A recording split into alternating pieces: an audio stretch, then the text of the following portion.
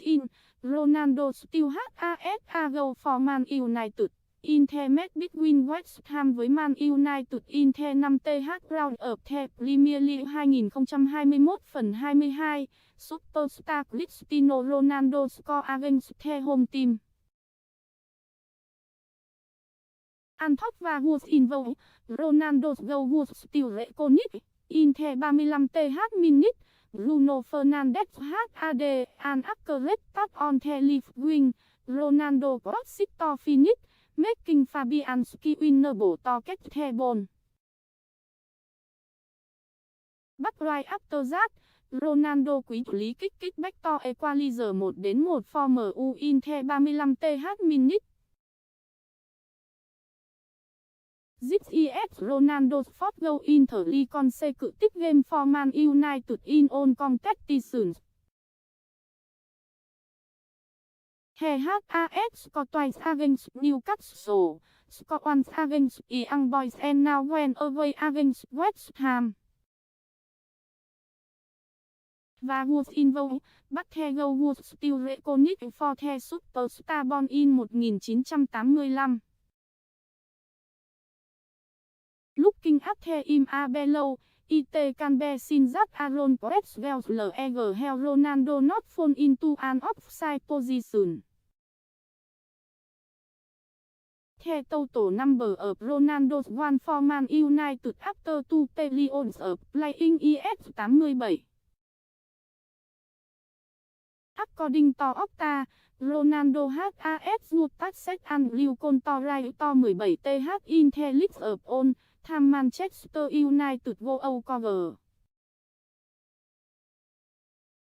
Before that, in the 30th minute, West Ham suddenly let the get Man United. From the right, Bowen check for Benrahma and this player comfortably got it and 10 shot from outside the box.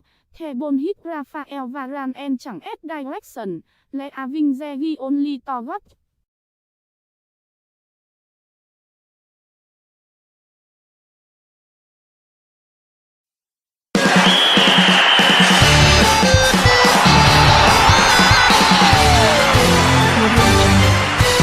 West Ham 1-2 MU, lingered, shines, has to. Live football West Ham vs MU in round 5 of the English Premier League at Anfield on September 19th. Squad: West Ham, Fabianski, Zuma, Abdona, Caufel, Rice, Soucek, Cresswell, Fornals, Bowen, Vlasic, Yarmolenko 68, Benrahma.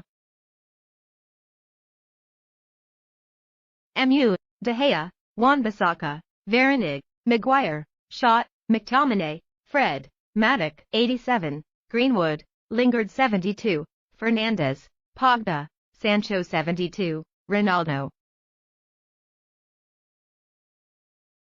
Goals: Benrahma 31, Ronaldo 35, Lingard 89.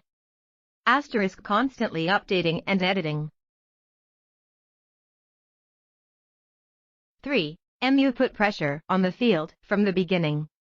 In swinging corner from the left byline, McTominay has a header over the bar. 10. West Ham is collecting an active defensive squad, so MU has many difficulties in finding a way into the Fabianski goal. 16. Captain Harry Maguire lost the ball in his own half. West Ham had a good chance to eat, but Bowen's last shot was blocked by Varane. 21. West Ham began to push up the attacking formation.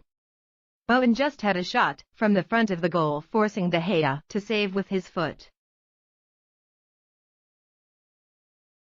Soucek dashed into the alluvial rock over the crossbar. 24.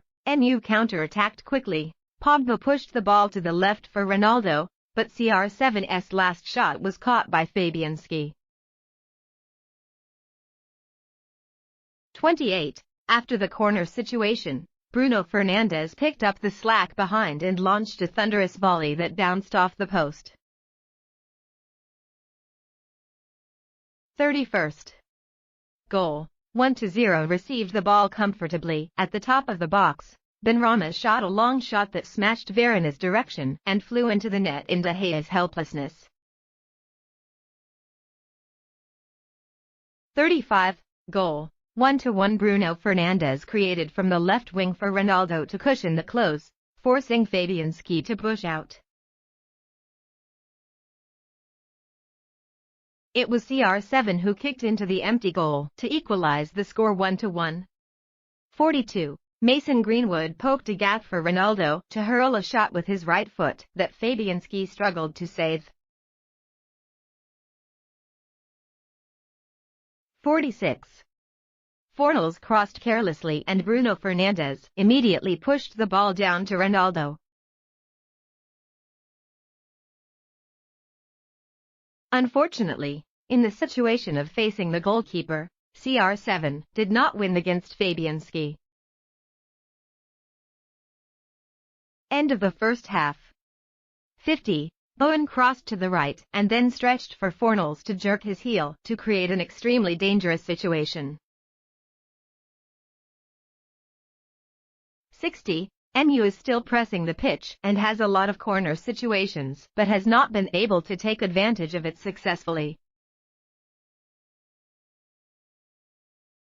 72. Solskjaer pulled out Greenwood and Pogba and sent Sancho and Lingard onto the field. 75. MU counter-attacked quickly. Lingard pushed the ball down for Bruno Fernandes to throw the striker right away, but the force was too light. 77. Ronaldo has just been intercepted by Koupal in the penalty area, but the referee waved his hand not to give MU a penalty. 83. MU is still working hard to attack, but West Ham is defending quite tightly.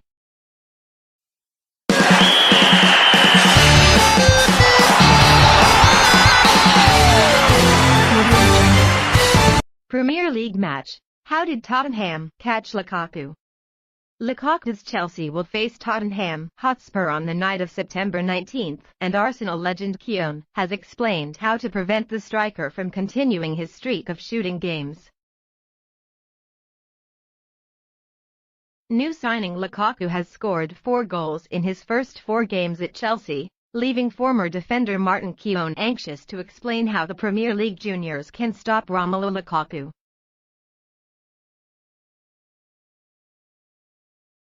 The Belgian striker is the last piece of the puzzle for coach Thomas Tuchel in this summer's transfer window, and the £97.5 million player is doing a great job of returning the Blues' investment. The striker has scored like a machine with a desire to help Chelsea to the Premier League title and has just scored the only goal in the Champions League group stage victory over Zenit St. Petersburg. The Arsenal legend spoke out before Lukaku and his teammates' trip to Tottenham Hotspur on how to stop the Chelsea striker. When you play against him, every ball is a competition. I don't let him. I feel too closely followed and I will be at Lukaku. Every time Lukaku is about to have the ball, don't be 2 or 3 meters away from him because the space is so big. You have to keep up with him. You can't let Lukaku get into the game. And lastly, you need to have ample physical resources to be ready for the fight. Keown, who has won 3 seasons with Arsenal, further analyzed Lukaku as strong in the air, like the goal against Zenit. He is a complete striker, and he is very confident. What you need to do is make Lukaku lose that confidence. Lukaku will face Tottenham's Harry Kane on the night of September 19, and, in Tuchel's opinion, he is a very different striker. I see Romelu Lukaku playing a bit higher, while Harry Kane likes to cross the ball into the number 10 position, or switch to a teammate. Kane works well with Son Heung-min, so he is very strong in finding gaps between the lines. In contrast, Romelu prefers to go higher in the field. But they also have similarities.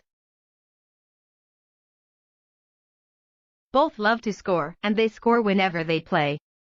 They're always ready, and that's a certain mindset that you can't really learn.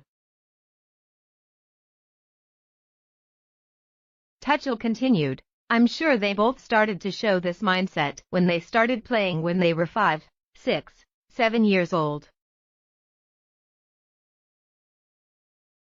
These boys are born to score goals, and if they don't score, they have different styles. Romelu is more physical. Harry Kane needs open space.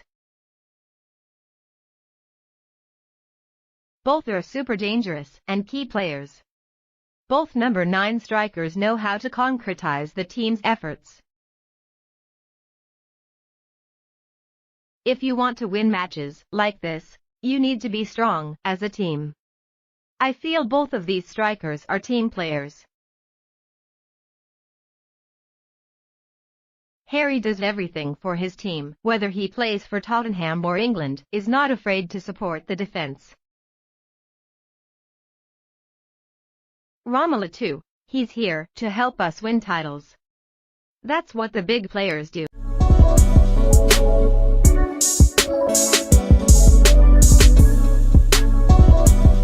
Coach Moyes made a substitution without regret. Ronaldo regretted lots of the penalty.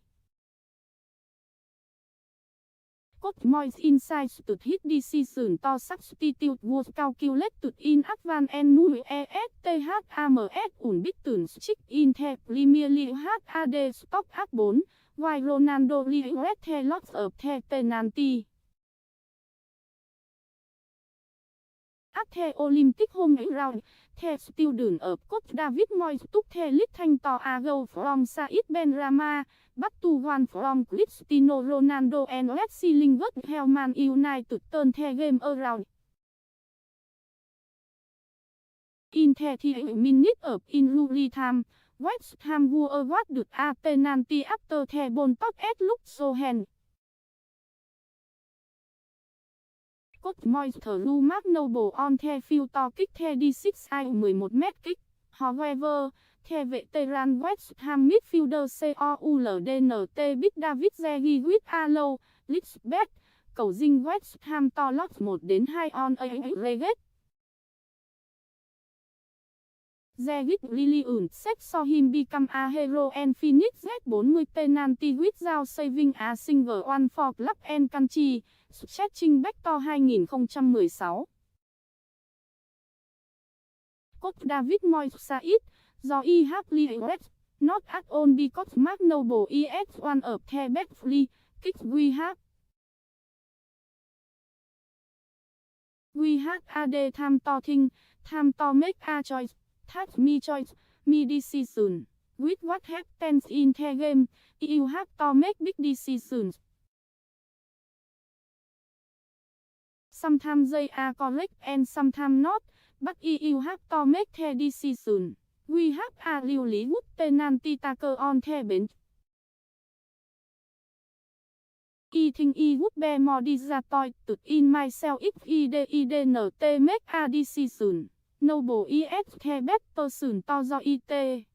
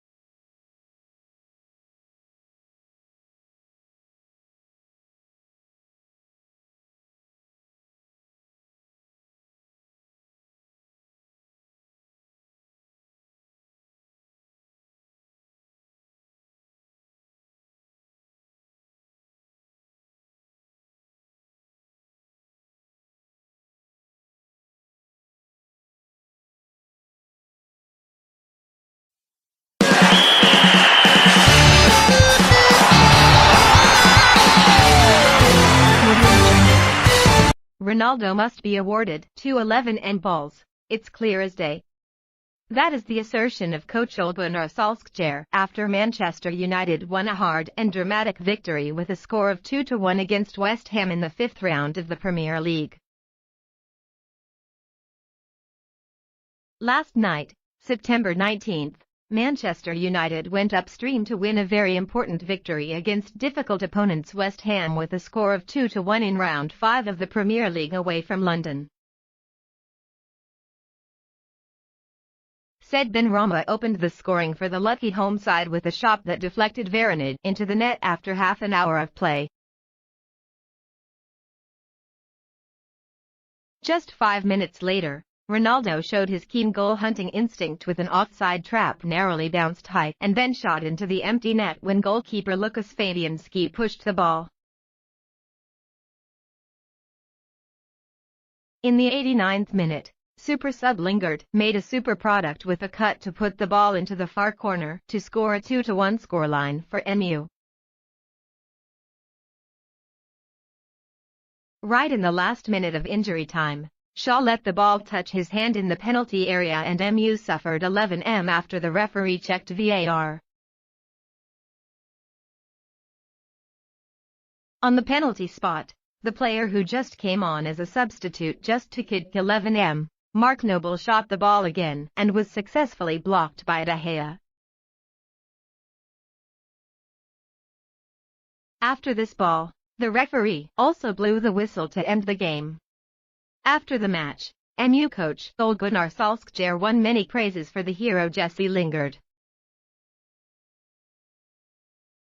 He scored against his old team after being criticized for a bad mistake to pass the ball to the opponent, causing MU to lose 1-2 against Young Boys in the Champions League in the middle of last week. Solskjaer was very happy when Lingard redeemed himself to help MU win all 3 points. The Norwegian strategist shared, "You have to learn to live with the highs and the lows." Lingard issued an apology after the loss to Young Boys. "People have said that it is not necessary." Then Lingard came in today and played brilliantly. It was a great goal. I am very happy for Jesse Lingard. Of course, he had a rough night last week, but he humbled himself and worked hard again. He's a bright guy with a positive outlook. It was a great pass from Nemanja Matic and a great turn from Jesse. It was a great combination that made the goal. I think Manchester United played very good football in the first half, but then we needed to defend better. Solskjaer insisted the referee was right when he gave the Hammers a penalty from a handball in Luke Shaw's penalty area in the last minute of injury time. It seemed that Lingard's goal was the last remarkable moment of the game, but VAR came in, and referee Martin Atkinson went to the VAR check screen and then pointed at the 11-0 spot for West Ham. Former MU coach David Moyes immediately threw Mark Noble on the field only to kick that 11-0, but the English star was guessed by goalkeeper De Gea in the right direction of the shot to push the ball out of his pen. Solskjaer admitted with a simile, "The handball that blew the penalty was right, Shaw made his arm bulge more." If you clamp the ball into someone's hand and they're right there watching, it's hard to get away. David De Gea correctly guessed the direction of the shot. If Noble scores, it's genius, and when De Gea saves, it's a false call. Finally, Solskjaer thought that Ronaldo should have earned MU to 11-0 after collisions with Kurt Zouma and Vladimir Koufal caused the 36-year-old Portuguese superstar to fall in the penalty area. However, Referee Atkinson waved his hand for the game to continue in the face of Ronaldo's outcry. Manchester United have 2 penalties, as clear as day, said Solskjaer. I just hoped to get one of them, but Ronaldo didn't get a penalty. Manchester United and West Ham do not have much time to recover when both will have a rematch in the Carabao Cup, League Cup, at 1:45 a.m. on September 23 at Old Trafford.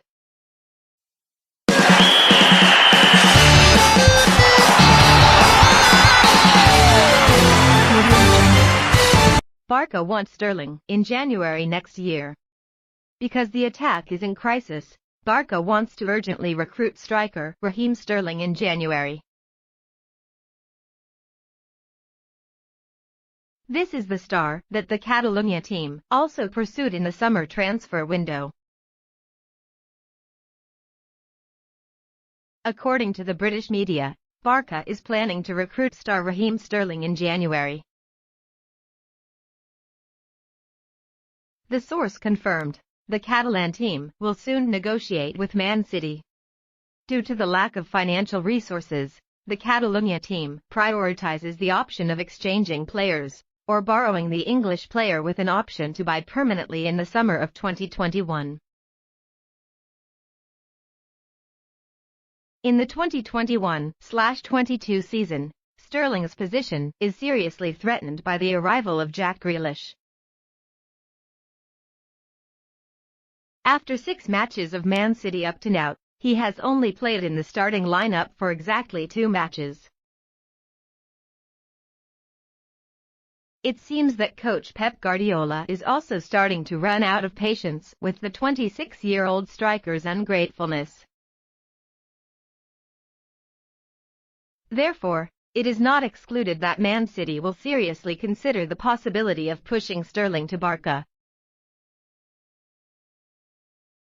It is estimated that the transfer fee of the England international is currently around £80 million, and he is enjoying a salary of £300,000 per week at Etihad. The reason Barca wants to recruit Sterling urgently in the upcoming winter transfer window is because the attack of the Catalonia team is having problems. After 2 superstars Lionel Messi and Antoine Griezmann respectively left the Camp Nou, they no longer have any really valuable attacking stars. Even Barca's attack is currently in crisis due to the injury of a series of players such as Sergio Aguero, Ansu Fati, Ousmane Dembele. Sterling is considered to be suitable for Barca's football philosophy, because the football that coach Guardiola is spreading at Etihad has many similarities with the style of the Catalan team. Guardiola also led Barca to play very successfully in the past, with a tiki-taka attacking style that used to be the most successful football player in the world, making the Camp Nou team be praised as the world without rivals. Sterling's only problem is his finishing ability. This 26-year-old striker often has very ungainly ball handling, leading to unbelievable missed opportunities. Also because of this, the English striker was whistled and booed by the home team's fans in the goalless draw with the visitors Southampton in the 5th round of the Premier League. In the last summer transfer window, Barca also voiced their desire to recruit Sterling with Man City. They offered to exchange one of the 3 stars, including Antoine Griezmann, Ousmane Dembele, or Sergi Roberto, additional money for Man City, to get the England international's signature. But the Manchester City team is not interested in what Barca offers.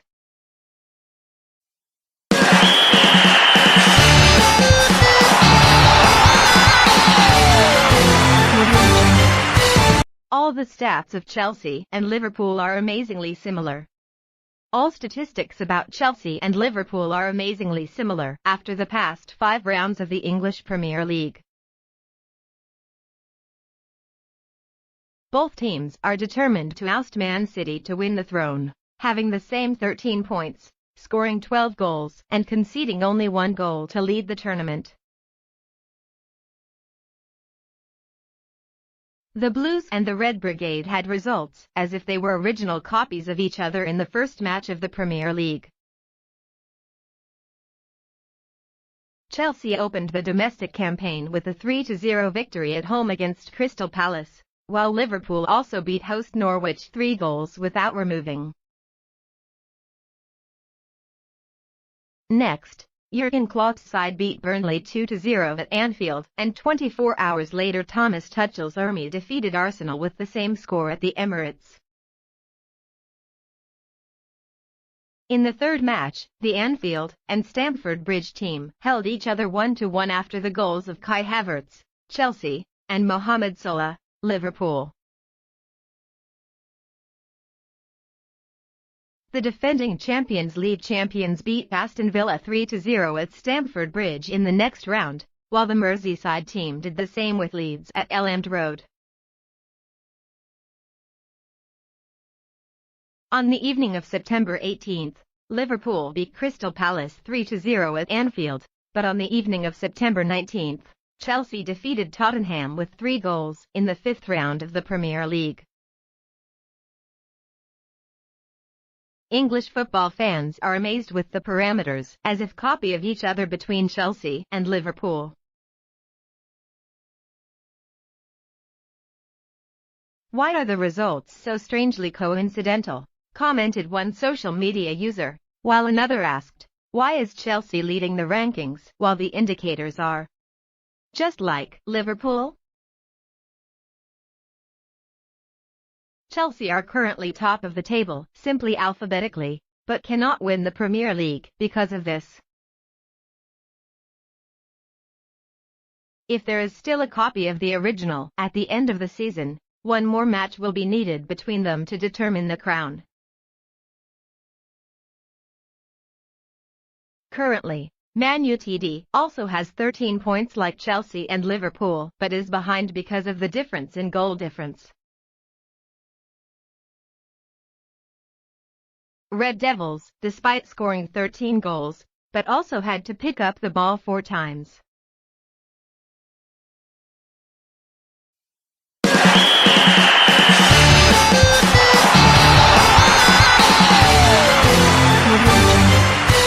Five best players in round 5 of the Premier League.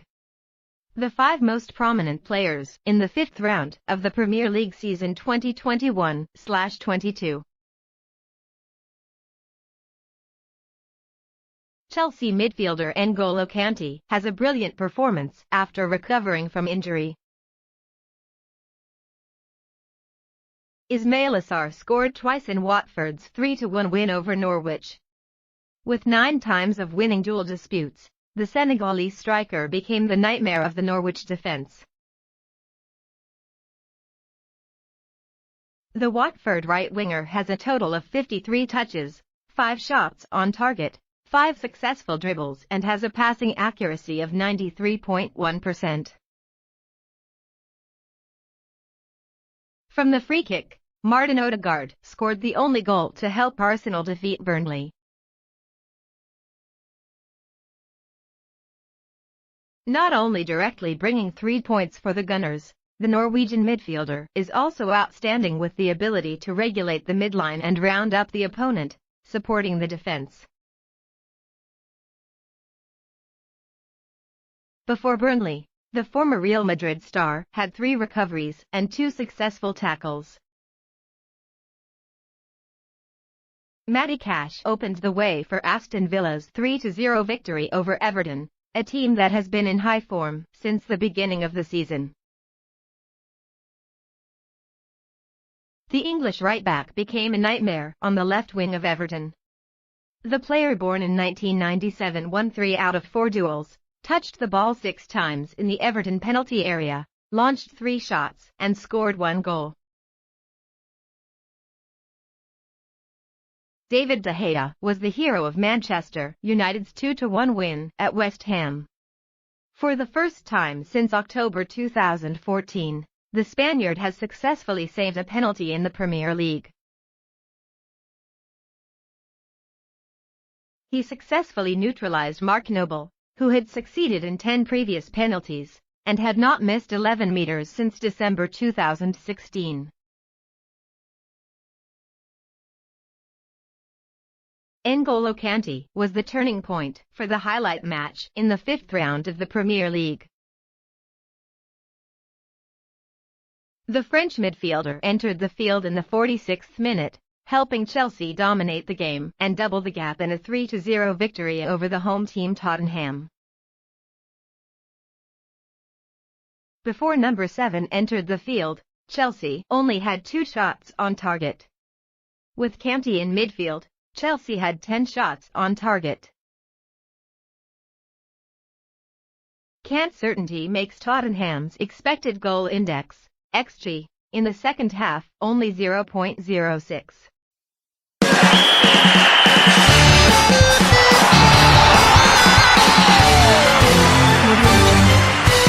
Ronaldo only directed De Gea to successfully save a penalty.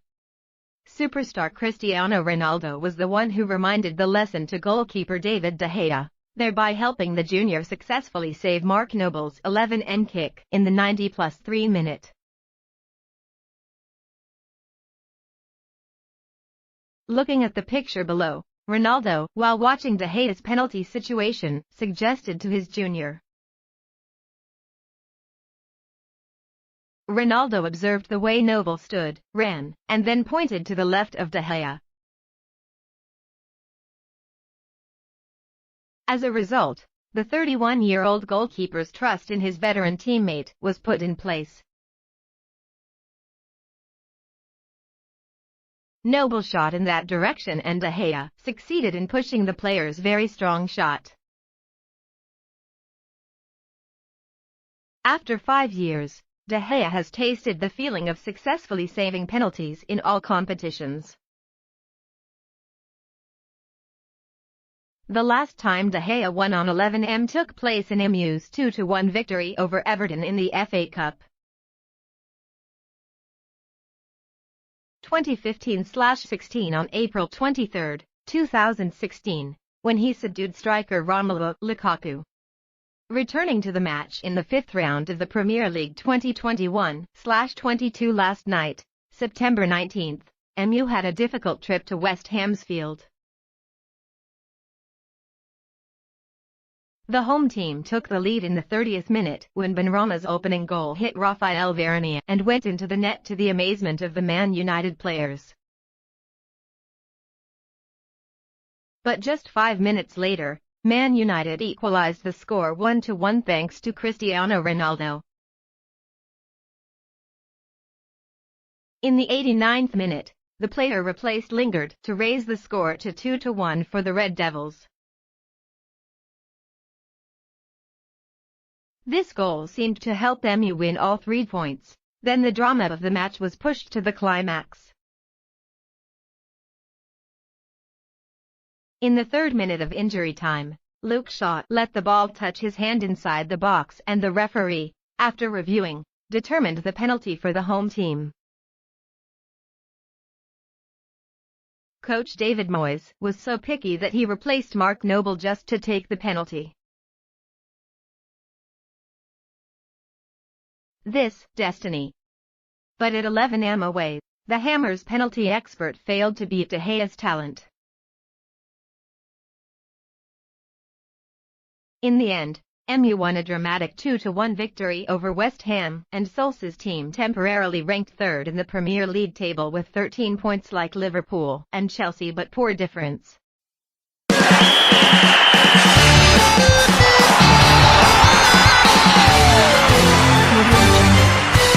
After 5 years, De Gea successfully saved an 11m. Goalkeeper De Gea became a hero for Man United with a save from Mark Noble's 11m free kick in injury time in the win over West Ham last night. Notably, This is the first time, after 5 years, that the Spaniard shines at the 11M mark. In the last minutes of the match between West Ham vs Man United, defender Luke Shaw in an attempt to save had a situation to touch the ball in the penalty area. After consulting VAR, referee Martin Atkinson awarded the home team a penalty kick. West Ham coach David Moyes decided to launch the 11M free kick expert. Mark Noble entered the field to receive the task.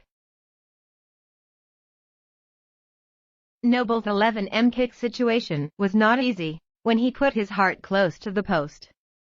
However, De Gea read the situation well and the ball in the right direction helped him to save successfully. Immediately after this ball situation, referee Atkinson also blew the whistle to end the game and Man United secured a 2-1 victory. Question marks surrounding De Gea's ability to save penalties have been raised. Until Noble's kick was reversed, the Spaniard had not saved a single penalty since April/2016. The last time De Gea won on 11am took place in MU's 2-1 win over Everton in the 2015/16 FA Cup on April 23, 2016, when he subdued striker Romelu Lukaku. Since the time of successfully saving Lukaku's 11m free kick, De Gea has faced 33 penalties and been defeated. Most recently in the Europa League 2020/21 final against Villarreal in May, the Spaniard was subdued in all 11 shots. It was also he who missed the last kick that made Man United lose the championship. If counting the 11m free kicks in official matches, De Gea has failed 22 times to face opposing players since the time of winning Lukaku. The pressure on the Spaniard is great, because his junior Dean Henderson has successfully saved 8 11m free kicks. In the Premier League alone, it has been 7 years since the Spaniard has saved a penalty. The last time he succeeded in saving a penalty in the highest arena of the foggy country was the situation facing Everton's Leighton Baines in October 2014.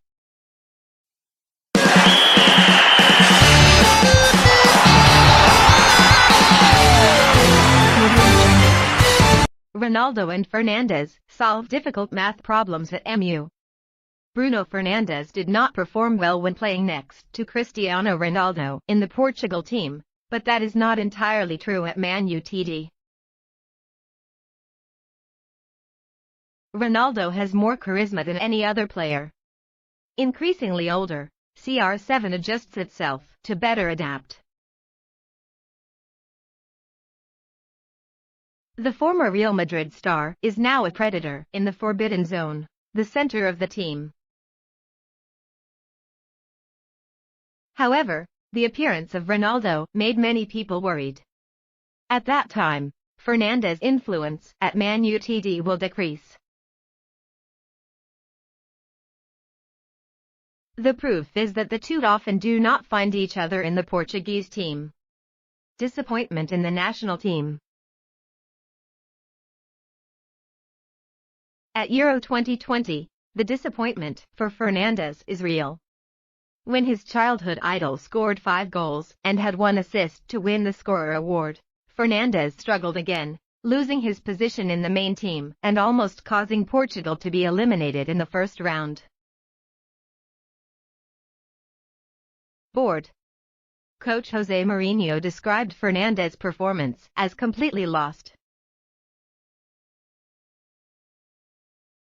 Compared to what has shown during his time with Man United, the Portuguese midfielder clearly does not meet expectations. It is a fact that Ronaldo and Fernandes do not often play well in 26 times with the Portuguese team. Ronaldo scored 30 goals in those matches, while Fernandes only had 4 goals. For a player who has averaged more than 1 goal every 2 games at club level over the past 4 seasons, like Fernandes, that's a letdown. Fernandes has only provided 3 assists this time around. He and Ronaldo combined to create exactly 2 goals. Fernandes scored from Ronaldo's pass in a friendly against Algeria in 2018. Then he passed it to his teammates in a friendly against Israel ahead of Euro 2020. The same story happened in the September gathering. CR7's double came after Fernandes was withdrawn from the match against the Republic of Ireland. After Ronaldo was suspended for the next match against Azerbaijan, Fernandes shone. He imprinted his shoes on the opening goal before successfully executing the 11-meter goal himself. That worries Man Utd fans. However, Portugal is a far different environment than Man Utd. Difference at Man Utd. With Portugal, coach Fernando Santos does not like to take risks and tends to arrange Fernandes to play deep in midfield. Coach Ole Gunnar Solskjaer is different. He allows Fernandes to freely express and develop his full potential. And Ronaldo fits into Solskjaer's system. Of course, Fernandes' scoring performance can be significantly reduced when in the same team as Ronaldo. At that time, the former Sporting Lisbon star no longer had the priority to shoot 11 meters or take direct free kicks. However, Fernandes' influence does not decrease. Ronaldo can shoot 11 meters, free kicks and score goals. In 3 seasons in Serie A, CR7 scored more than a third of all goals for Juventus. But he needs the service from his teammates, which are crosses. Last season, there were 2 most prominent crossers at Man Utd, Luke Shaw and Fernandes. Man Utd made 444 crosses last season, a league average. It is true that the number of penalties is relatively low, but with Ronaldo, this is gradually changing.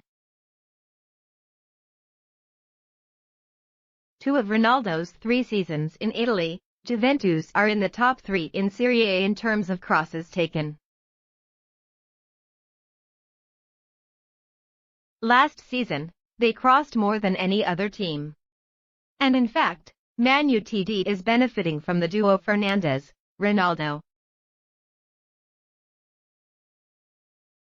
In the opening match of the Champions League this season, ignoring the mistakes in the substitution of Solskjaer, Fernandes and Ronaldo began to have a good relationship. Fernandes launched a beautiful pass for CR7 to hit the young boy's net.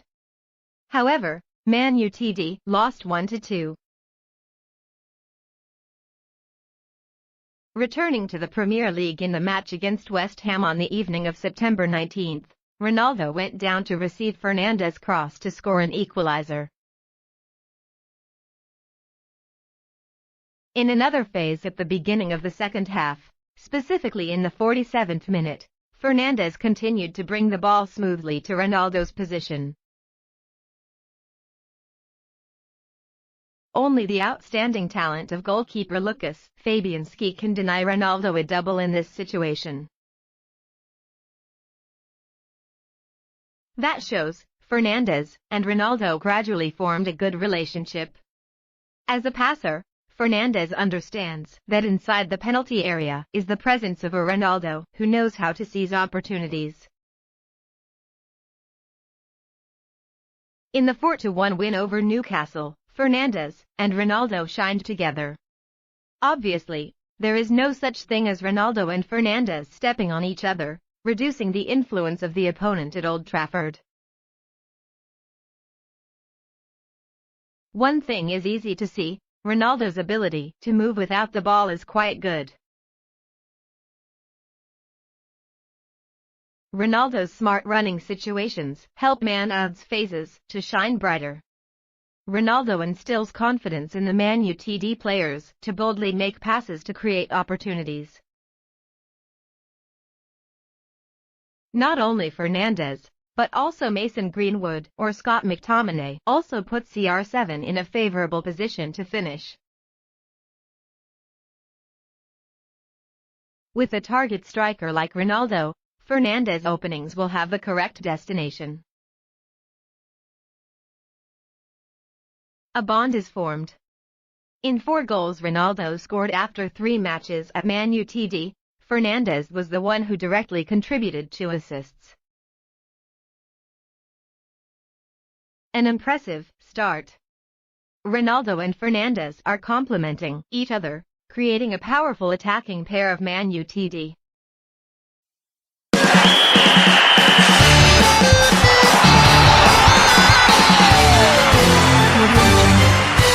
MU frantically tied up hero Lingard. The British media said that MU bosses contacted Jesse Lingard's father directly to convince the English midfielder to extend his contract with the club. Jesse Lingard revived his career late last season while playing for West Ham on loan. In 16 matches below against David Moyes, Lingard scored 9 goals. West Ham tried to sign the English player long-term, but the attempt was unsuccessful. The current contract between Jesse Lingard and MU is only valid until June 2022. Coach Solskjaer is determined to keep the student because he appreciates Lingard's ability. On his return to London yesterday, Jesse Lingard drew a beautiful masterpiece in the 89th minute to help MU win a breathtaking victory. Now, the Red Devils' leadership is doing everything to secure the 28-year-old's future, although Lingard rejected the initial extension offer. According to the source of journalist Fabrizio Romano, MU has been approaching Lingard's father for a few weeks to listen to his thoughts, aspirations, and desired remuneration. Besides, Solskjaer also instigated the students to talk intimately with Lingard to convince him to sign an extension soon. In addition to Lingard, the Manchester team is also actively inviting Bruno Fernandes, Paul Pogba, and Luke Shaw to sign new ones. As revealed by the Norwegian military leader, Jesse Lingard will be ranked in the middle of this week when MU meets West Ham in the English League Cup.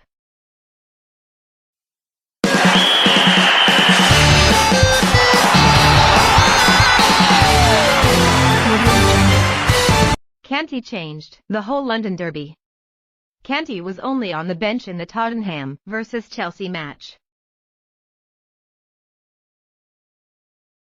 But as soon as he came on as a substitute at the beginning of the second half, the French midfielder proved his worth. He was the one to help the Blues regain the midfield, thereby opening the victory for the home team. Tottenham played well in the first half against Chelsea. Even Spurs' 3-man midfield with Højbjerg, Ndombele, and Lo Celso sometimes dominated the Blues' strong midfield. The statistics show this. In the first 45 minutes, Tottenham had more passes, 271 to Chelsea's 248, more accurate passes, 222 to 211, and more corners were awarded, 4 versus 2. Spurs also had 1 shot on target, while the Blues failed to hit Hugo Lloris' goal once. It was a performance that made many fans believe that Tottenham could create a surprise against Chelsea. But everything changed after the break. 45 minutes of the second half witnessed the dominant game, completely dominating the Blues. Their ball possession time is up to 60%. They pass the ball more, 287 compared to the opponent's 219, pass more accurately, 256 compared to 183. If in the first half, Chelsea did not have a shot on target, then after the break, they had 10 shots on target. The number of corners that the Blues enjoyed in the second half also reached 9, while Spurs only had 1. And yet, Tottenham also have only 14 touches in the penalty area, while Chelsea's number is twice that. The result of this outstanding game was 3 times Thomas Tuchel's students forced Lloris to go into the net to pick up the ball. The question is what happened in the second half to help the Blues completely overwhelm Tottenham in terms of the game. The answer lies in N'Golo Kante. Tuchel replaced Mason Mount shortly after the first half, bringing on Kante. With this change, Chelsea have 3 central midfielders on the pitch, in which Jorginho is the shortest player, Mateo Kovacic plays left midfield, and Kante plays right. And it was Kante with an extremely wide range of motion, with excellent ball recovery, that helped the Blues regain the full game, not giving Tottenham the opportunity to deploy the ball, which they used to do very well in the first half. First, not only excelling in defensive tasks, Kante was also the one to finish the goal to double the gap for Chelsea and completely extinguish Tottenham's fighting spirit. Kante is a midfielder that has everything you need. Hard work, intensity, winning the ball back, moving without the ball, having the ball, dribbling, even scoring goals, every skill he has. I see this in every training session, and it's hard to explain how great he is. Kante plays great even in practice, Tuchel said of his beloved student. Kante has not played regularly in the Premier League since the beginning of the season because of injury. Against Tottenham, he was only fit enough to come on in the second half. But Kante turned out to be a great plan B for Tuchel to use when needed. Kante's energy and class changed the entire game. Tuchel in the past wished to work with the French star, and now in charge of Chelsea, he is turning Kante into a more complete midfielder than before. Don't forget that at the Blues, Lampard was also planning to sell Kante in the past. As for France, Kante was not as prominent as at Chelsea.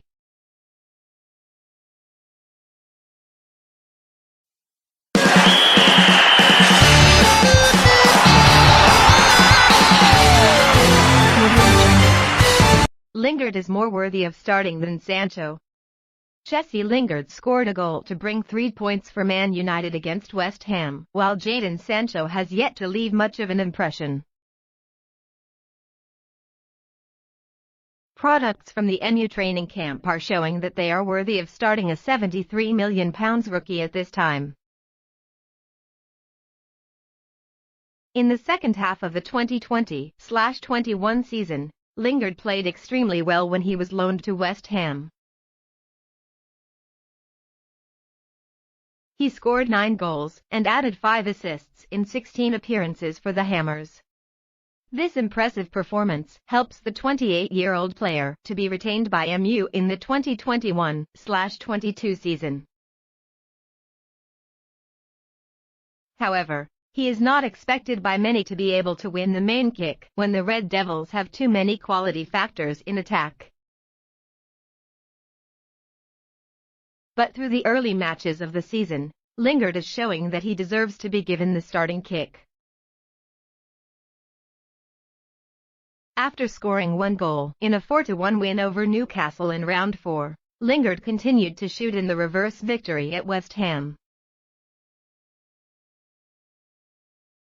His beautiful cut in the 89th minute sealed a dramatic 2-1 victory for the Manchester Reds. Interspersed between these two goals was a careless pass that surprised MU to lose against Young Boys in the opening round of the Champions League 2021/22.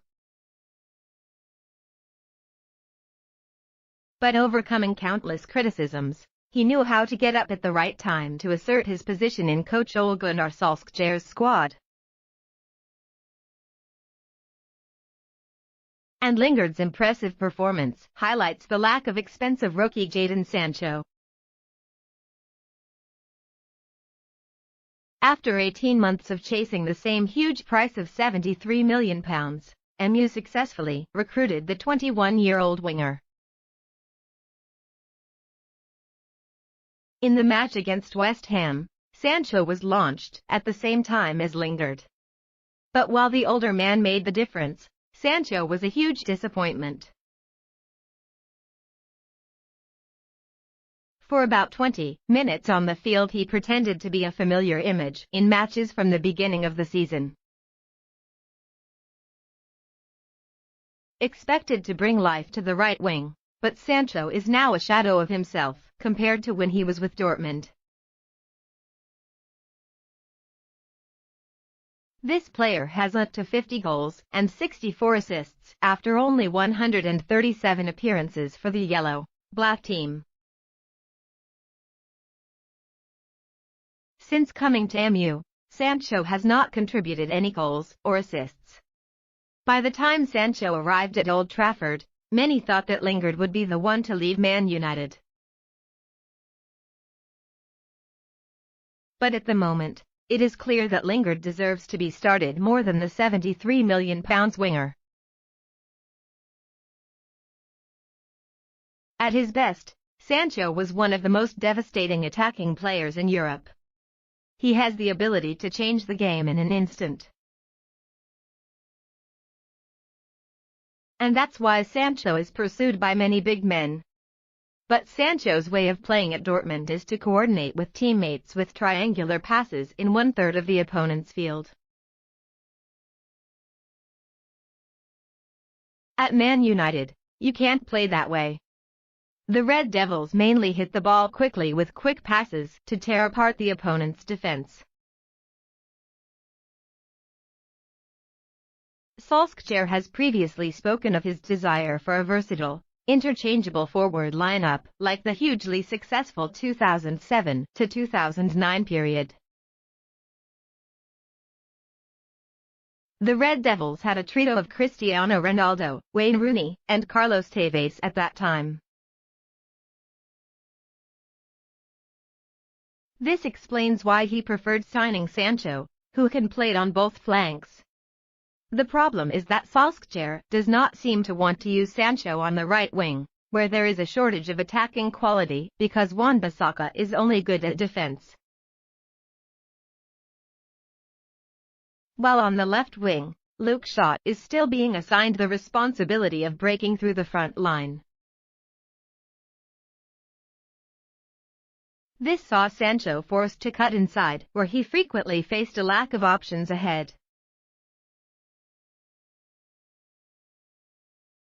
This won't be a big deal if Man United have the ability to penetrate low defenses. But when facing opponents who play with deep defenses, MU often relies on a moment of brilliance from individuals on the front lines. And Lingard is proving he's perfectly suited to that kind of play. Mistakes are inevitable in football. It's important that you get over them, Lingard said after the win over West Ham. I worked hard to overcome the disappointment of losing to young boys. It wasn't easy, but to get a few minutes today and score a goal was amazing. Meanwhile, coach Solskjaer said, I think Jesse has the perfect answer to the criticism directed at him. Jesse clearly wants to fight for the starting position and be part of the Man United are going. Improvement. I can't guarantee he'll start at this point, but Jesse's contributions are well deserved. He could start midweek in the League Cup. Jesse is slowly maturing and becoming a player. Important element of the team. Man United is still not really good at attacking. But Lingard's shine is a good sign next to a strong explosive Cristiano Ronaldo. As for Sancho, he needs to integrate faster if he doesn't want to step into the footsteps of a rookie and once highly anticipated Donny van de Beek.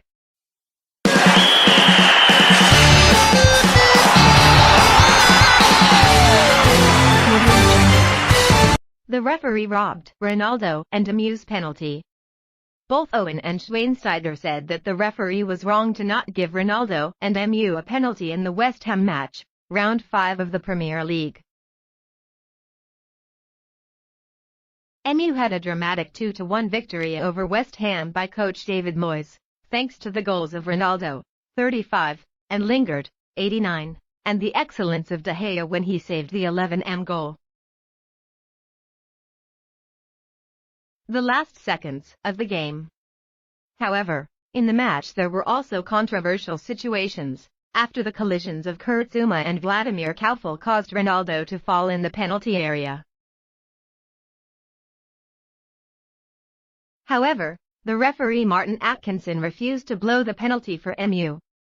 Speaking after the game, coach Solskjaer announced, MU was deprived of at least 2 penalties and hopefully, it is not Ronaldo who never gets the penalty.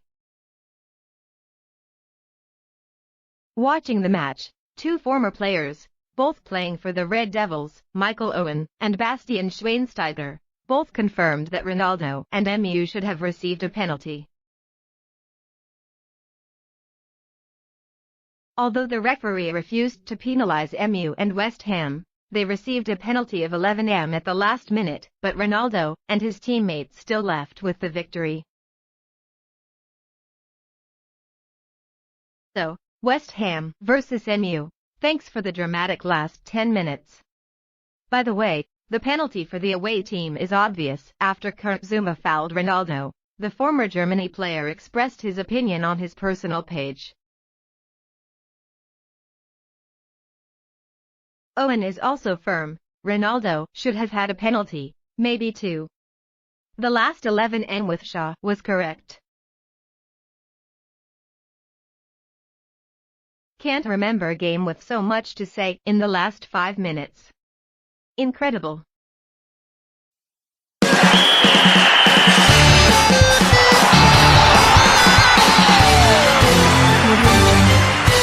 Premier League, crowded at the top.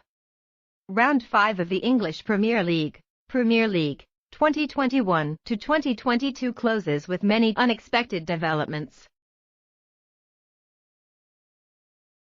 At the top of the rankings, all 3 championship candidates for this season, Chelsea, Liverpool, and Manchester United are sharing 13 points to share the top position. Just like in round 4, all 3 clubs, including MU, Chelsea, and Liverpool won the match. They have the same 10 points, but MU is at the top of the table thanks to a better difference than Chelsea and Liverpool. In the 5th round, all 3 teams continued to compete, but the number 1 position changed hands. In the London Derby, and also the highlight of the fifth round, Chelsea beat Tottenham 3-0 away thanks to an impressive performance in the second half. The match was interesting as both teams actively played offensively. With home advantage, Tottenham held the ball better in the first half and had many opportunities to open the scoring, but both Harry Kane and Son Heung-min could not take advantage of it. In the second half, the away team Chelsea suddenly accelerated, created dangerous breaking and consecutively got goals in the 50th, 57th, and 90+2 minutes thanks to the goals of Thiago Silva, N'Golo Kante, Antonio Rudiger. The jubilant victory helped Chelsea have 13 points in the hand like Liverpool and Manchester United, but rose to the top of the table due to more goal difference plus 11. Meanwhile, also won 3-0, Liverpool have 13 points with the same difference, plus 11, but are temporarily behind Chelsea in alphabetical order. Up to this point, the English Premier League, MU is the team with the strongest attack with 13 goals to the opponent's net.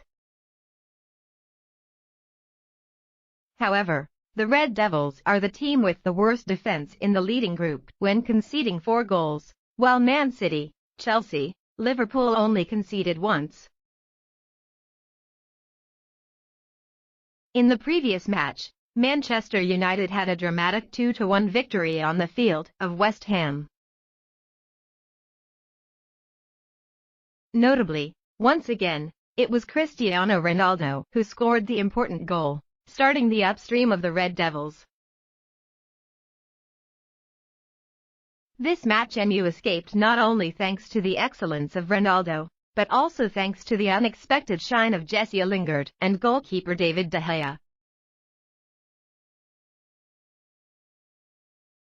Someone scored to raise the score to 2-1 in the 89th minute, and the other excellently saved the opponent's penalty in the 90+3 minute, thereby helping the Red Devils win all 3 points to leave London. Before that, after letting the home team, West Ham, take the lead in the 30th minute with Benrahma's goal, Ronaldo shone when he scored the equalizer for MU in the 35th minute. Scored against West Ham, Ronaldo had 3 goals and was only 1 goal behind the top scorer in the Premier League 2020-2021.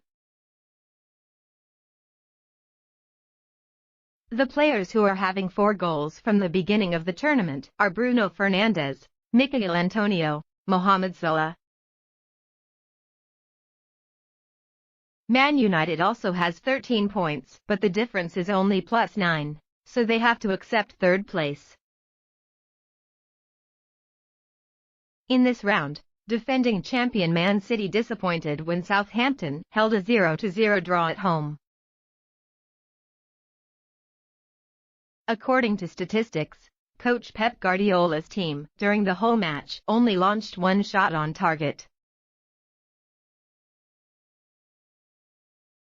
This is really a rare thing in the game of Man City, because they usually have a very good home record and ability to score goals, but that did not exist in this match.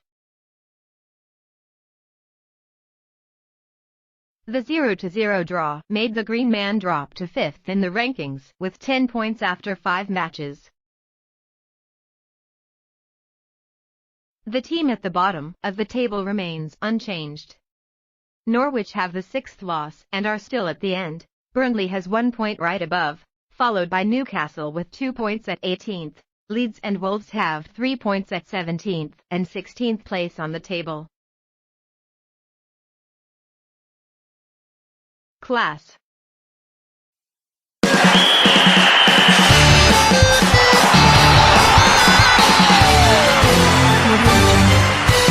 After MU vs. West Ham, Ronaldo's class and the problems of the Red Devils. The battle between MU vs. West Ham, dramatic to the last seconds on Upton Park, ended with a close 2-1 victory for Ronaldo and his teammates. So many emotions and special moments happened. MU vs West Ham, 2-1 goal. Benrahma 31, Ronaldo 35, Lingard 89. West Ham lineup: Fabianski, Zuma, Agbana, Koufal, Rice, Soucek, Cresswell, Fornals, Bowen, Vlasic, Yarmolenko 68, Benrahma. MU: De Gea, Wan-Bissaka, Varane, Maguire, Shot, McTominay, Fred, Matic 87, Greenwood, Lingard 72, Fernandes, Pogba, Sancho 72, Ronaldo. MU won super dramatic on West Ham field. Ronaldo scored, Lingard scored in the 89th minute, but it was thanks to De Gea's excellent 11m save in injury time. MU beat West Ham 2-1. Let's look at MU's problems drawn after Sunday's match. Scott McTominay's well-timed return. As in our pre-match comment, we mentioned that the Scottish midfielder's absence has caused difficulties for the Reds in recent matches. His recovery and training progress is also not very specific, leading to the possibility of playing the field is still open. However, when the name McTominay appeared on the squad announcement of the MU homepage, it made the fans surprised and happy. Only thanks to that, they can see the strongest squad on the field. Having this tall player on the field, MU's midfield became stronger, the dispute was more fierce, leading to the recovery of the ball and also faster on the ball. Kicking the hard edge, Fred is much better, makes fewer mistakes and is more confident in handling the ball. Surely the biggest wish of Coach Solskjaer at this time is that the student will be healthy to strengthen the midfield. The game is open, the right choice of Solskjaer. In many guest matches, even when meeting the bottom-door teams, the Norwegian captain still maintains a slow, steady kick and even looks forward to the counter-attack. And many times that backfired, when the opponent noticed MU's lack of initiative and if the organization was good enough, they would boldly give up to take advantage, making MU difficult, even deadlocked. Confronting West Ham, Solskjaer gave the players a quick rotation of the ball to the top, putting many people for attacks. Of course, the drawback of this option is that the opponent will have space to counterattack. And indeed, that happened a lot, making the match quite open. MU suffered many counterattacks, but in return, they also had land to attack. The most obvious consequence: this is the away game they have attacked the best since the beginning of the season. There is no more deadlock in creating opportunities, even though there have been quite a few clear opportunities. It is worth Solskjaer continue to use this approach. It's risky, but with them having good strikers, it's worth a try. Penalty at the end of the game. David Moyes made a mistake. De Gea became a hero. Substituting just to kick penalty in the official time period is rare, usually only to prepare for the penalty shootout gunfight. But Moyes boldly did it. Although he is West Ham's penalty expert, Noble has to do it when he has no feeling for the ball, no rhythm of the game. The first touch of the ball was also a pen shot, so he chose a careful swing to avoid going out. And partly thanks to that, De Gea accurately judged the direction of the ball and the ball did not go too strong.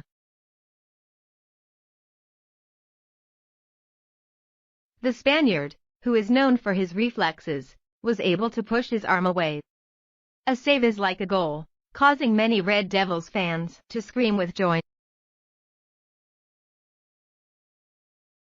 Ronaldo and Bruno have found each other. The Portuguese superstar continued to shine with the third consecutive match to put his name on the scoreboard. He was still there at the right time when the team needed him the most.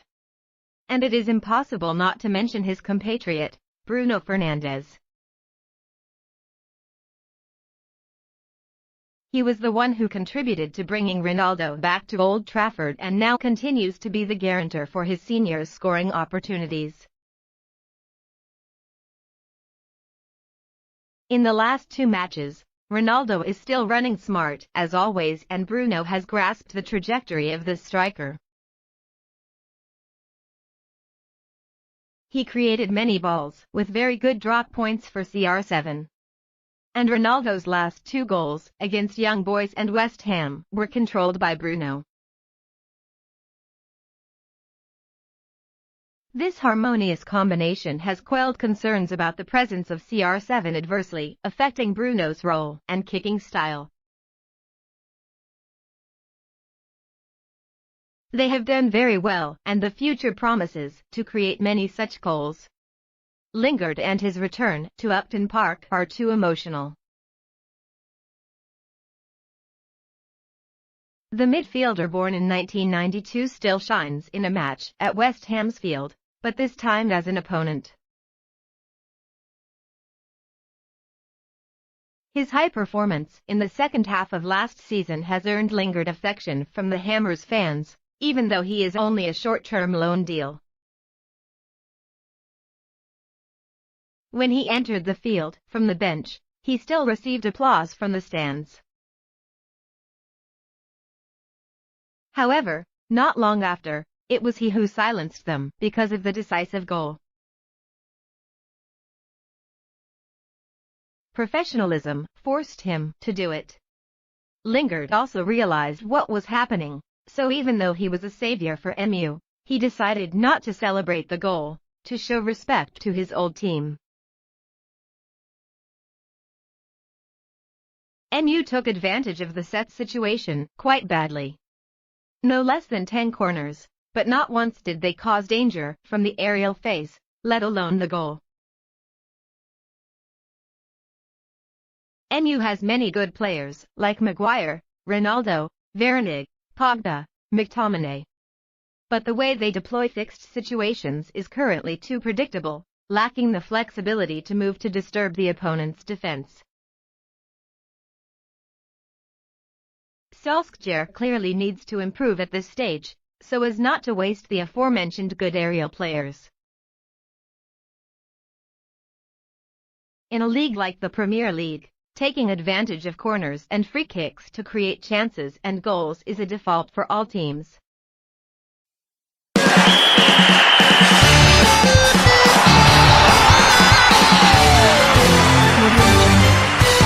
Solskjaer, everyone thought I was going to lose my job.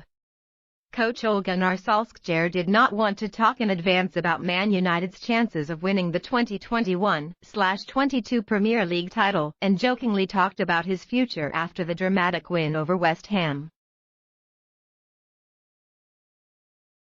In the match, MU beat West Ham 2-1. With this victory, Coach Solskjaer's team currently has 13 points and is in the top 3 of the Premier League 2021/22.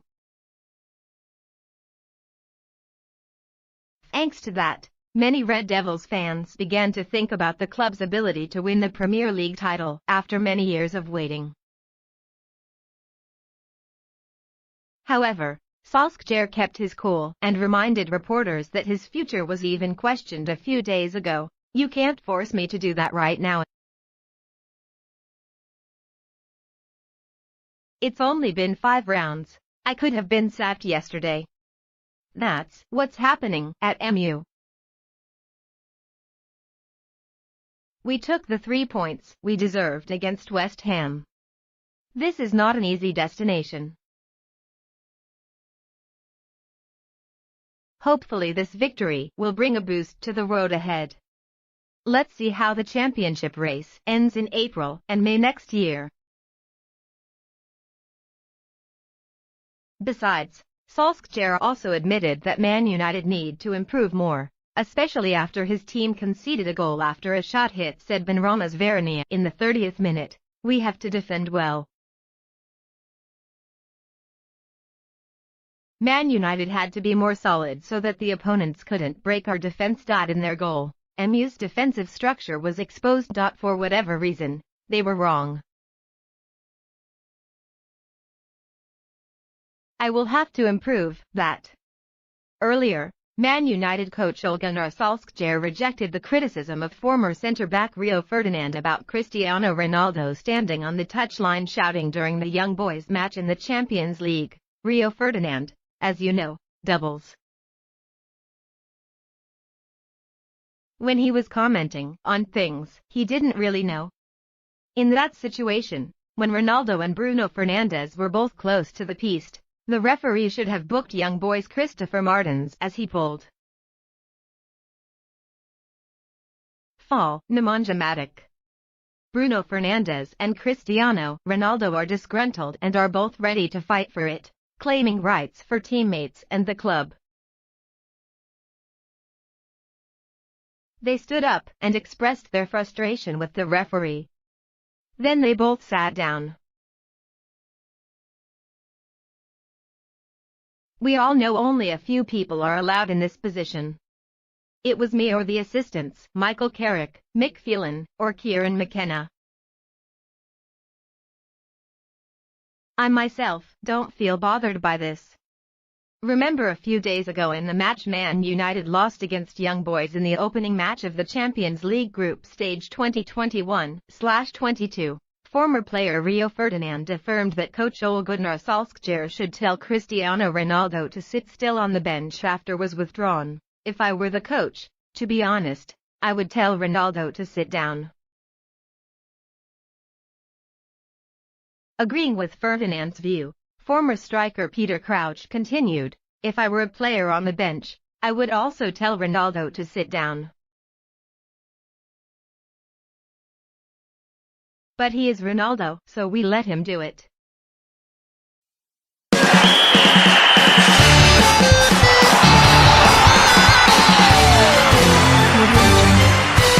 CR7 confidently won the title with MU. After a dramatic victory over West Ham in the 5th round of the Premier League, Portuguese superstar Cristiano Ronaldo has confirmed his determination with the Red Devils to win the title this season. Accordingly, since returning to Man United last summer, Ronaldo is showing his impressive form with 4 goals in 3 appearances for the Red Devils. In the last match against West Ham, CR7 also had a goal to contribute to Man United's 2-1 upstream victory. After the match, the Portuguese superstar once again affirmed his determination and his teammates will win the title this season. Every game in the Premier League is always a tough battle for 3 points. Today's match is an example of the obstacles we may face on the way to the title. We must keep believing in our goal. Together. Strong. Concentrate. Come on, Red Devils, Ronaldo shared on his personal page. Not only that, with the goal obtained in the match against West Ham, Ronaldo entered the history of football old continent when he officially surpassed Zlatan Ibrahimovic to become a goalscorer in 66 different stadiums in 5 Europe's premier national championship.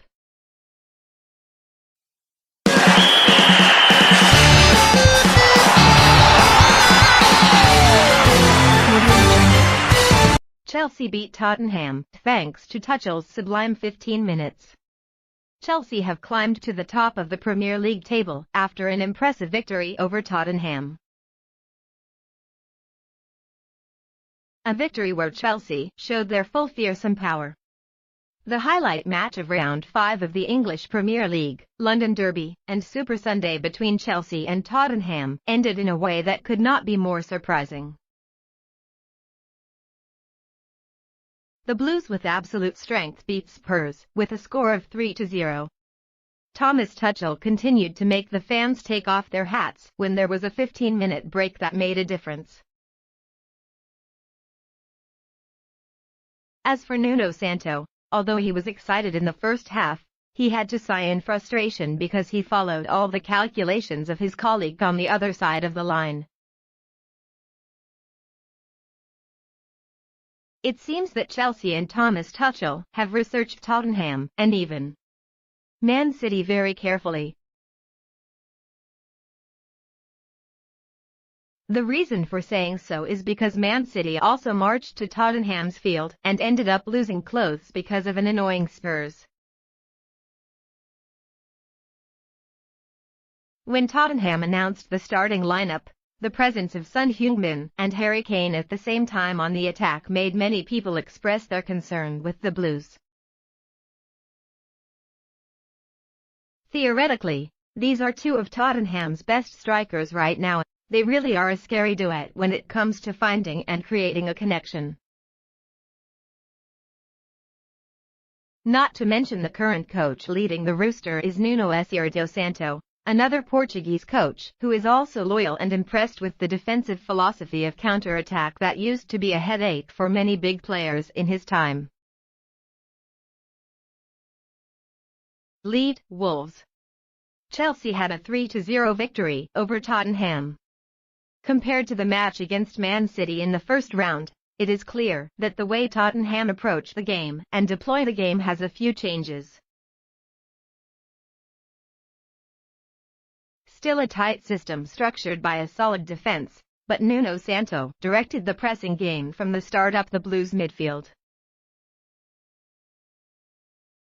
The central midfield duo possessing a skill set in favor of defending and pulling the ball and pressing well, Ndombele and Højbjerg are used in the middle of the field. Two other midfielders who are also particularly mobile in this regard, Lo Celso and Dele Alli, are also used. Harry Kane plays back as a number 10 to make the ball, supporting Son Heung-min and also ready to jump up when needed. Although it was pressing from the beginning, but Spurs did not put all their efforts to preempt Chelsea, but knew how to play in a timely fashion, meaning that sometimes the dispute rose to put pressure on the opponent's side of the field, sometimes sending troops to the field. Pressure in Alonso's area or straight in the middle. It was this that caused Chelsea trouble in the first half, where Ndombele and Højbjerg were stronger than Jorginho and Kovacic in terms of fights and disputes. Not only that, Tottenham's central defender duo in this match, Romero and Eric Dier, also surrounded Lukaku as pictured with the ball. They understand the danger of the Belgian striker and the best way is to isolate him from the rest. That is to ensure that even if Chelsea can escape the press, even if they can break the first line, the ball will not reach Lukaku's feet. Locking Lukaku is the way to bring Chelsea back to the situation last season, finishing poorly and not too good at converting opportunities into goals. Kante is the one who changed this game. Statistics after the first 45 minutes of Chelsea is only 48% of the time to control the ball. The expected goal index is only 0.35 compared to 0.67 of Tottenham. No shots on target and 0 goals.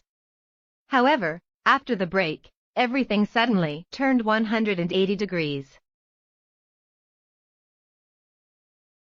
Tuchel launched N'Golo Kante in place of Mount in the minute, and the French midfielder immediately took on the role of game changer. The star wearing the number 7 shirt appeared and helped Chelsea's midfield find a solution to Tottenham's pressing system.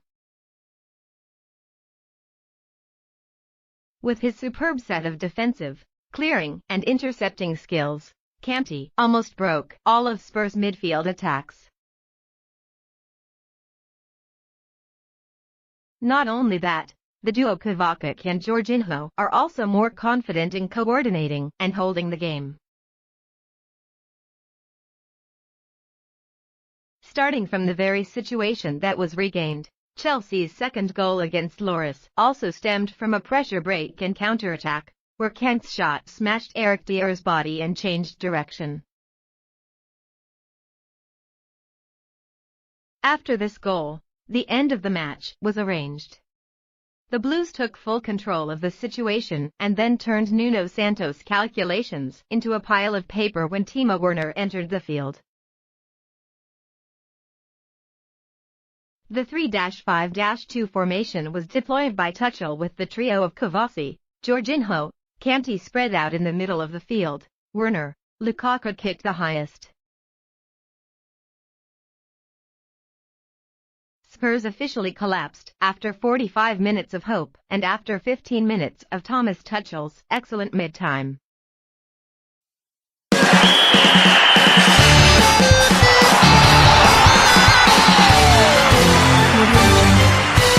The Ronaldo effect at MU is too terrible. Unlock De Gea, Lingard, Reis Fernandes.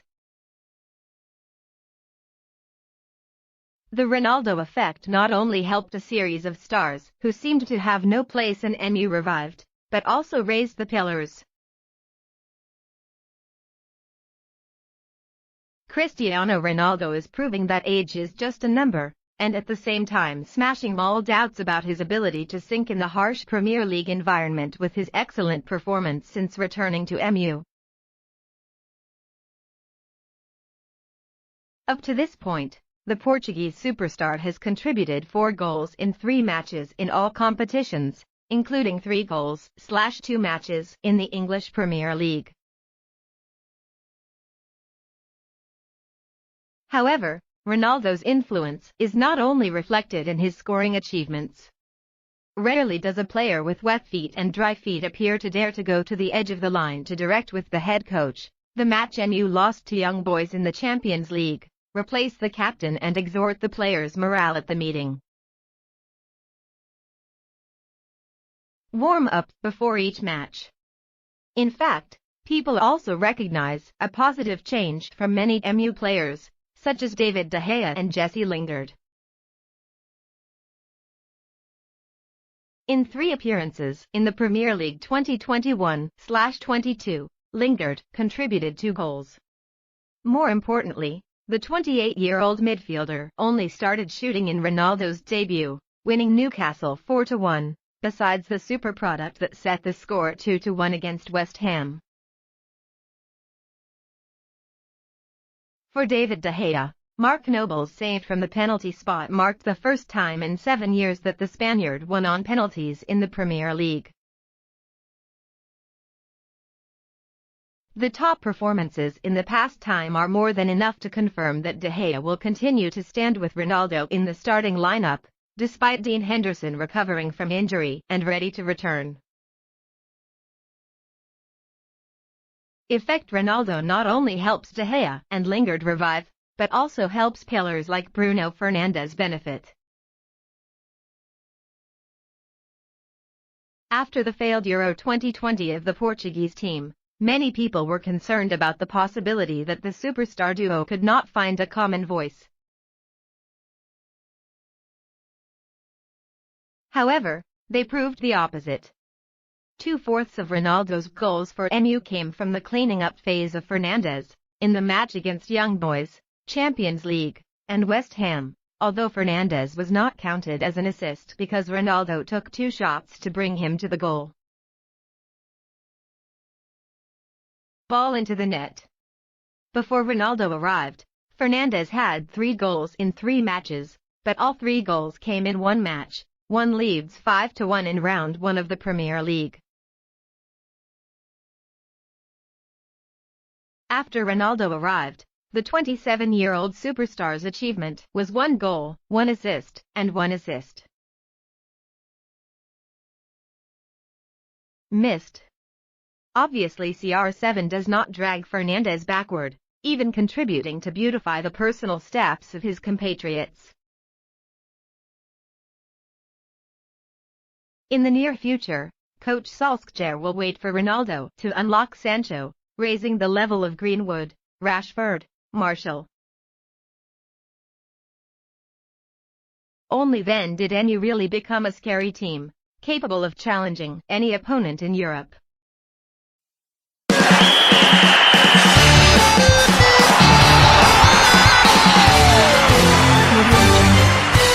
Ronaldo was criticized by Ferdinand. Solskjaer suddenly defended CR7's suspicion of encroachment. Coach Ole Gunnar Solskjaer has just refuted harshly with his former teammate Rio Ferdinand after the great former MU central defender criticized Cristiano Ronaldo for his actions to surpass his teacher in the last match. Although MU was unsuccessful in the Champions League this season when he lost 1-2 against Young Boys on the night of September 14, Vietnam time, the last match in Switzerland also made a big mark of superstar Cristiano Ronaldo. Ronaldo opened the scoring early for MU, but they lost bitterly to Young Boys when they played in this year's Champions League. Even in his first return to the Red Devils shirt after 12 years in the C1 arena, the Portuguese striker scored the opening goal to officially reach a new record with 135 goals at the prestigious playground.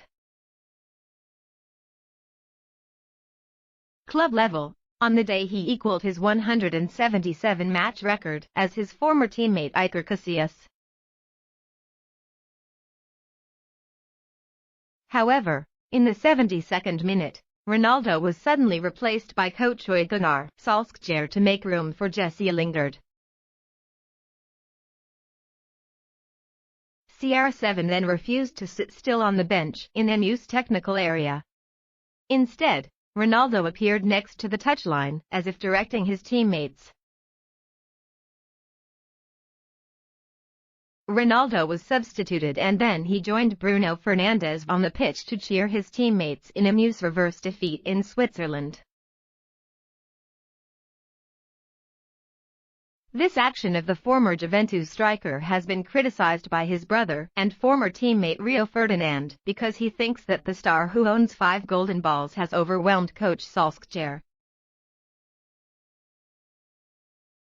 Speaking to the press, the famous former England midfielder Rio Ferdinand said, "Honestly, if I were the coach, I would ask them to return to their positions and sit there immediately."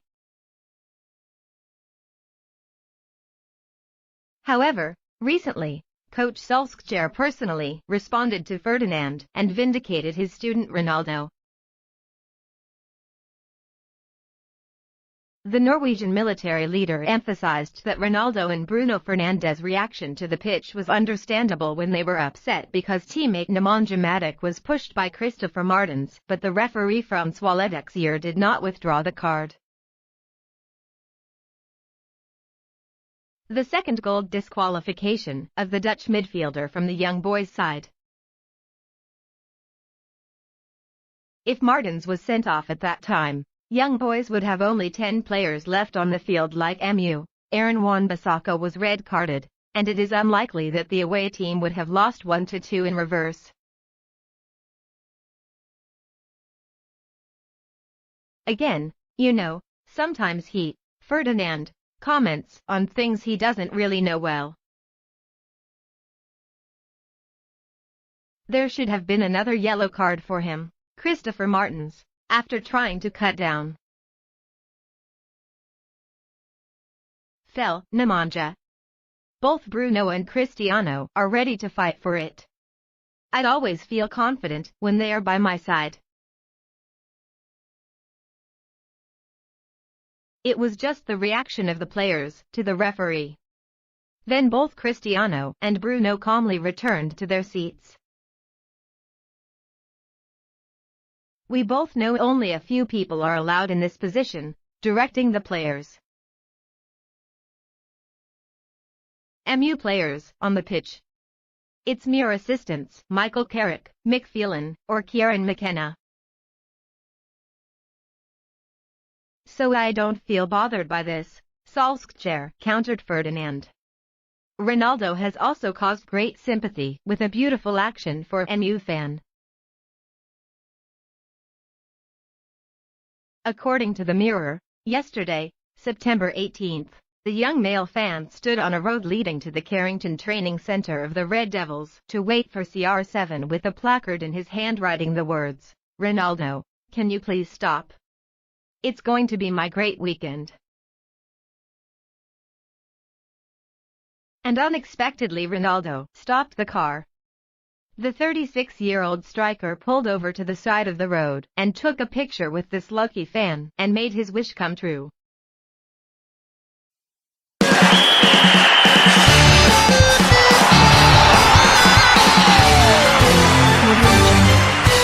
Losing half of the squad after 5 games, disaster memories flooded back to Liverpool. The Premier League this season is only in the 5th round, but Liverpool have seriously damaged their forces with 5 main players injured. Last weekend, Liverpool had a crunchy 3-0 victory over Crystal Palace at Anfield. However, the Reds did not enjoy the full joy because Thiago joined the ranks of the team's defenders despite having just recovered. The Spaniard was injured and was forced to leave the field in the middle of the second half to make room for Naby Keita. Before Thiago, Liverpool lost Roberto Firmino, hamstring, and Harvey Elliott, dislocated ankle. These are all injuries that take a long time to treat. In addition, Klopp's favorite fullback pair, Andy Robertson and Trent Alexander-Arnold, did not feature in the win against Crystal Palace. Robertson was rested and named on the bench, but Trent was not registered to play because of illness. With the force of chipping quite severe as it is now, bad memories of last season are rushing back into the minds of Liverpool fans. Back to last season, Liverpool also had an impressive start but then fell without stopping when a series of key players in the defense got injured, including Van Dijk, Joe Gomez, Joel Matip, Jordan Henderson, Diogo Jota, and Thiago Alcantara. In total, the Reds suffered 54 injuries in the 2020-21 Premier League, the most in the league. The Anfield team also had the highest total number of days lost due to injury, 1,722 days. The loss of the force was so great that Liverpool fell into the title scene last season. Fortunately for Klopp, at the end, they were in impressive form and finished in the top 4 to win tickets to the Champions League. According to many experts, Klopp's play is part of the reason why Liverpool's players are prone to injuries. When he was still leading Dortmund, Klopp also helped this team to the top of the Bundesliga but then fell without stopping.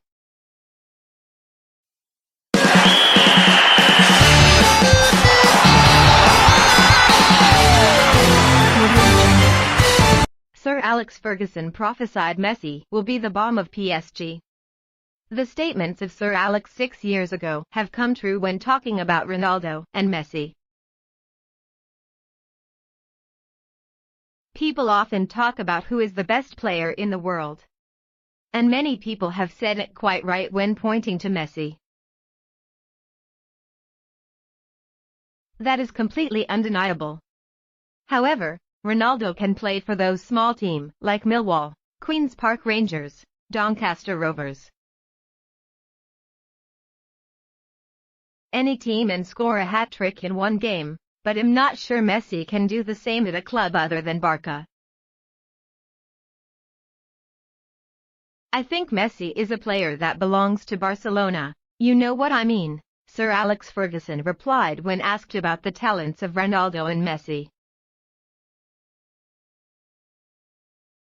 Recently, The British press simultaneously repeated these statements of Sir Alex Ferguson in 2015, when the legendary Scottish strategist commented on the talent and ability to score goals of Ronaldo and Messi. Accordingly, the former MU coach does not deny Messi's excellence, but he also emphasized that it is difficult for the Argentine superstar to shine when playing for another team after leaving Barca. On the contrary, Ronaldo will be able to play well in any team in the world. It has been 6 years after Sir Alex comments about the two top football stars in the world. Now it is becoming a reality. Both Messi and Ronaldo have had new teams this season, but the performance of these two superstars is opposite. Together playing 3 matches for new teams, MU and PSG, but Ronaldo has scored 4 goals and Messi is just 0. Ronaldo's brilliant performance on his second debut.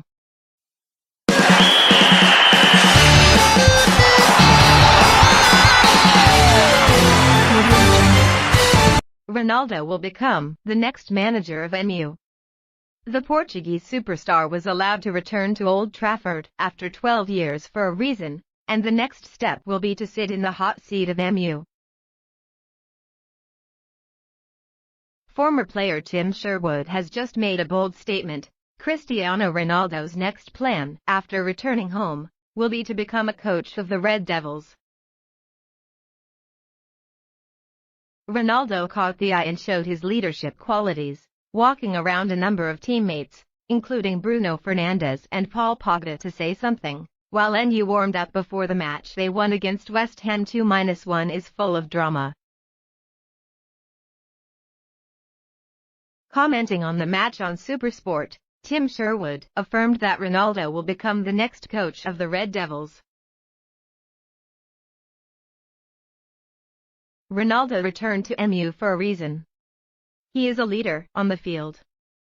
CR7 will definitely become the next coach of MU. Former Red Devil striker Michael Owen also does not rule out that Ronaldo will follow the military career after hanging up his boots. I can see Ronaldo becoming a coach one day and not ruling out leading MU. Is it possible for Ronaldo to become a coach and even sit in the hot seat of MU after retiring? The Portuguese superstar's plan is to attend the 2022 World Cup finals at the end of next year, as well as the ability to play football until the age of 40. In a statement in 2019, Ronaldo once said he did not intend to follow the military career after hanging up his boots. However, he also loose added, "I am not interested in becoming a coach right now. But maybe one day it gets boring and I like it again. Never say never. If I become a coach, I will be a motivator. The coach has to pass on his passion and talent to the team."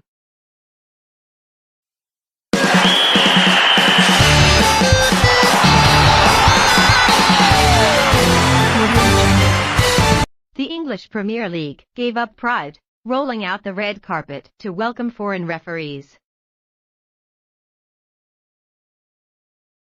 Always proud to be the birthplace of many top European and international referees, the English football village, however, has opened its doors to welcome foreign Black Kings to run the Premier League's top football tournament.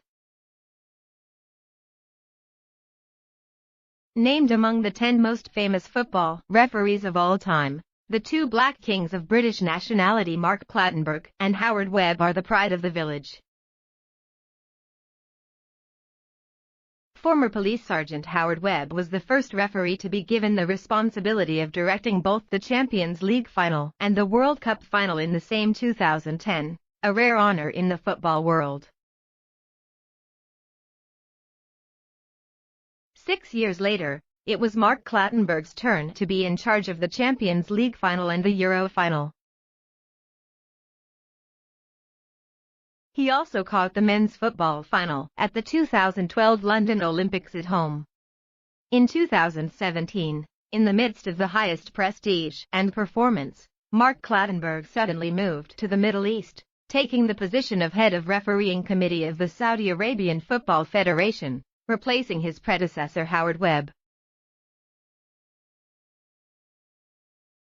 Although there are still many scandals in the management of matches due to different levels of competence, English referees are generally still trusted at major UEFA and FIFA tournaments, despite a period of deep crisis. No English king in black was invited to work at the 2018 World Cup finals. The pride and lofty pride of British referees made people feel surprised when the British Professional Football Referees Association, PGMOL, decided to open the door to welcome foreign referees. On September 25, Australian referee Jared Gillett will control the match between Watford and Newcastle in the 6th round of the English Premier League.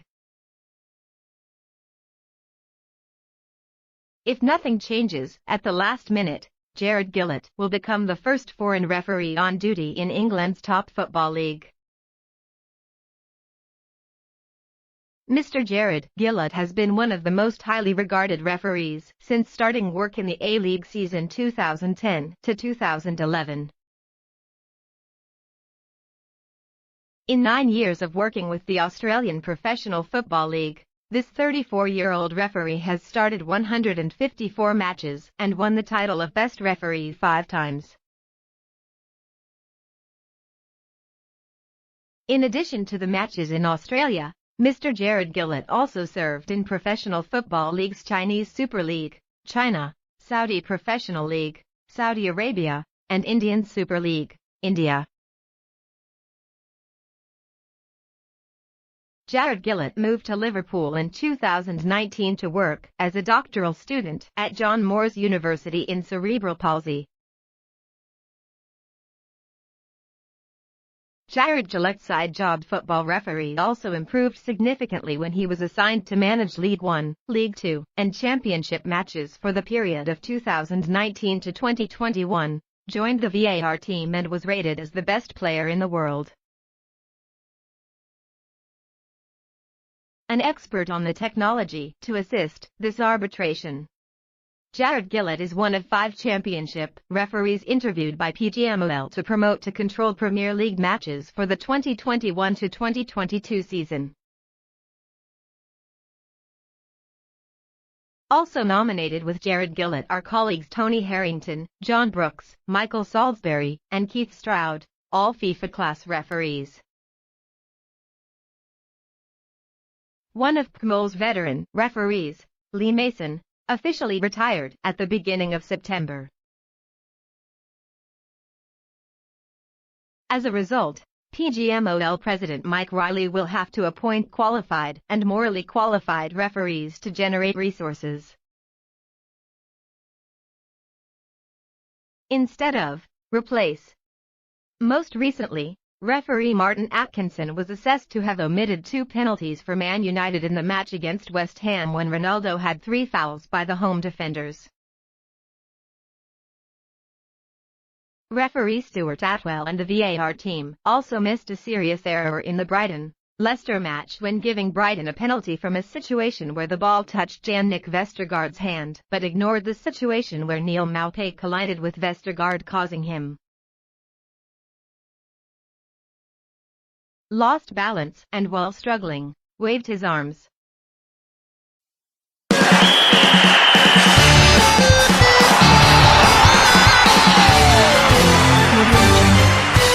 Chelsea go strong. Thomas Tuchel's miracle. Chelsea lead the Premier League after 5 rounds, with a powerful and flexible team built by coach Thomas Tuchel. The Blues scene from the London Derby. Last weekend, in the London Derby on Tottenham's Field, Chelsea entered the game with the home team overwhelming in terms of attack. In the early game, Chelsea was under great pressure from Tottenham's attacking situations, making Kate Pot, who replaced Mendy injured, to work hard.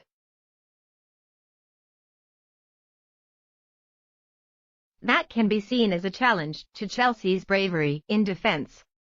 The strength in defense, the fulcrum that brought Chelsea to the Champions League 2020-21, was effectively promoted, making Tottenham helpless in finding goals. The Blues made the opponent impatient in the first half when they sealed Kepa's goal. After the break is another image that coach Thomas Tuchel brings. After the break was another Chelsea, with the arrival of N'Golo Kante after recovering from injury. The one-way match took place in the London Derby. Chelsea's players scored 3 goals in the second half, thanks to goals from Thiago Silva, Kante, and Antonio Rudiger. Tottenham started the season very well with new coach Nuno Santo. They once defeated defending champion Man City impressively. But Spurs were powerless before Chelsea's diverse play, which was Kante's trigger. At Tottenham Hotspur Stadium, Chelsea performed a football that was superior in class to its opponents. Chelsea's diversity. Last season, when taking over the crisis team from Frank Lampard, coach Tuchel focused on improving the defense. Tuchel is the type of coach passionate about attacking football, but he changed to turn Chelsea into a solid wall. Limit the number of goals to the maximum to serve as the basis for counter-attacks leading to victory. During the summer break, coach Tuchel made adjustments to increase ball control and attack. When the new season started, the German strategist got 2 important additions: Romelu Lukaku and Saul Niguez. Lukaku made his debut very well and quickly made an impact on the system in which Chelsea operated. Saul needs more time to adapt to Tuchel's system and the English football environment. Compared to last season, Chelsea became stronger and more diverse in attack. From the solid defensive foundation, combined with Kante's dynamism, Jorginho's accuracy in ball coordination, Lukaku's strength helps Chelsea to penetrate any defense. The schedule of 5 rounds through the Chelsea door is very heavy, with rivals Arsenal, Liverpool, and Tottenham. Topping the Premier League is no more demanding result. There have been 10 different players scoring for the Blues, especially goals from defense. No team in the Premier League can match this diversity, including Man City, which has always been praised for its versatility in attack.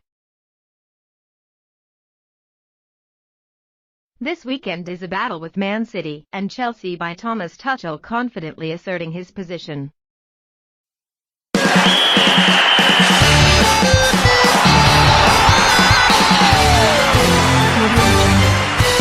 Without Messi, Barca lost their identity. Tiki-taka gradually died out.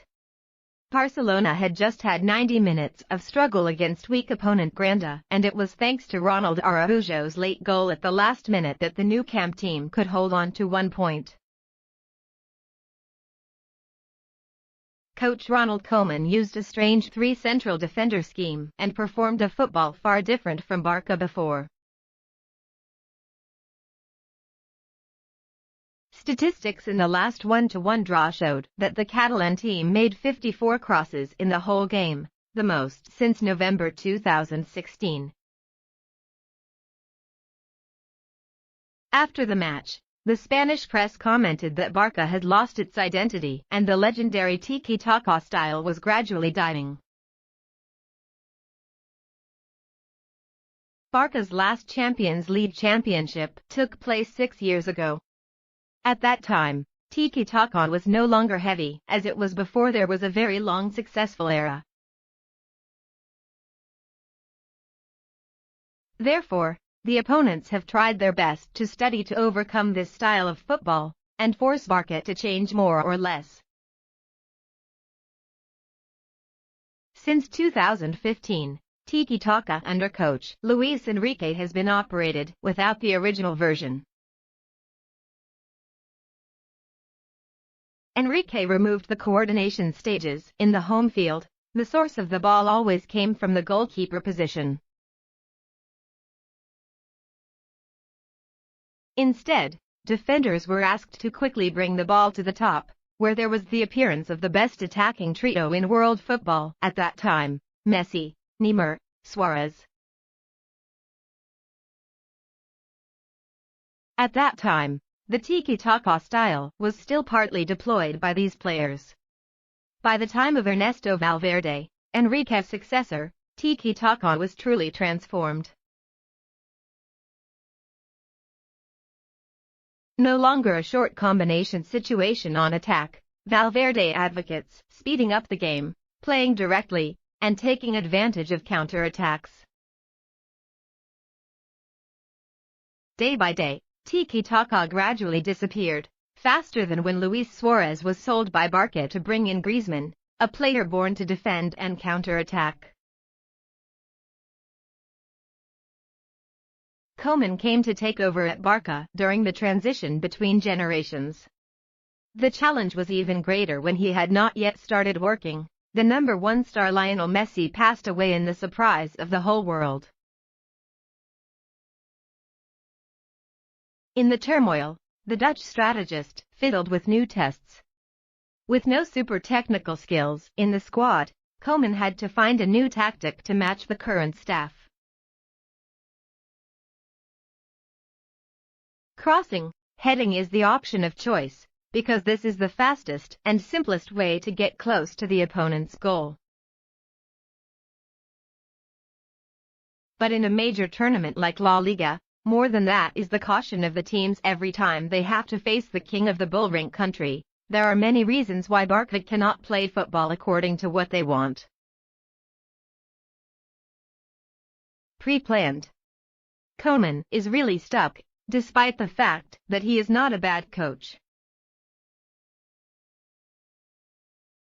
Koeman has great merit in raising young talents like Pedri, Frenkie de Jong, as the claims will bring Barca's future.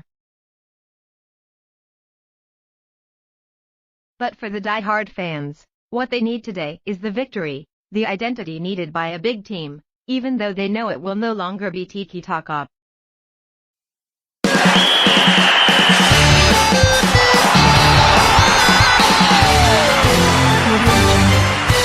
Premier League referee got it wrong when he didn't blow 11M for Ronaldo. The Premier League referees have reprimanded Mr. Atkinson for the wrong decisions in the match between Man United and West Ham, including not blowing 2 penalties in situations where Ronaldo fell in the penalty area. Man United's 2-1 comeback against West Ham in the 5th round of the Premier League last weekend brought a lot of emotions. Not only Ronaldo and Lingard scored, De Gea also saved the penalty kick of expert 11M Mark Noble in injury time to help the Red Devils win all 3 points. In particular, one of the biggest controversial highlights of this match was that Ronaldo had 3 falls in the West Ham penalty area, but the referee did not blow the penalty.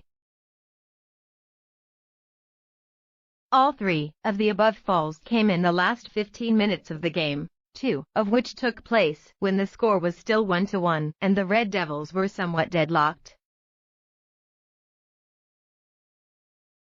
In the 77th minute, Cristiano Ronaldo faced a duel with Vladimir Koufal in the left position in the penalty area. Ronaldo pushed the ball away but bumped into Koufal and fell to the field. 8 minutes later, Ronaldo once again fell in the West Ham penalty area.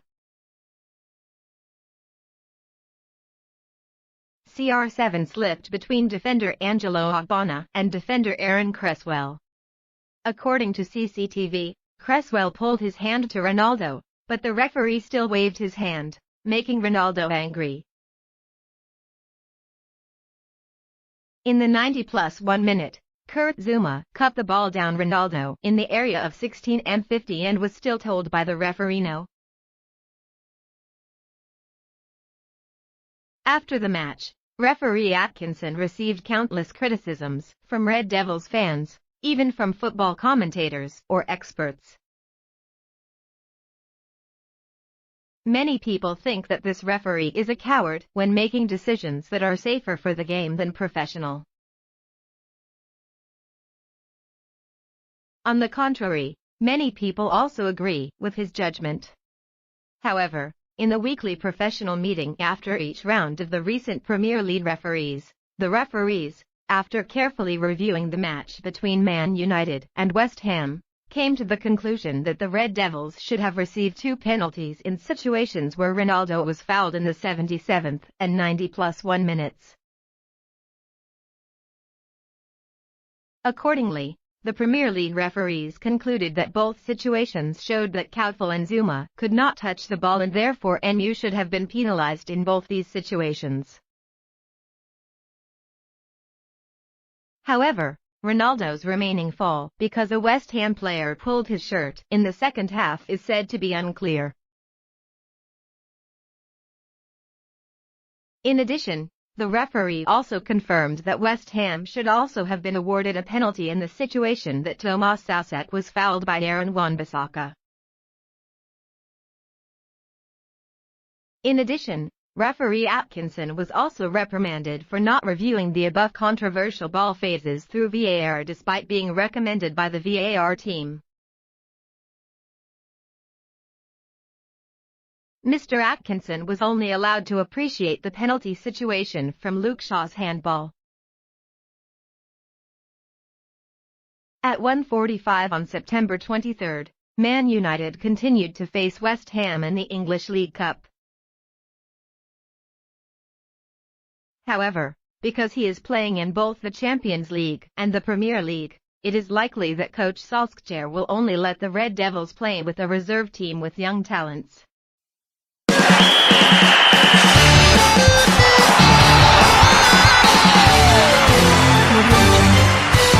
The secret behind De Gea's great form. Instead of taking a break, goalkeeper David De Gea soon focused back with Man United this summer. This is the secret to helping the Spaniard regain his form, before he miraculously saved an 11m penalty in the 90+5 minute in the 2-1 win over West Ham last night. When last season's Europa League final ended with Villarreal's victory after a penalty shootout with the score up to 11-10, goalkeeper De Gea became a criminal. He was the one who took the last shot and missed the meal of Man United. That criminal obsession followed De Gea to the Euro 2020 finals.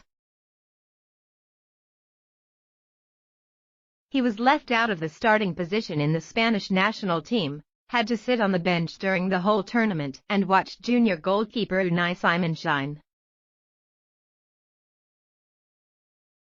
Shining. Perhaps never has the career of the world's most appreciated goalkeeper become so bleak. Not only in the national team shirt, De Gea's future and career at Man United are also threatened. He could lose everything on this setback. In fact, De Gea received warnings from Man United last season, when coach Solskjaer gave many opportunities to young goalkeeper Dean Henderson, even making 26 appearances in all competitions. That is, the goalkeeper who is about to turn 31 can be pushed aside at any time, if he continues to decline. Then, the failures and especially the prospect of losing his place above may have made De Gea wake up, helping the goalkeeper who often fell asleep in this recent glory to regain his motivation to strive. And fortunately, De Gea soon reasserted himself. Less than 4 months after playing the villain in the defeat to Villarreal, he became a hero, also on the penalty spot. Last night, during the visit of West Ham in the 5th round of the Premier League, De Gea brilliantly saved the 11m shot of veteran midfielder Mark Noble in the 90+5 minute, thereby successfully defending the victory 2-1 for the Red Devils. David is about being a different man. He asked to be refocused soon to prepare for the new season.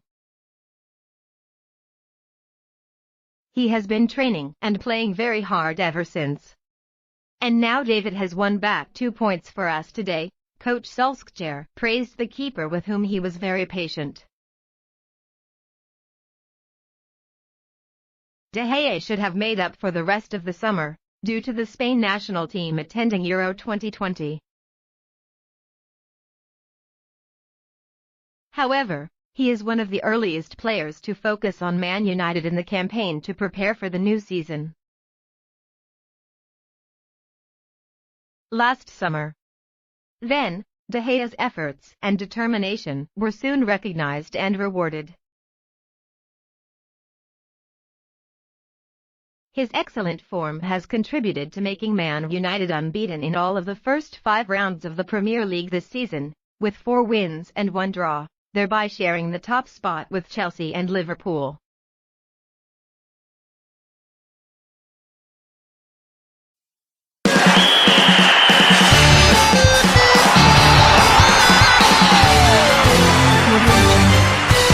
Making a super product, Jesse Lingard was rewarded with the main kick against West Ham. Jesse Lingard has been rewarded by coach Ole Gunnar Solskjaer with a starting position in Man United's attack against West Ham in the Carabao Cup. Coach Ole Gunnar Solskjaer has recently confirmed that he is about to give his student Jesse Lingard a reward after his impressive performance last weekend.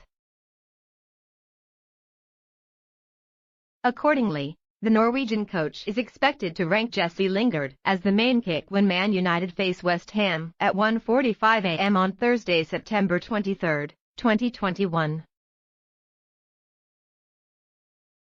Jesse Lingard had a great game against West Ham and he proved he deserves a chance to start against West Ham. Our lineup will have changes. Jesse Lingard is about to have a chance to start against West Ham. The last goal was Jesse Lingard's confirmation that he is ready for the battle for position. He wants to fight for his place in the starting 11. Jesse wants to be an important part of the club. I cannot speak for Jesse, but he is contributing a lot to Man United, said coach Ole Gunnar Solskjaer. Man United is about to reunite with West Ham in the 3rd round of the Carabao Cup. In the match against West Ham in the Premier League on Sunday, Jesse Lingard shone with a goal in the 89th minute to help the Reds win all 3 points.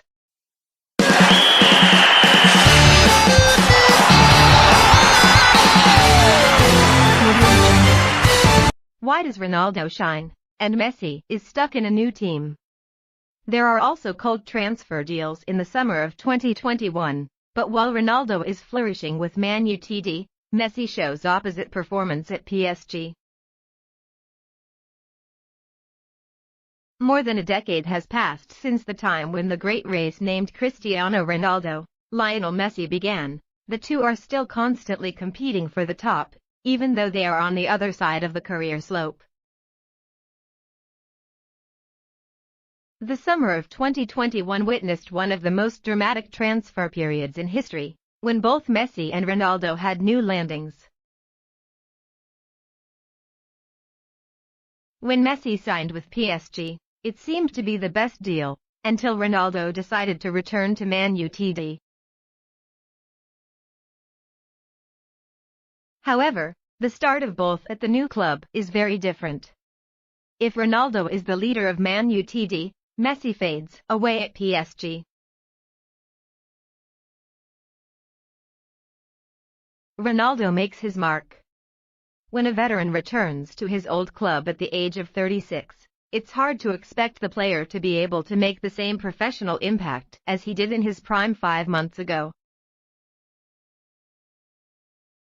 However, Ronaldo is not an ordinary player, so normal standards cannot be applied to evaluate. Ronaldo is playing as if he has never left Man United in 12 years. The first 3 matches since returning to the Red Devils, Ronaldo all scored. It is Ronaldo, the player who scored 36 goals in 44 games for Juventus last season. At the age of 36, Ronaldo is still at a very high level. Few people doubt that Ronaldo will struggle in a Man United shirt. In fact, just 3 games, Ronaldo has imposed influence on the play of the whole team. It was CR7 who made the difference in the types of matches that last season, Man United had to work very hard to win. In the match against Newcastle, Ronaldo scored the opening goal. When the opponents scored the equalizer, the 36-year-old striker immediately scored a second, helping Man United re-establish the lead. In the match against Young Boys in the Champions League, Ronaldo also took only 13 minutes to score. In the match against West Ham, Ronaldo completed the 4th goal for the Red Devils after only 3 games with a close-range ball. Ronaldo is no longer the skillful, technical winger he was when he left Man United 12 years ago. CR7 became a worthy goalscorer in the penalty area thanks to his keen hearing and extremely rich experience. If he maintains his form, Ronaldo can help Man United create a highlight in a difficult prediction race with Chelsea, Liverpool, and Manchester City for the championship title. However, the Ronaldo effect is more than just expertise. The presence of CR7 alone has changed the view of his teammates at Man United on basic issues such as nutrition and training. Many players are curious about how Ronaldo has managed to keep his form high at the age of 36, thus yearning to follow CR7's professionalism. None of the players have dessert for dinner after they see Ronaldo eat quinoa, avocado, and some hard-boiled eggs, said reserve goalkeeper Lee Grant.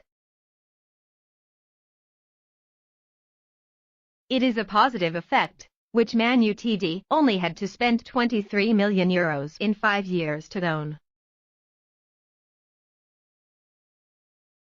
Messi is lost. If Ronaldo burns on the day of his return to Man United, Messi seems sluggish at PSG. He does not often start, only has 3 matches from August to now, was just substituted in the match against Lyon. For the first time in 12 years, Messi was withdrawn mid-match for tactical reasons. Honestly, Messi doesn't want to leave Barca.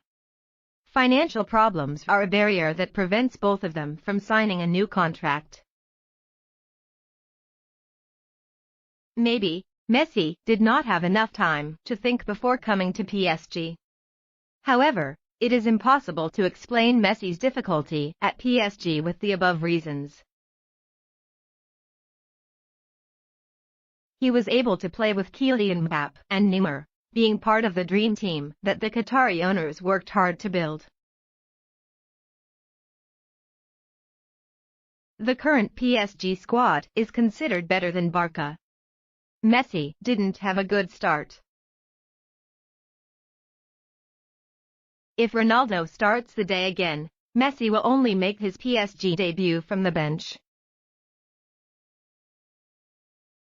In the match against Club Brugge, Messi started, side by side with Neymar and Mbappé.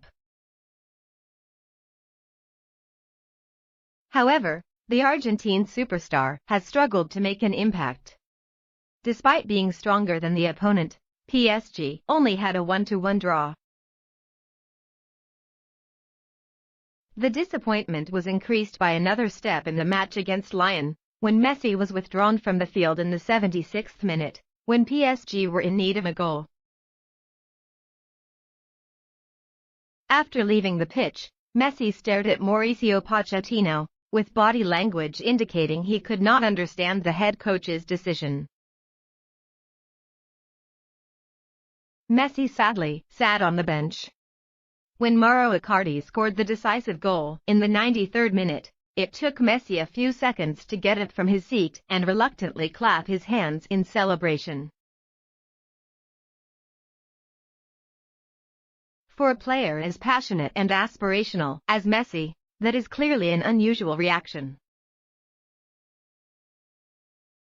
Compared to the lackluster performance against Brugge, Messi played better in the match against Lyon.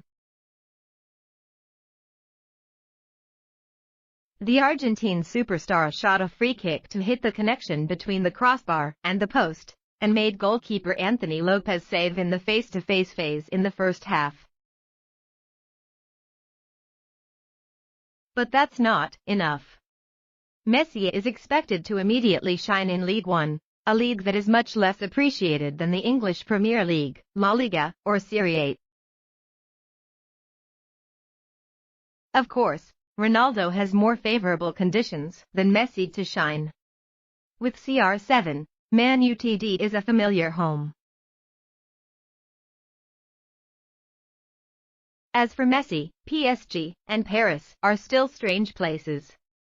For a fairer comparison, compare Messi's debut at PSG with Ronaldo's at Juventus in 2018. After joining the Bayern Canary for €100 million, Ronaldo was empty in the first 3 matches in Serie A, sent off in the first match of the Champions League. That season, Ronaldo only scored 21 goals. But Ronaldo eventually settled in and scored 31 and 29 goals respectively over the next 2 seasons. Messi will sooner or later make an impact at PSG, but for now, the 34-year-old superstar is temporarily behind his rival in the race this season.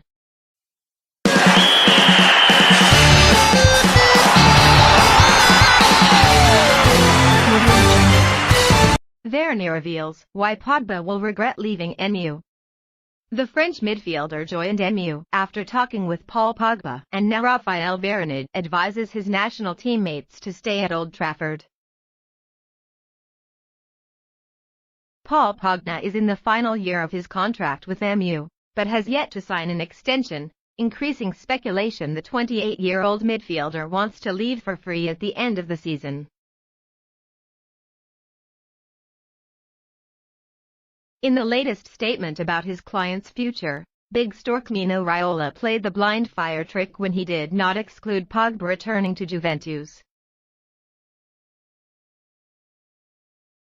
However, the old lady side has denied any interest in re-signing the French midfielder at the moment. Barca and Real Madrid are also said to be waiting to sign the world champion, in which PSG was even allowed to lay the brick first. However, Pogba has recently shown he is enjoying playing with MU, starting the season very well with 7 assists, equal to his 2 previous seasons combined. The midfielder himself also confirmed that he is happy at Old Trafford with the ambition to conquer the title with the Red Devils this season. The NU side was announced to be ready to offer a huge salary of £400,000/week to convince Paul Pogba to sign a new one. Coach Solskjaer hopes MU players with Ronaldo, Varane, Bruno Fernandes will help the Red Devils keep Pogba. Varane and Pogba are teammates in the French team, so before nodding MU, the former Real Madrid midfielder called to talk to Pogba. Now, Varane does the same, expressing his desire for Pogba to stay at the Red Devils. Of course, it is Paul Pogba's own decision, but I hope he will stay at MU for a long time. Pogba is a talented star, so I hope he stays. The 28-year-old midfielder pointed out why Pogba should stay. Honestly, I believe this MU squad has the quality and skills to fight for the title, in both the Champions League and Premier League fronts. What we need is to create cohesion and collective strength. MU has all the potential and all the necessary elements to win everything.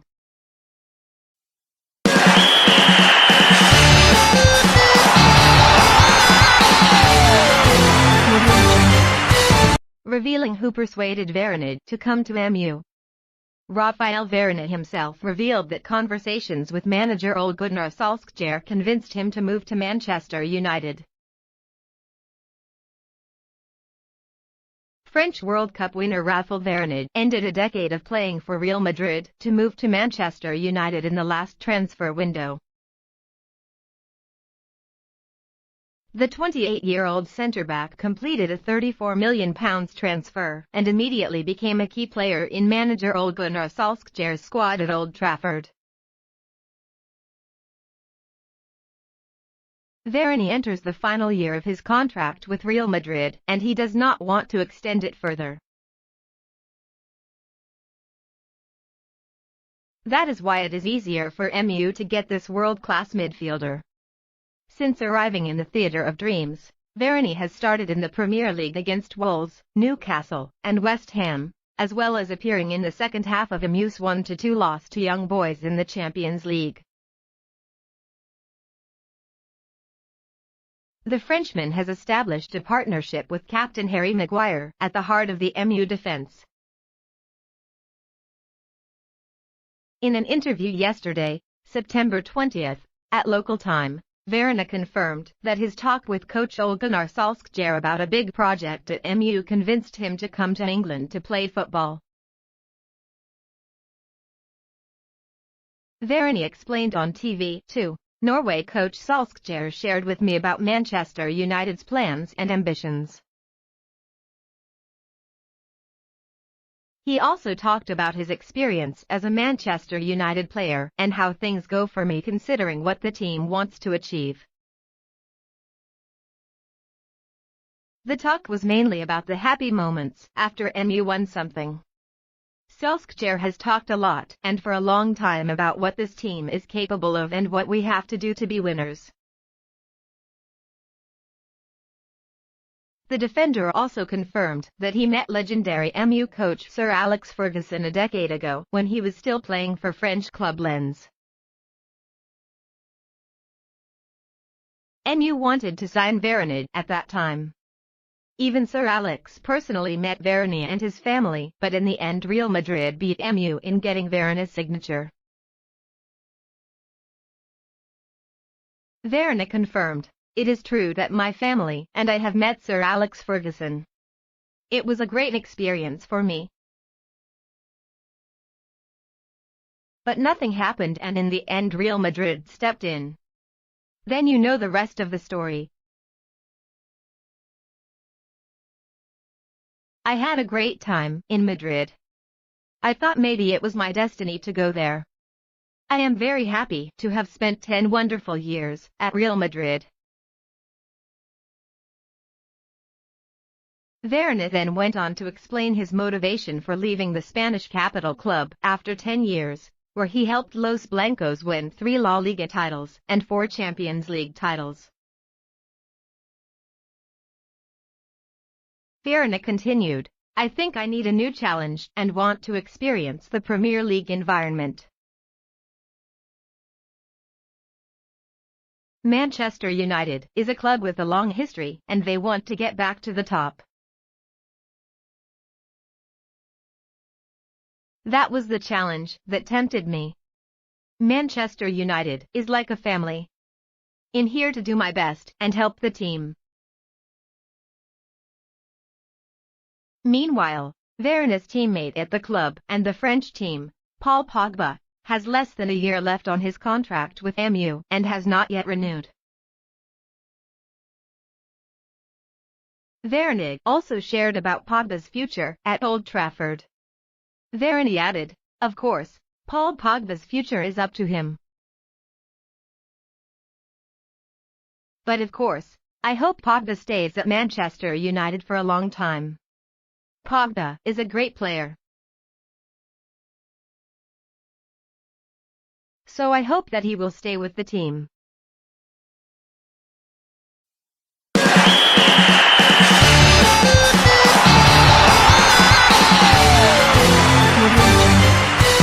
Shockingly, revealed the reason Atletico Madrid refused to recruit Ronaldo.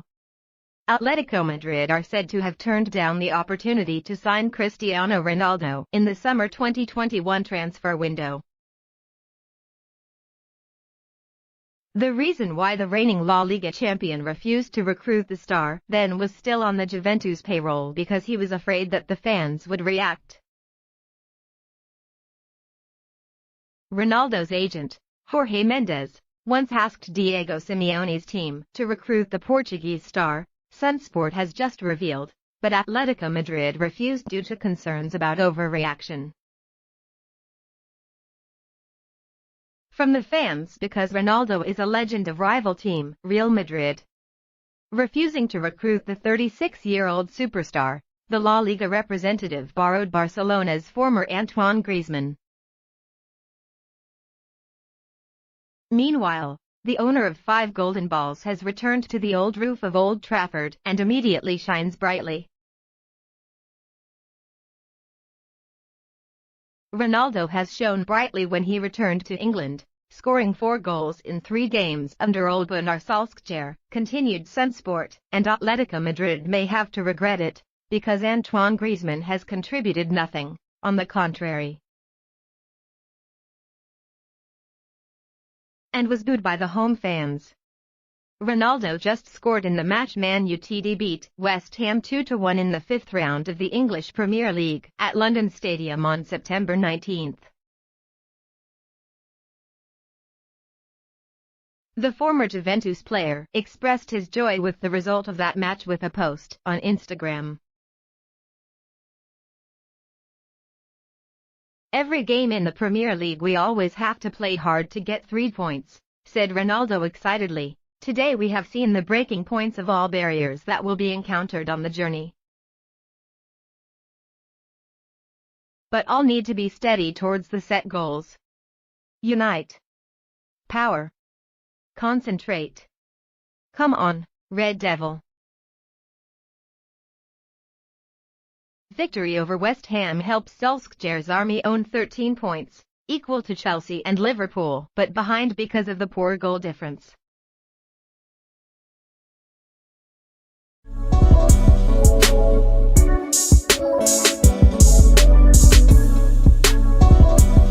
Harry Kane is down because of mistake. After 9 rounds of the Premier League this season, Harry Kane has only made 4 hits, even if any other than Manchester United Harry Maguire.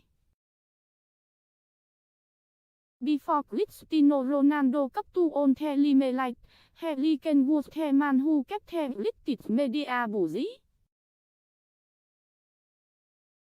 From the controversial performance at Euro 2020, the EVOLT that dropped out of the training section to the sad fact that he was forced to stay at Tottenham, can always make the press stand still for a long time. Thought of this had return to this 28, the old striker, when he finally appeared in Tottenham's starting line, cap, a new storm arose related to Kane's goal in the Premier League. Lick and Wood is the fact that he almost knowledge the instinct of a striker.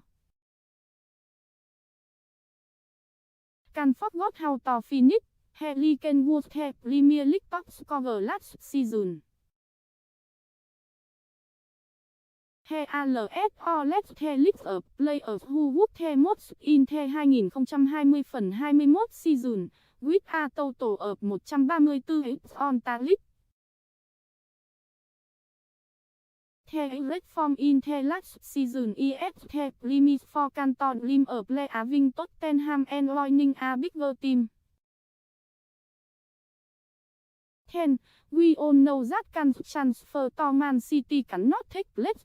It is not clear if it is due to that the logical shock or not, but until the 5th round of the Premier League, can has not shown an equality of the top striker.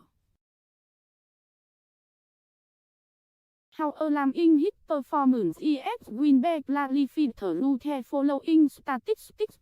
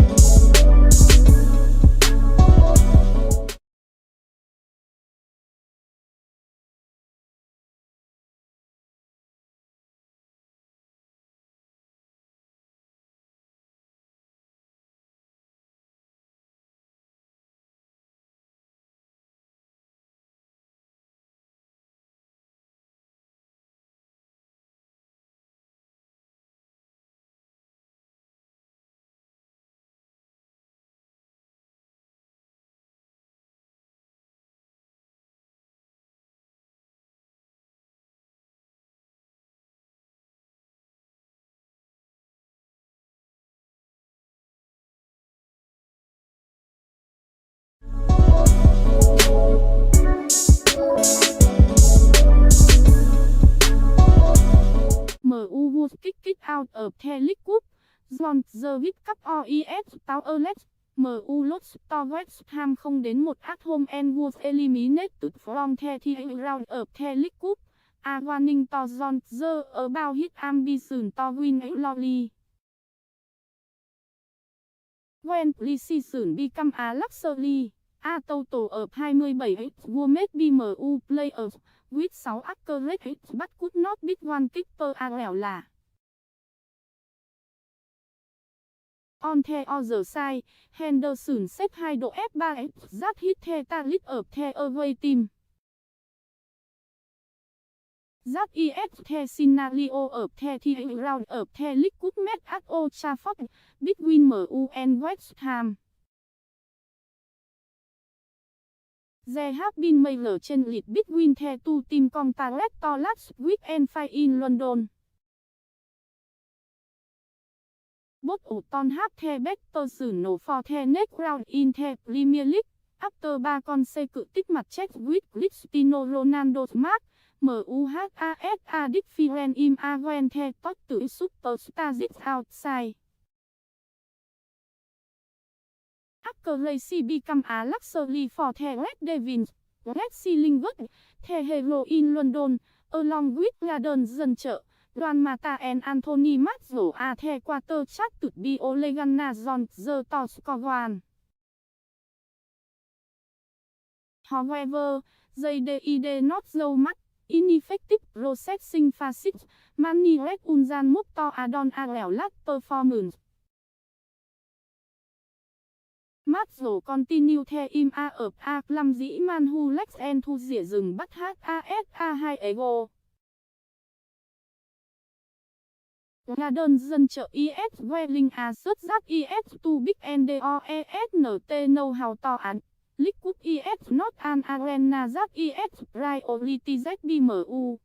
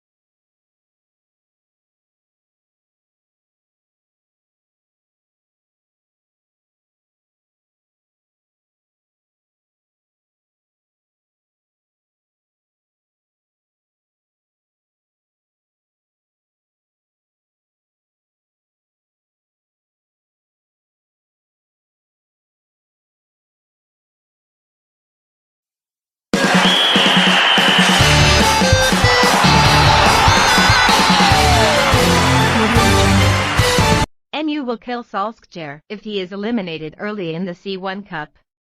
Coach Solskjaer was announced to lose his job at Old Trafford if MU was shocked at the Champions League playground. A source from Express said that Solskjaer's future at MU is now safe, but the situation can be reversed once the Red Devils played badly in the European arena. More specifically, Solskjaer will be fired if MU does not pass the Champions League group stage. MU had the opening match to lose 1-2 opponents under Young Boys, Switzerland. The achievement in the C1 Cup to lose 7 of Solskjaer's 11 matches leading MU made many people worried. But with a strongly supplemented squad, with the return of Ronaldo, adding Jadon Sancho, a top-class midfielder Rafael Varane, the minimum requirement that MU must take the ticket to continue is natural, especially when they are in the same group. Besides Young Boys are Villarreal and Atlanta. MU will recreate last season's Europa League final, with Villarreal welcome next week. They need to win to overcome the sadness of losing and missing the trophy in May, as well as relieve psychological pressure. Solskjaer was emphasized by the British media in his filing that he has not won a trophy since the Norwegian Cup with Molde in 2013. He is spending 3 seasons with the Red Devils, has built the squad, but all will be meaningless if the title does not come. That is why Solskjaer is still among the first group of managers in the Premier League to be fired by the bookmaker this season.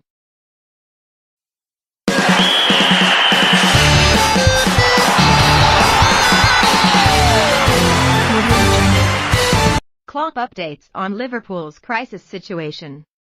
Coach Jurgen Klopp has provided an update on the situation of Liverpool's force, with 6 players having health problems before the match against Brentford in the Premier League. Today, September 24th, Coach Jurgen Klopp informed about the situation of Liverpool's forces before the confrontation with Brentford in the Premier League this weekend. Liverpool is in a state of crisis, with 6 players having different health problems, such as injury, fitness, and illness. Liverpool's squad is not as thick as other strong opponents, so that is a concern for the COT fans. Liverpool have won 13 of the maximum 15 points after 5 rounds of the Premier League this season and share the top of the table with Chelsea. Brentford will be Liverpool's 6th opponent in the past 2 weeks, as Klopp's side face a busy schedule on 3 fronts. In addition to victories in the Premier League and Champions League, the Anfield team has just defeated Norwich City 3-0 at Carrow Road in the 3rd round of the Carabao Cup, League Cup, and entered the 4th round to meet another lightweight team. Is Preston. Of the 6 staff with problems, the German strategist is optimistic that Trent Alexander-Arnold and Roberto Firmino will return to play with Brentford in time. But the victory over the Canary Norwich last time cost Liverpool dearly, with Naby Keita's injury likely to be absent in the next match.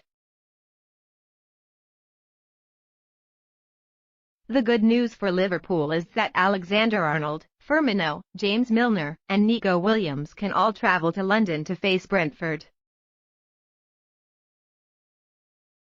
Right-back Trent Alexander-Arnold has missed Liverpool's last 2 games due to illness, while Firmino is on his way back to training after injury before a break in favour of the national team at the start of last month. Klopp told reporters, "Trent is not injured, but sick. He went back to training and trained yesterday. He'll be fine. Nico took his first steps yesterday and will practice today. If Nico recovers 100%, we'll see how he can deal with it." James Milner has the same problem as Trent, so he's still recovering. "I've seen James run around here. No one told me otherwise. I think James will return to the episode today. It is not a serious problem, but we have to wait until the pain subsides. We will look into it." Regarding the condition of Brazilian star Roberto Firmino, Klopp added, "Bobby, Firmino's nickname, has been training for the last 2 or 3 days, so he is officially back. Let me put it this way, we're going to use Bobby a little bit as the joke in the Liverpool practice sessions. But Firmino will train normally, and then we have to make a decision whether to let him go or not." Porto 100%, but with Brentford, we have to wait and see. Meanwhile, Thiago Alcantara has no chance to attend this weekend, the German strategist confirmed. The former Bayern Munich midfielder has had two impressive performances since moving to Liverpool last summer. First against AC Milan in the Champions League, and then against Crystal Palace, before he limped off again with injuries. At 23:30 tomorrow, September 25th, Liverpool will come to London as a guest before Brentford in round 6 of the Premier League. This is a great opportunity for the Cop to accumulate 3 points and go ahead in the Premier League, because in this round, the two teams with the same points as Liverpool, Chelsea, and Manchester United have met difficult opponents. Chelsea will face Manchester City, and the Red Devils will face Aston Villa. However, Premier League rookie Brentford is not an easy opponent to play. Remember, on the opening day of the Premier League, Brentford made a shock when defeating Arsenal 2-0 and winning Wolves 2-0 at home in the previous round. Brentford has only received one defeat after 5 matches in the Premier League this season and is ranked 9th on the table with 8 points.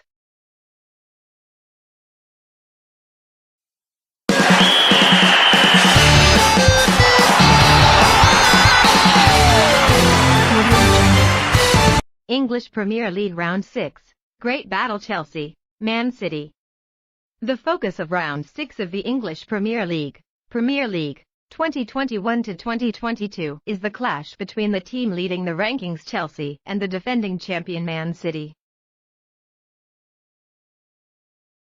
Thunderstorm at Stamford Bridge. Chelsea is in very good form when unbeaten in the English Premier League from the beginning of the season, won 4, drawn 1, and leads the rankings with 13 points. The only time they lost points was a 1-1 draw at Liverpool, a match where they had to play without people right from the first half.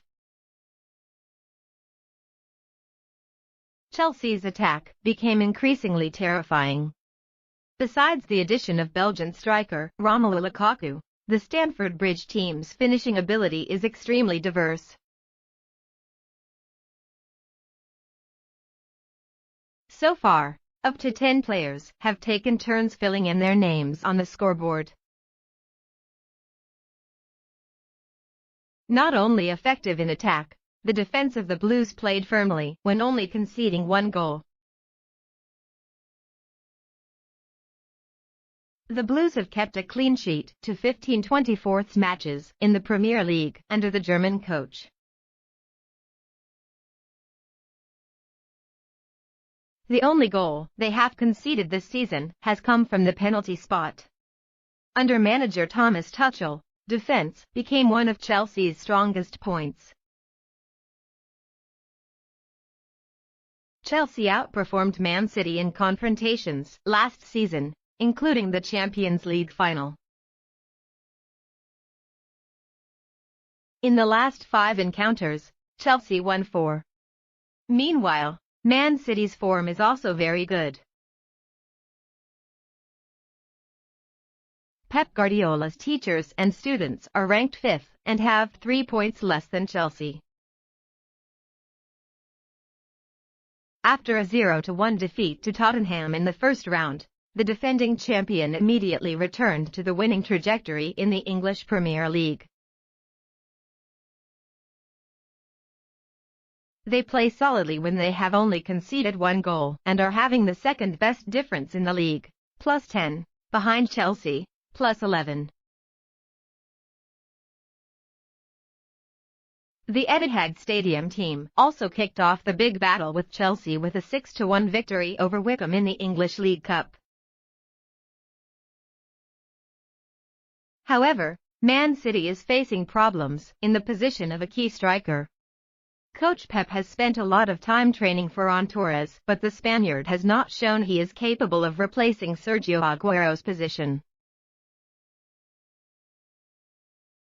This was most evident in the match against Southampton, when the opponent held a disappointing draw in the 5th round at home. The lack of a leading striker may become the cause of the Citizens' defeat in the trip to Stamford Bridge. Currently, many players are injured, forcing coach Pep to make human calculations to ensure the strength of the Citizens is not reduced at this difficult period. After this uncertain match with Chelsea, Pep Guardiola's teachers and students will continuously clash with PSG, Champions League group stage, and Liverpool. With what has shown since the beginning of the season, it is difficult to find the weakness of the Blues at this time. Meanwhile, Man City is having problems. Along with the home advantage of Stamford Bridge, Chelsea is likely to make the Premier League king hate in this confrontation. Guardiola and the obsession named Tuchel. This match fans will witness the competition between the two top coaches in the world today, Pep Guardiola, Thomas Tuchel. When working together in the German football village, Guardiola led Bayern Munich, only winning or drawing against Tuchel of Mainz or Borussia Dortmund. According to statistics, in the 8 times he has competed, the Spanish strategist is winning more than losing the German coach. But most of those defeats were when Tuchel led a weak team, like Mainz, and Guardiola led the Bayern Grey Lobster. But since moving to Chelsea, Tuchel has always won Guardiola's Man City. From the FA Cup arena, the Premier League, to the Champions League final. This weekend, will there be a 4th defeat in a row for Guardiola against Tuchel, or an opportunity for Guardiola to solve the conundrum, how to beat Tuchel's Chelsea? Nothing can be said, because this is football. But surely Tuchel, Chelsea is really a real obsession with Guardiola. The match between Chelsea and Man City in the 6th round of the Premier League will take place at 6 p.m. on September 25th. Expected lineups of two teams. Chelsea, Kapot, Christensen, Thiago Silva, Rudiger, Azpilicueta, Kanté, Jorginho, Alonso, Mount, Havertz, Lukaku. Man City, Ederson, Walker, Diaz, Ake, Cancelo, De Bruyne, Rodri, Gundogan, Jesus, Torres, Grealish.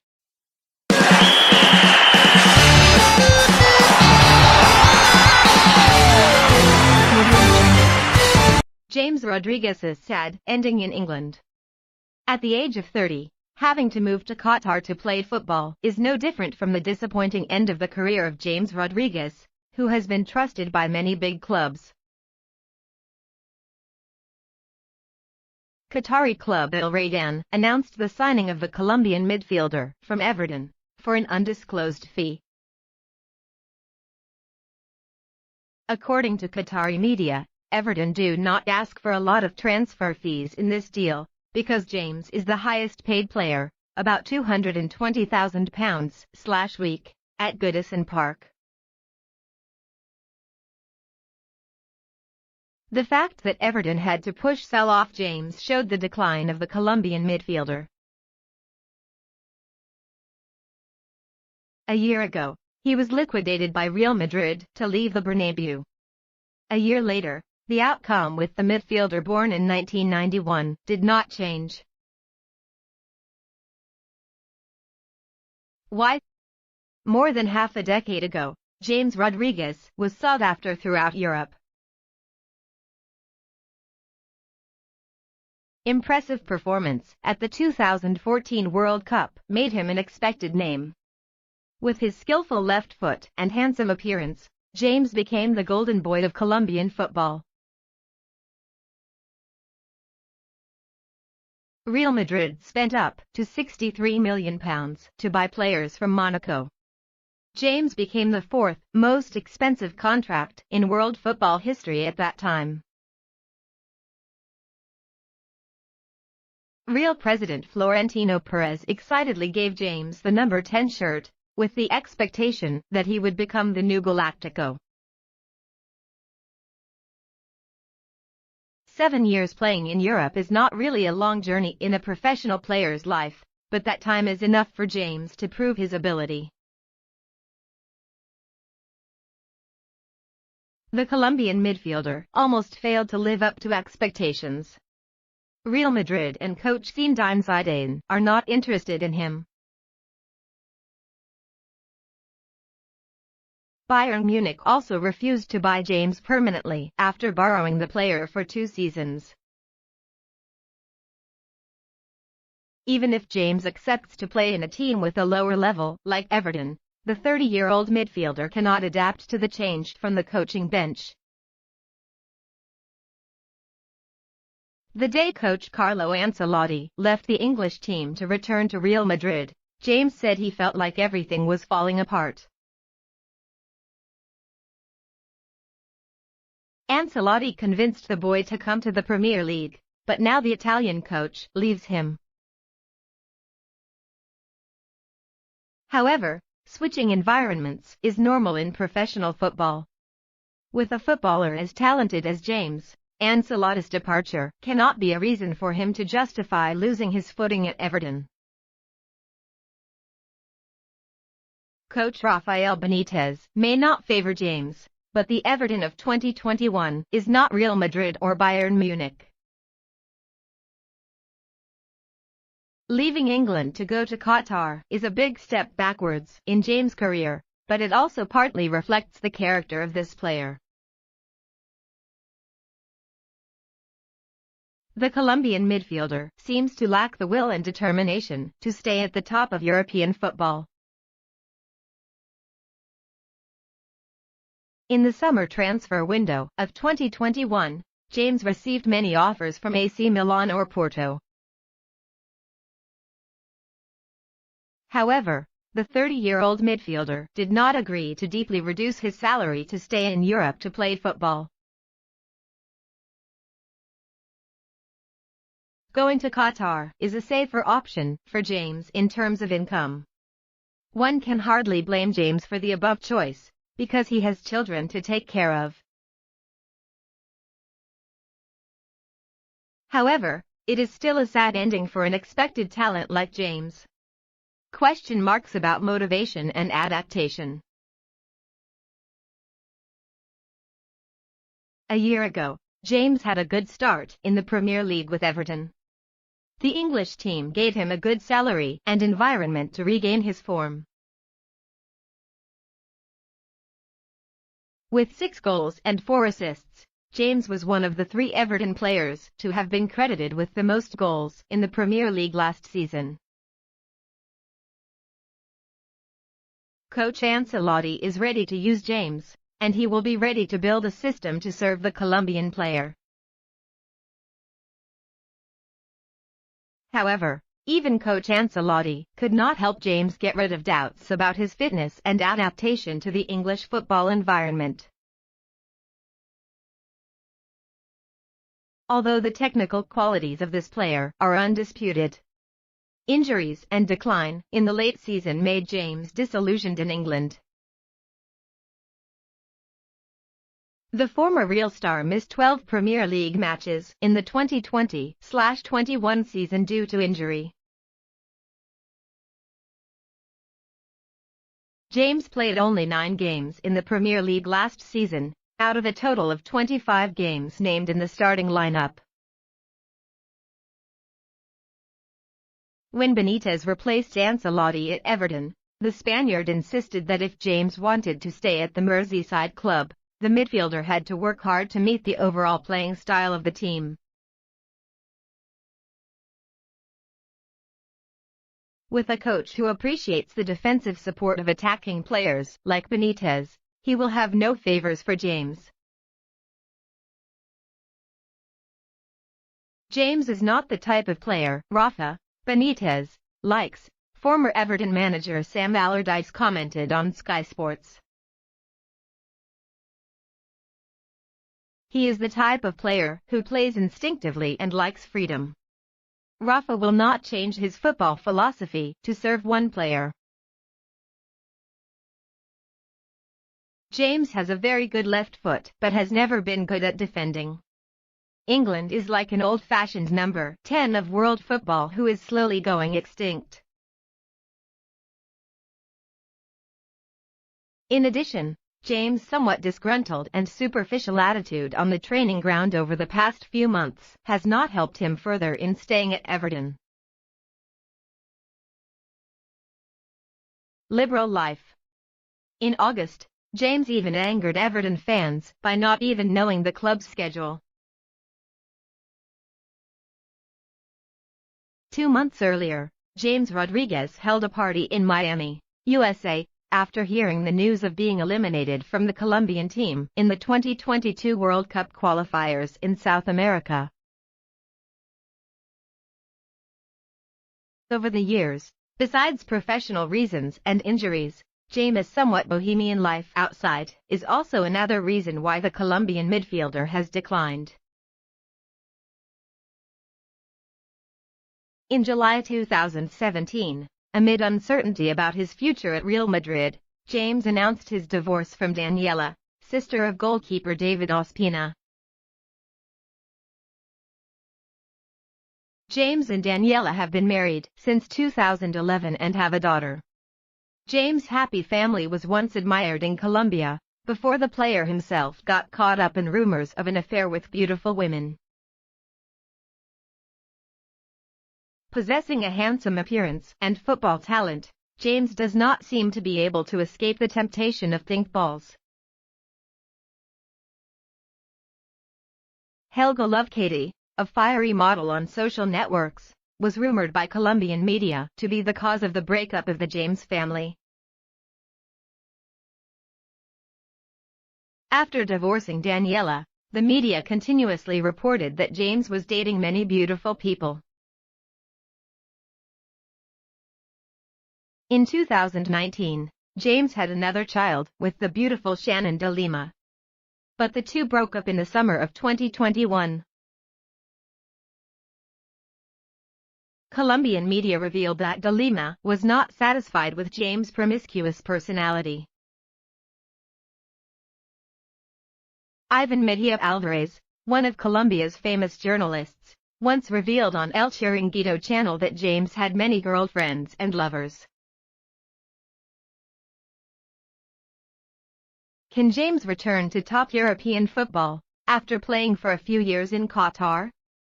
No one can rule out that possibility. But in professional football, once you have gone to the Middle East to play at a lower level, it is very difficult to return to the top. With a player who is not good at adapting and fighting like James, going to Qatar is almost the end of the top football career in Europe.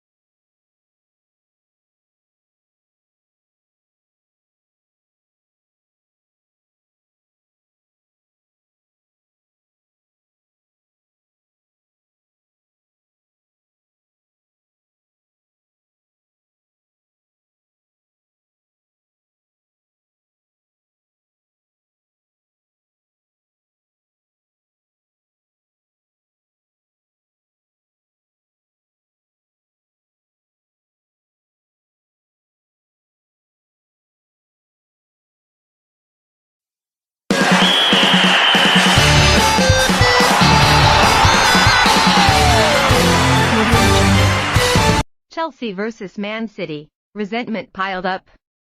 Man City very much wants to collect the debt of defeat in the Champions League final 2020/21, but against a solid and increasingly perfect Chelsea under Tuchel, it is not an easy task.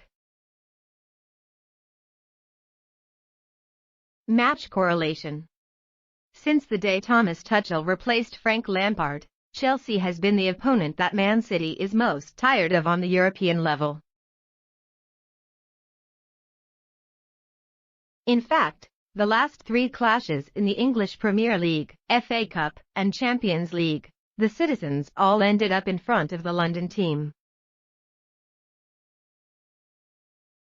Indeed, Tuchel has built a very good system for the Blues, based on the quality army available. This season, Chelsea also recruited Lukaku to increase attack firepower. After conquering the top of Europe, Chelsea does not hide its ambition to win the Premier League. They run impressively and are leading the rankings after 5 rounds. Chelsea won 4/5 matches, drawing only in the trip to Anfield when they had to play without players for the whole second half. The only goal that the Blues have to concede since the beginning of the season is Sola's penalty. As for the Green Man, they reacted well after the 0-1 defeat against Tottenham on the opening day. However, in the latest round, Pep Guardiola's teachers and students were divided by Southampton at the Etihad. Force information. Goalkeeper Mendy missed the last 2 Chelsea matches due to injury. If he does not recover in time, Capon will continue to hold the number 1 position in the wooden frame. Christian Pulisic continues to be sidelined, and Mason Mount's ability to play is left open due to a new injury in the match against Aston Villa. On the Man City side, Coach Guardiola will have a headache about personnel issues when the pillars Rodri, Alexander Zinchenko, and Ilkay Gundogan are racing against time to recover. 2 hard central defenders, John Stones and Aymeric Laporte, continue to sit out due to injury. Therefore, Nathan Ake will pair up with Ruben Dias. Head-to-head record. Chelsea dominate in the encounters with Man City when winning 71 matches, compared to 59 victories for the opponent. Notably, in the last 3 confrontations since the beginning of the year until now under Tuchel, Chelsea have all triumphed. Identify. Chelsea have become a force to be reckoned with under Thomas Tuchel. The Blues have just added Lukaku, so they will become even more dangerous with their defensive and counter-attacking style against strong teams. Manchester City are having problems at the beginning of the season and were just stopped by Southampton last weekend. If the quality of defense does not improve, they can dry clothes at Stamford Bridge. Asian odds, bronze, 0-0. Prediction, Chelsea win 2-1. Probable teams. Chelsea, Mendy, Christensen, T. Silva, Rudiger, Azpilicueta, Kanté, Jorginho, Alonso, Werner, Havertz, Lukaku. Man City, Ederson, Walker, Diaz, Ake, Cancelo, De Bruyne, Fernandinho, Gundogan, Jesus, Torres, Grealish.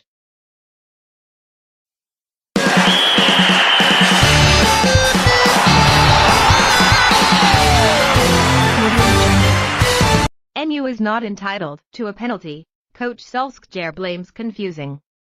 At the press conference before the MU vs Aston Villa match, Coach Solskjaer called the name of Liverpool rival Jurgen Klopp's colleague for a reason few expected. In this season, MU is playing not really impressive, despite being in the leading group of the Premier League table 2021/22. But the Red Devils have just been knocked out of the English League Cup by West Ham. Notably, MU has no longer benefited from penalties, as in previous seasons.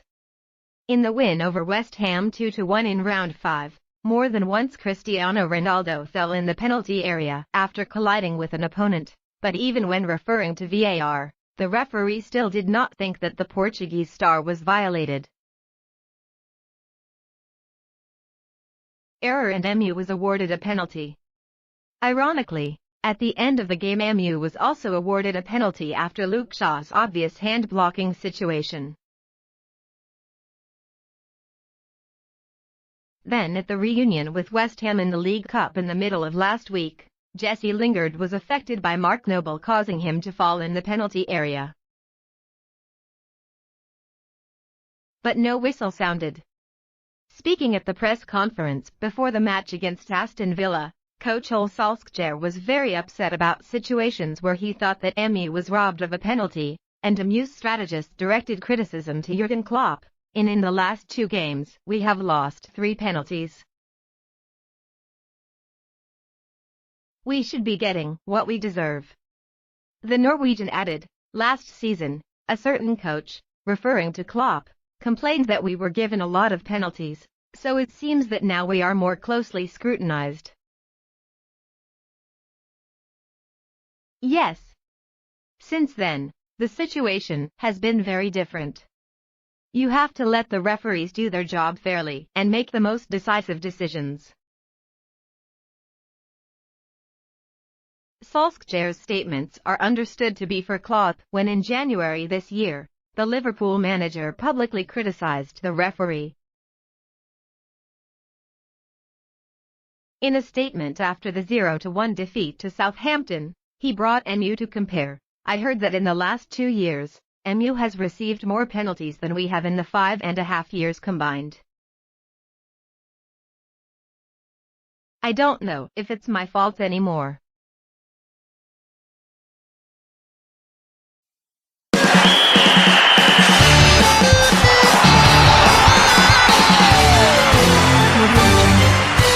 Solskjaer has lost the ability to rotate players at MU. The defeat to West Ham in the last League Cup match showed that Ole Solskjaer had lost his ability to rotate. This will be a big disadvantage for MU in a very long season where they need every player to be ready to fight in many arenas. Solskjaer has never won the League Cup, not even as a player. Now that he is a MU coach, the Norwegian strategist will have to wait at least 1 more year to be able to raise the championship of this tournament. Because at home, they were disappointed and lost 0-1 to West Ham, only to be eliminated from the 3rd round of this tournament. Solskjaer only launched the B team. Many stars like Ronaldo, Bruno Fernandes, Harry Maguire, Varane, Luke Shaw were given a break. But that's not to say that Solskjaer doesn't take the League Cup seriously. Remember, this is a very suitable arena for top coaches to rotate their forces, giving substitutes the opportunity to play so that this group can have a sense of competition when they are not often used in the field. Major leagues such as the Premier League and Champions League. This is a very necessary preparation because a big team fighting in 4 arenas, like MU, any player must be in a state of readiness. Many coaches like Jurgen Klopp, Pep Guardiola, have considered the League Cup as an important playground for the secondary players to come on and show off.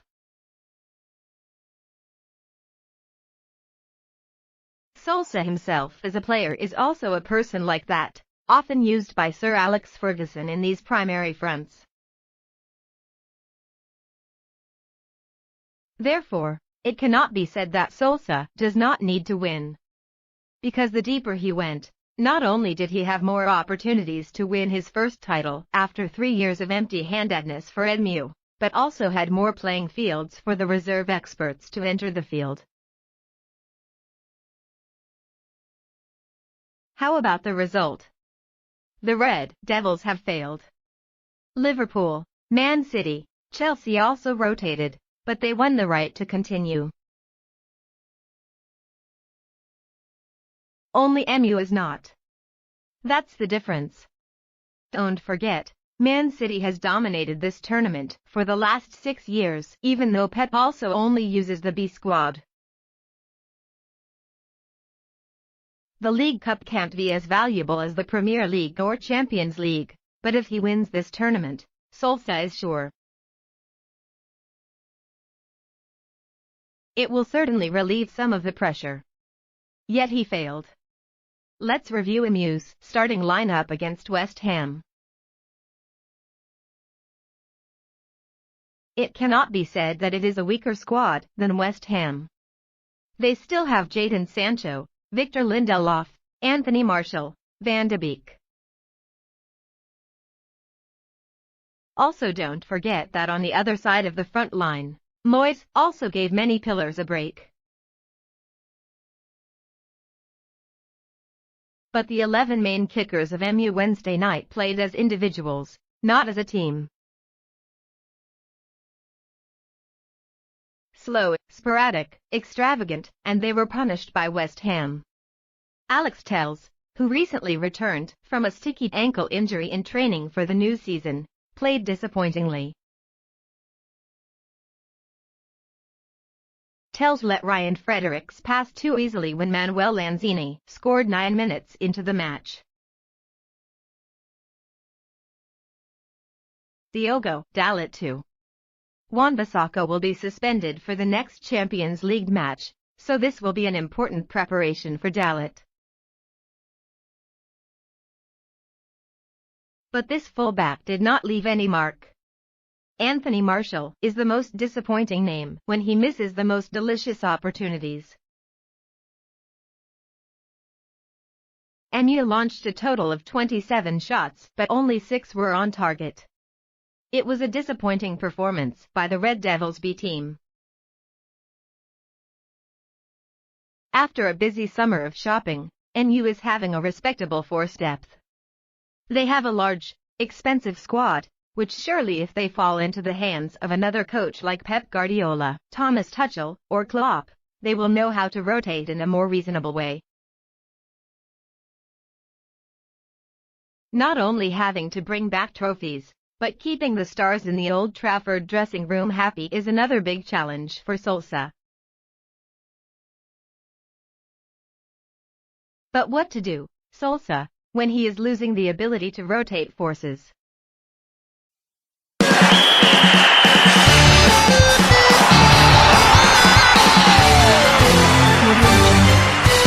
Stars who have not had goals and assists since the beginning of the 2021/22 season.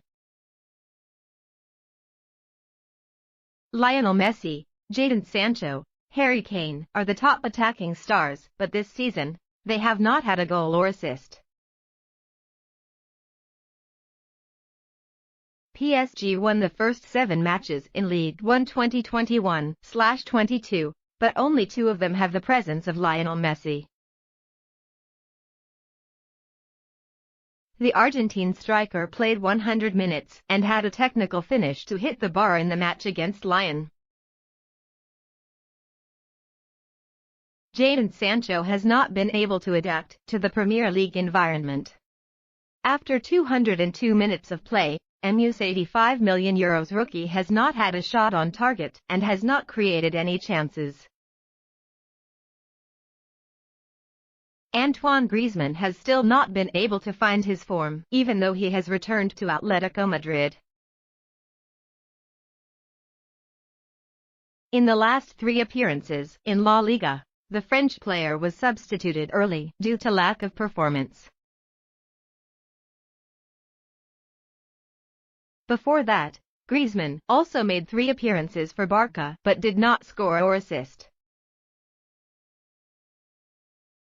Antoine Griezmann has still not been able to find his form, even though he has returned to Atletico Madrid. In the last 3 appearances in La Liga, the French player was substituted early due to lack of performance. Before that, Griezmann also made 3 appearances for Barca but did not score or assist. After a period of pressure but still could not come to Man City, Harry Kane had to stay at Tottenham Stadium. The Premier League's top scorer last season has yet to score or assist after 288 minutes of playing this season. Before the season started, coach Ronald Koeman confirmed that Philippe Coutinho would shine in a Barcelona shirt. However, what the Brazilian player has done so far is only 82 minutes in La Liga and 2 missed shots. Kevin De Bruyne is still not in the best shape after injury. He has only made 2 appearances from the bench in the Premier League. This meager time is not enough for the Man City midfielder to leave an impression. After a good performance in the European Super Cup match, Hakim Ziyech had to get used to the bench when he returned to the Premier League arena. The Chelsea player has only started in the 3-0 win over Aston Villa. Kingsley Coman has not been given the opportunity to play regularly since coach Julian Nagelsmann took charge. On September 17, the French player also had to undergo an operation to completely cure the arrhythmia. Koeman is expected to rest for 3 weeks before returning to training. In the last summer transfer window, Dortmund filled the void of Jadon Sancho by spending €30 million to recruit Daniel Malin from PSV. The player born in 1999 had a bad start in the Bundesliga when he failed to score and assist after 5 appearances. In the 2020-21 season, Patson Daka stormed in the Austrian league with 27 goals, 7 assists, after 28 matches for Salzburg. However, the Zambian player had many difficulties when switching to a superior league, the Premier League. Leicester's €30 million rookie has only 26 minutes to appear in the English Premier League so far. In the Europa League, Daka had a missed celebration when his goal against Napoli was disallowed for offside.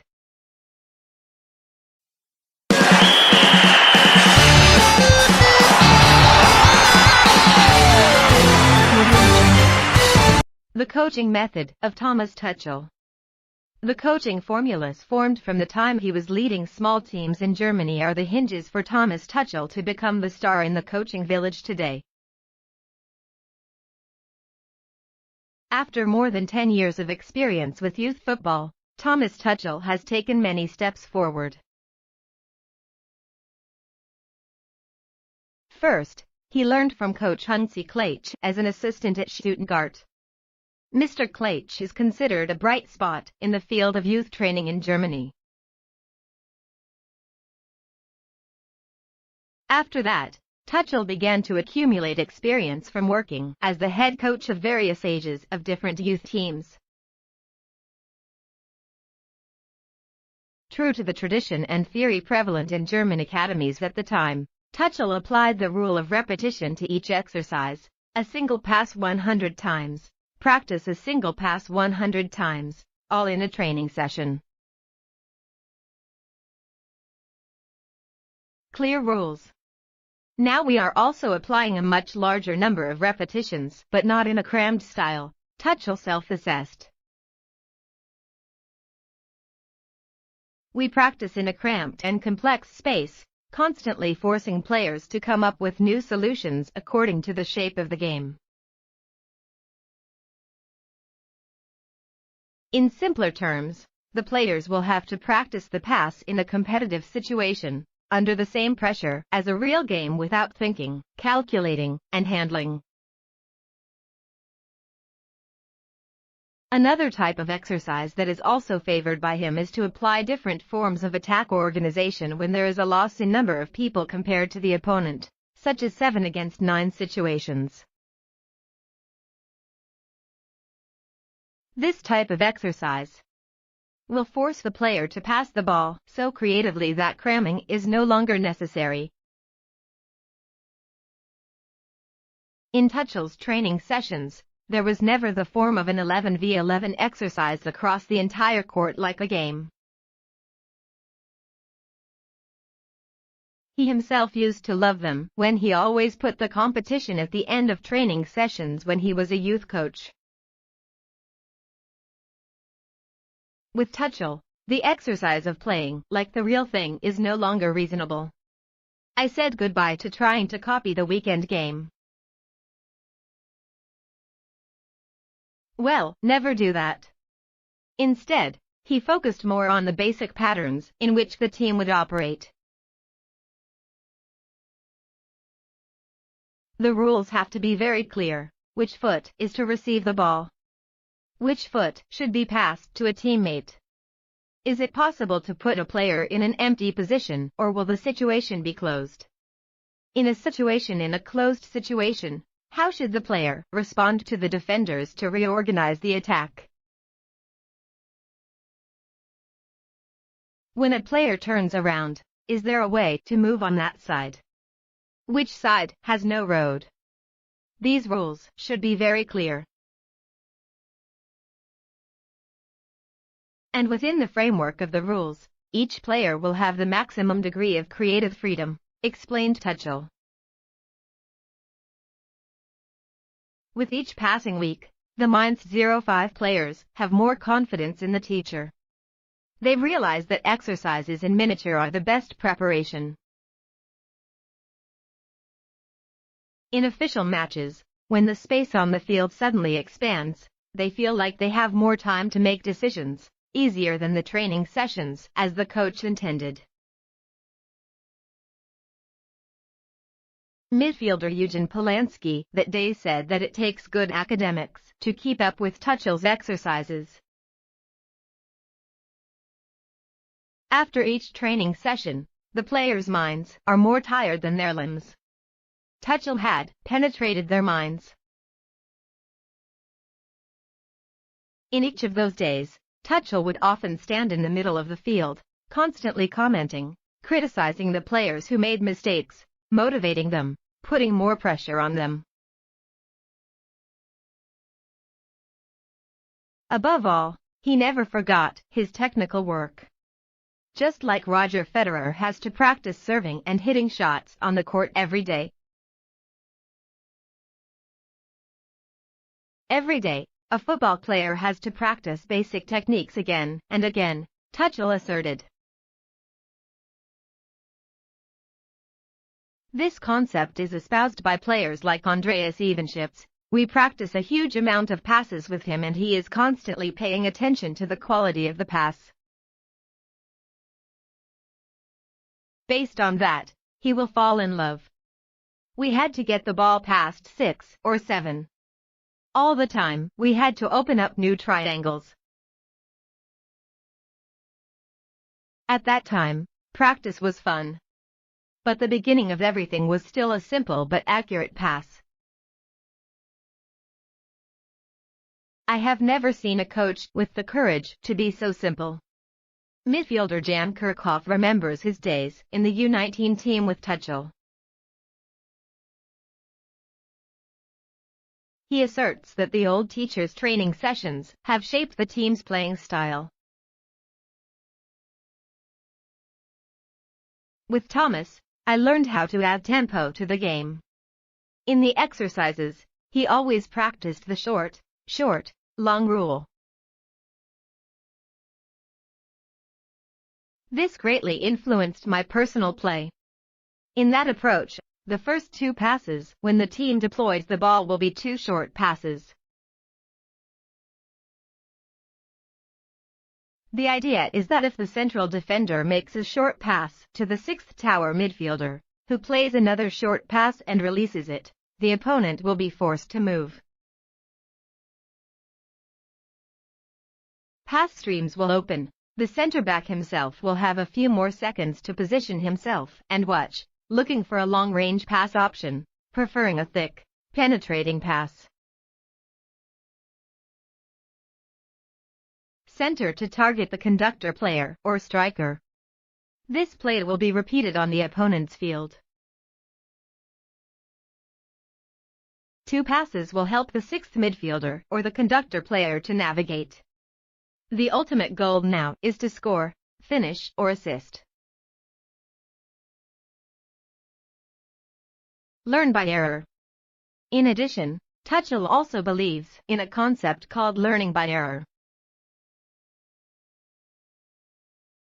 This is a sports science theory that holds that each athlete will learn sequences better if there are variables or objective influences introduced into the training process rather than simply repeat. Fate as arranged. One of the fathers of this theory was teaching and doing research at the Sports Science Institute of Johannes Gutenberg University. At the same time Tuchel was working in Mainz. To be precise, Mainz's training ground was only 2 kilometers from the school. Tuchel also had discussions with Professor Wolfgang Schallhorn. Those encounters made a strong impression on Tuchel, as he put it, completely changed my role as a coach. He recounts, I started to orient myself more and more in the real direction that training gives players more complex tasks than a game. The problems the opponent creates in the game. A game has to be simple for the players. The design of the training ground applied by Tuchel can make anyone's head crazy. Exercise always takes place on a small and narrow area. There is always pressure present on the player holding the ball, so passes must always be made and executed correctly. In addition, there are always special rules, or certain areas of the field will be prohibited from entering. For example, do not pass into or through the center circle, or limit play to the sideline depending on the characteristics of the next opponent. Tuchel once analyzed Stuttgart and judged them to be very good at winning the ball on both sides. So he asked the team to deploy through the middle and minimize the openings in the wings. On the Tuesday before the game against Stuttgart, in the first training session of the week, he began to give exercises for that play, although it was still pleasant because it was the beginning of the week. On Wednesday, Tuchel restricted the field to an unusual level. The play area is shaped like an hourglass. Tuchel forced the players to pass across the center of the field horizontally, as if threading a thread through the slit of a sewing needle. If the players get the ball across the midfield line, the space then widens. That Saturday, Mainz won. Stuttgart's 2 fullbacks are like 2 outsiders. We went out on the pitch without any fear but with positive faith, one player said. His requirements were quite detailed. He didn't simply lay out the opponent's strengths and weaknesses, but also made it clear how we would play it on that basis. Some people rejected Tuchel because of his attitude and personality from the training ground to the technical area. It is true that at times it is easy for Tuchel to make people feel like he is a weirdo, effective but in a strange style. However, just talking to the players who worked with him during the early years of his carefree career at Mainz, a picture will gradually emerge, sketching of a man who has always been for the team, far from the image he showed in front of fans, team leaders, or the media. After a game, he put his arms around my neck because I scored from a slightly different movement after receiving the ball. It gave me less than a second to finish without getting hit. Blocking. He was like crazy in the dressing room. I didn't feel any selfish pleasure from Tuchel. He didn't see himself as a genius or anything like that, but just pure joy for me, as a player, as well as the fact that I did it together, even shits concluded.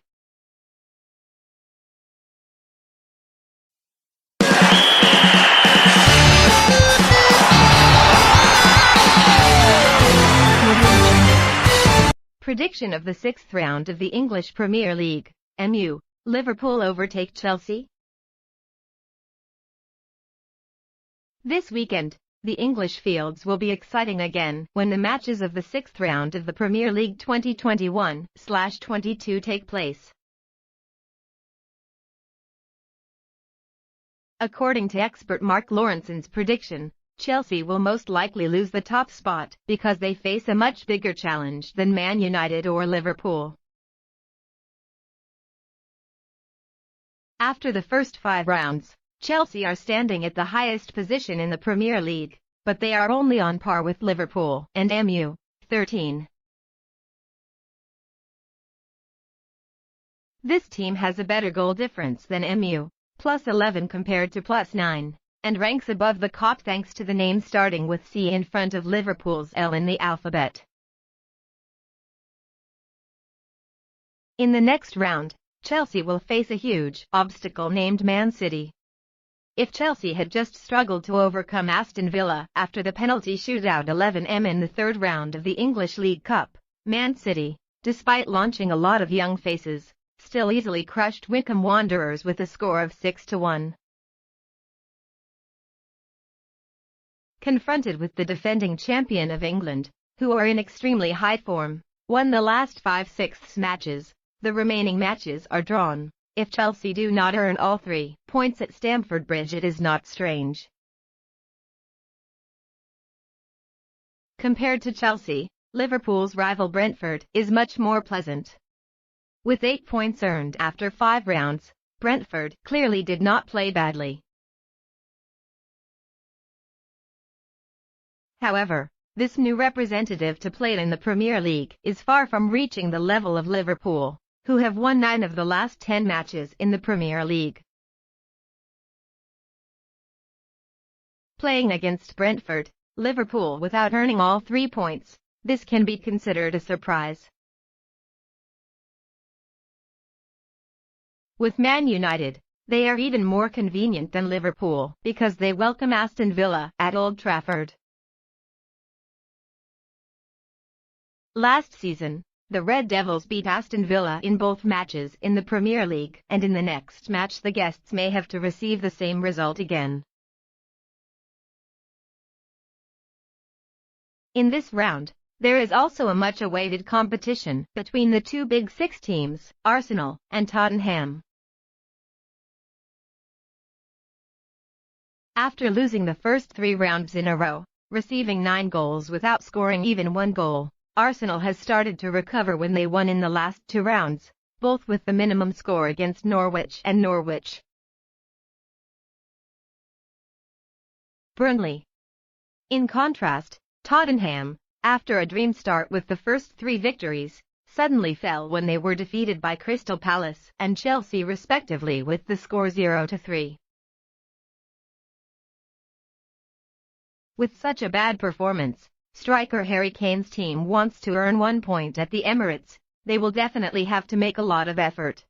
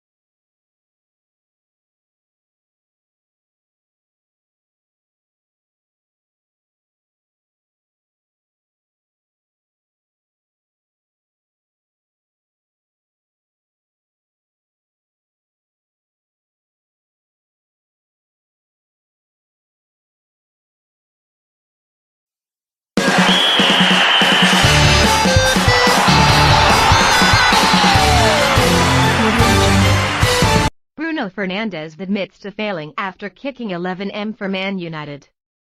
The Portuguese midfielder wrote a long letter on his personal page sharing his feelings after missing a penalty that caused the home team to lose to Aston Villa.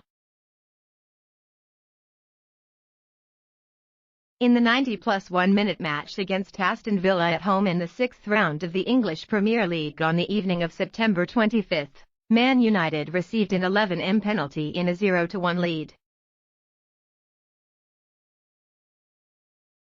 Bruno Fernandes was selected by coach Solskjaer to take a penalty instead of Ronaldo.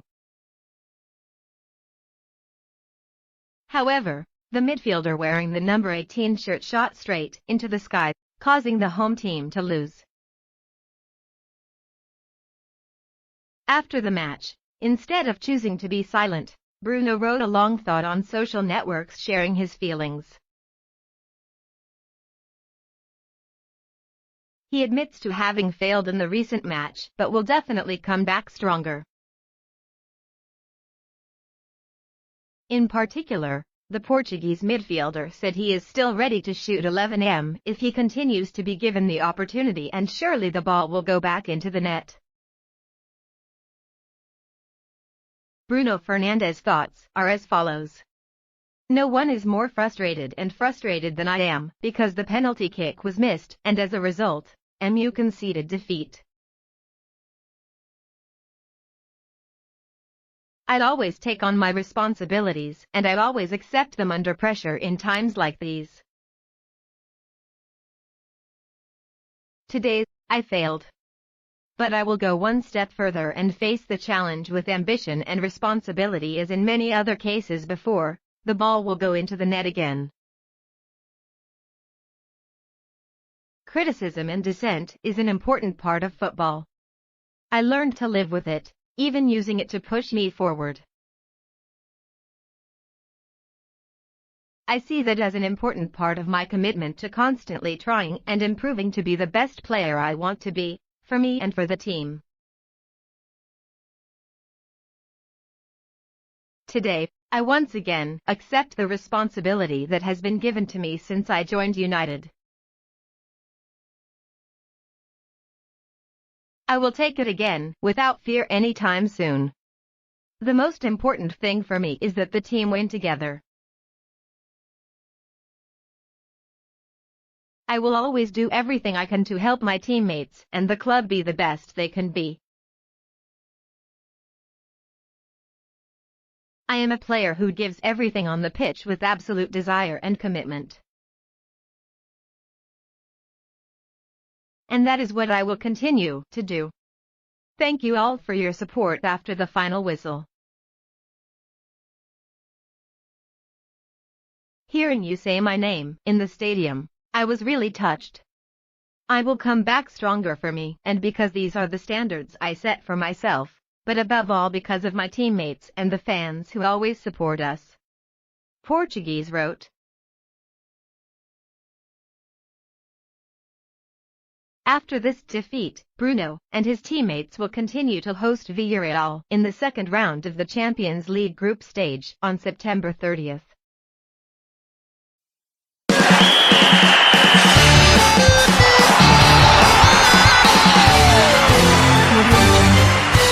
Bruno Fernandes sent a letter to MUNHM after a pathetic 11m. Immediately after making a mistake of 11m, causing MU to lose the match, Bruno Fernandes posted a rather long letter on his personal page to send a message to the Red Devils fans.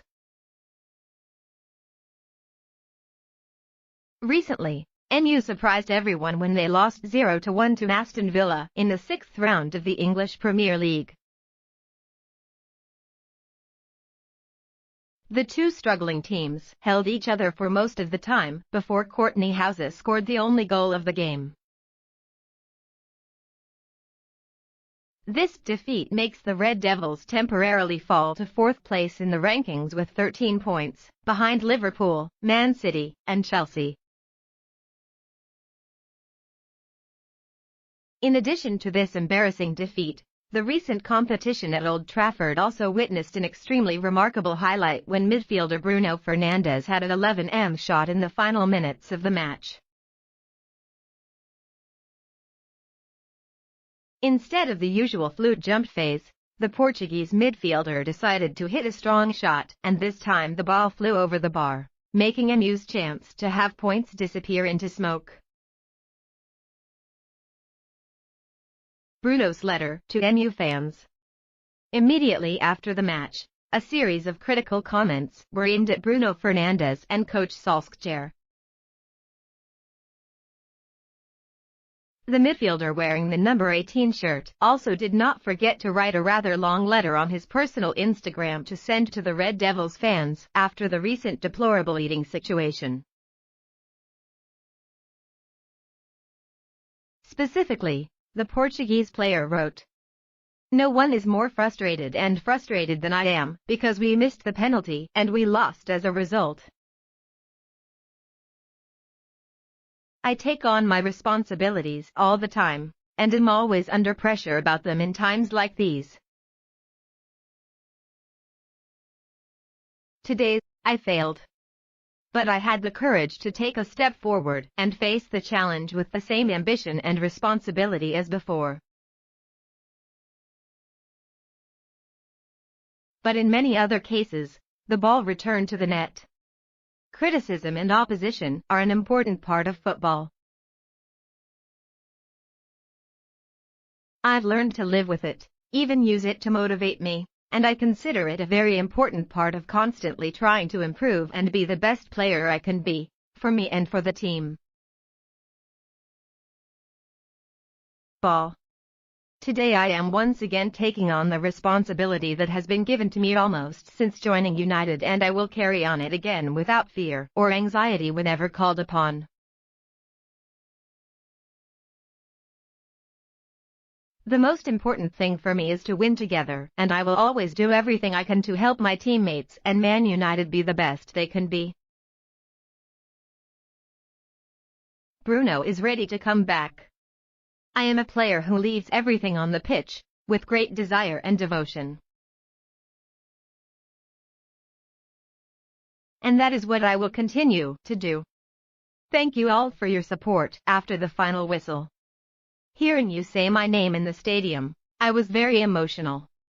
I will come back stronger, because these are the standards that I myself have to follow, but above all because of my teammates and the fans have always supported us.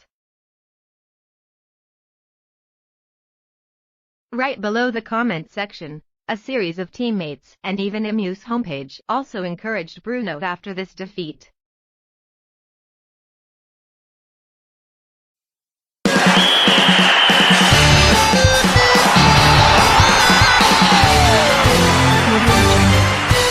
The Morning Star, MU was criticized for being greedy and selfish for not passing the ball to Ronaldo.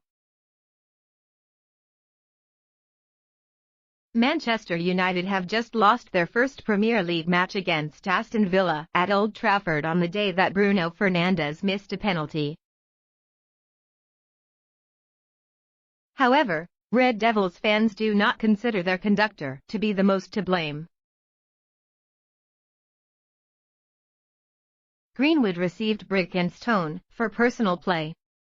On the evening of September 25, Manchester United, M.U. unexpectedly received a 0-1 defeat against Aston Villa at Old Trafford.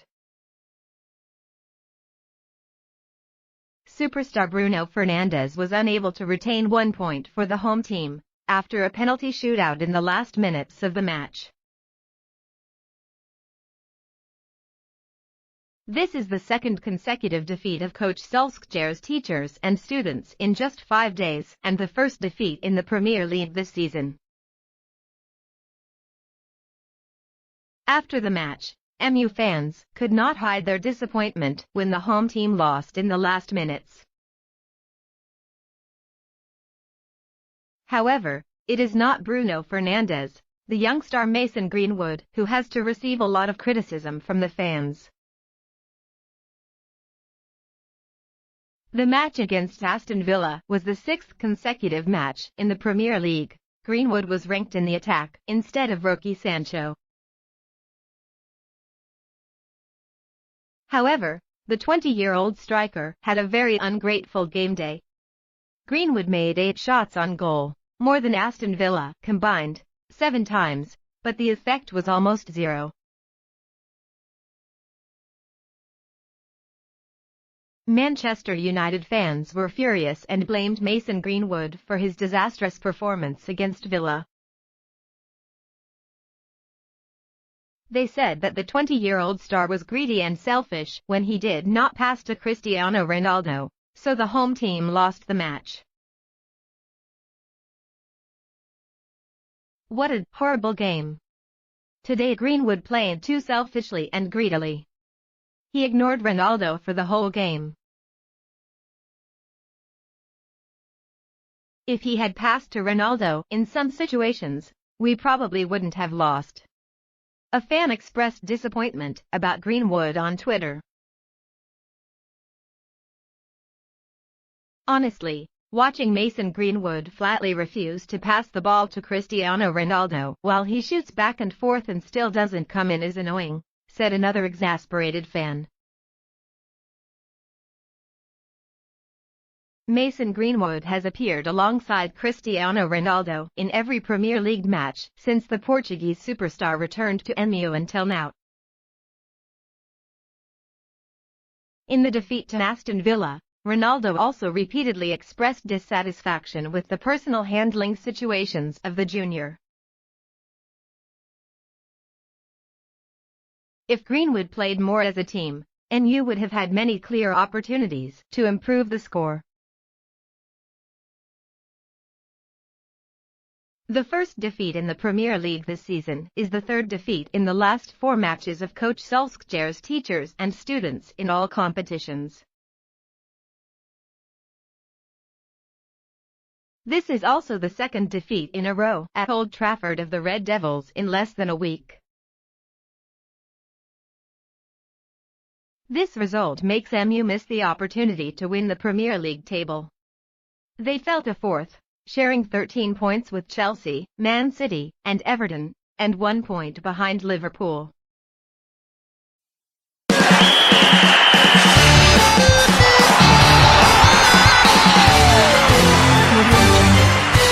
MU lost the match. Ronaldo made a surprise decision about the future. According to information from The Sun, Ronaldo has planned for the future. He wants to stick with the Red Devils for a long time and wants to retire here. Ronaldo returned to MU after 12 years of separation and played relatively well, when he scored 4 goals in 4 matches in all competitions. However, in the 6th round of the Premier League, Ronaldo and his teammates received a 0-1 defeat against Aston Villa. In this match, MU was led first and then awarded a penalty in stoppage time at the end of the match.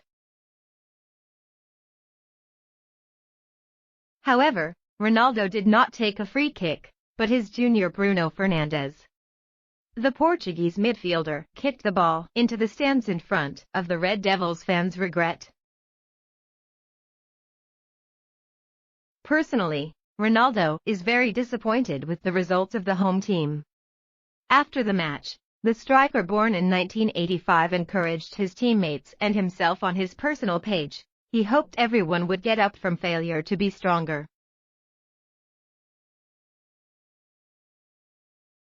Ronaldo's current contract with MU is valid until the summer of 2023. According to The Sun, Ronaldo has planned his future.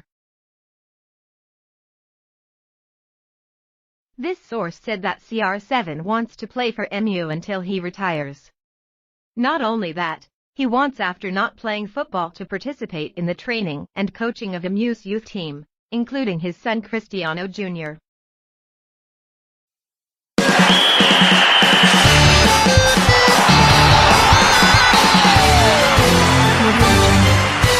Bruno disaster and 4 missed penalties. During his career, midfielder Bruno Fernandes is not only famous for his superior passing skills, but his skillful penalty kick is also a feature, although there are still 4 missed shots. The Portuguese star had 46 encounters with goalkeepers on the 11m mark, of which Bruno succeeded 42 times, reaching a rate of up to 91.3%. The first time Bruno missed a penalty took place 5 years ago. As a young player, Bruno Fernandes spent 3 years with Udinese club in Italy. Here, he made 86 appearances with 10 goals. Among them is a memorable match against Napoli at home. Udinese was entitled to 2 penalties in 90 minutes of play. Bruno was the one assigned to do both. However, he only succeeded in kicking the first time, and the second time, the midfielder's shot was caught by the goalkeeper of the opposing team. However, the broken penalty kick did not affect the outcome of the match much. Bruno contributed 2 goals to help Udinese win 3-1. 2 years later, Bruno now moved to play football for his hometown club Sporting Lisbon. His team faced rival Louros in the Portuguese National Cup. When the home team was awarded a penalty kick, Bruno put down the captain's armband with the ball in his hand, but unfortunately he could not defeat goalkeeper Miguel Soares on the other side of the line. But midfielder number 18 is not too regretful when Sporting Lisbon still preserved the last 2-1 victory. With an impressive performance in the Portuguese Championship, Bruno Fernandes was welcomed to Old Trafford by Manchester United in 2019. Here, Bruno rose to become one of the most important players of the Devils. Red with a long and stable journey of dedication. Bruno continues to be appointed as the penalty taker for MU. The first time he missed 11m in the red shirt was against Newcastle's in 2020.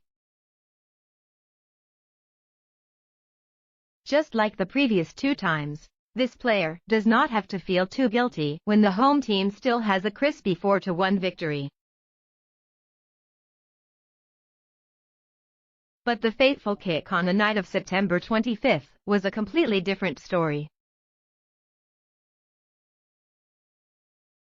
Bruno's Man United is in a difficult situation because the opponent leads 1-0 until the last moment.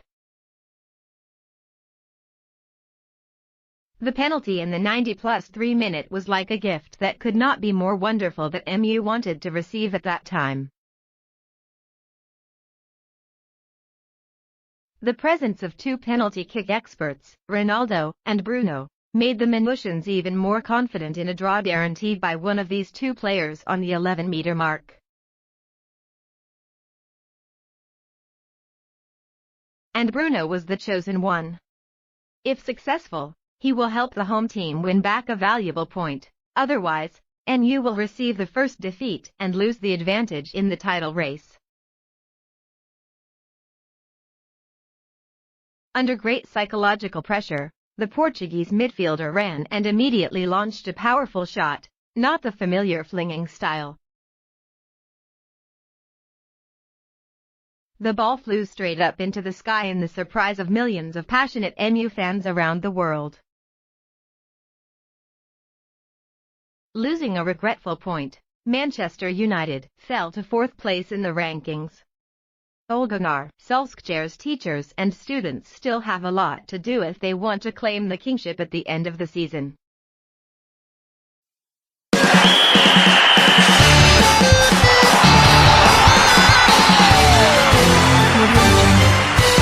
Ronaldo wants to hang up his boots at Old Trafford.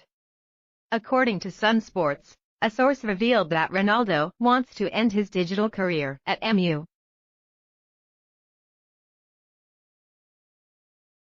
Ronaldo reunited with MU in August on a 2-year contract, with the option to extend it for another 12 months.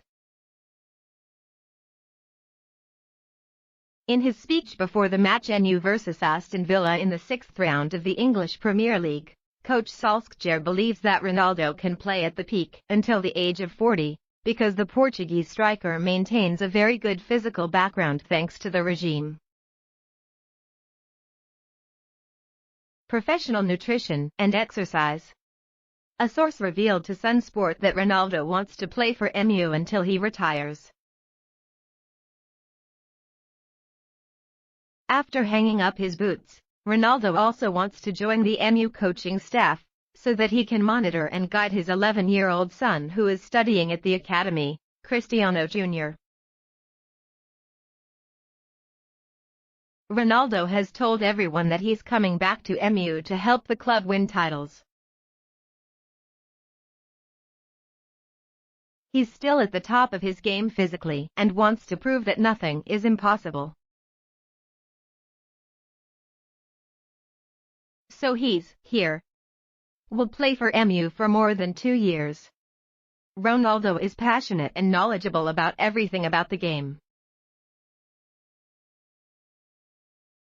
He wants to join the coaching staff of MU after hanging up his boots. He wants to start the next chapter in his career like many former players who have coached at MU, Sun Sport revealed. Ronaldo has also made it clear that he wants to direct his son Ronaldo Jr. to a football career. Ronaldo said, "I like him to be a footballer, because I feel his passion for the sport." Junior is an aggressive kid and hates to lose. I sense its agility and talent, but that's not all. To be a great player, you have to have a long process of training, learning, and trying.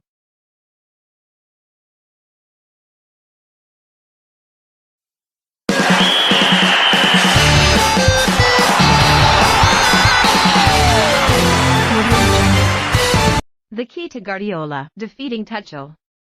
Pep Guardiola successfully avenged his colleague from Germany in a match where Man City neutralized Chelsea's most dangerous weapons. Man City are the first team this season to beat Chelsea after the match at Stamford Bridge. The score 1-0 in favor of the away team did not even reflect the full situation of the match. The tactical adjustments of Coach Guardiola come into play. Meanwhile, Chelsea lacked a bit of recklessness in the context of their familiar system being caught by the opponent. Pressing is the key. Both teams entered the match according to the scenario predicted by many people before the match. With the trio of Kanté, Kovacic, Jorginho in midfield, Chelsea actively backed down when there were at least 8 defensive players to turn to a 5-3-2 formation. Timo Werner kicks the striker with Lukaku. Kai Havertz had to sit on the bench when coach Thomas Tuchel wanted to take advantage of the former Leipzig striker's speed and ability to play directly.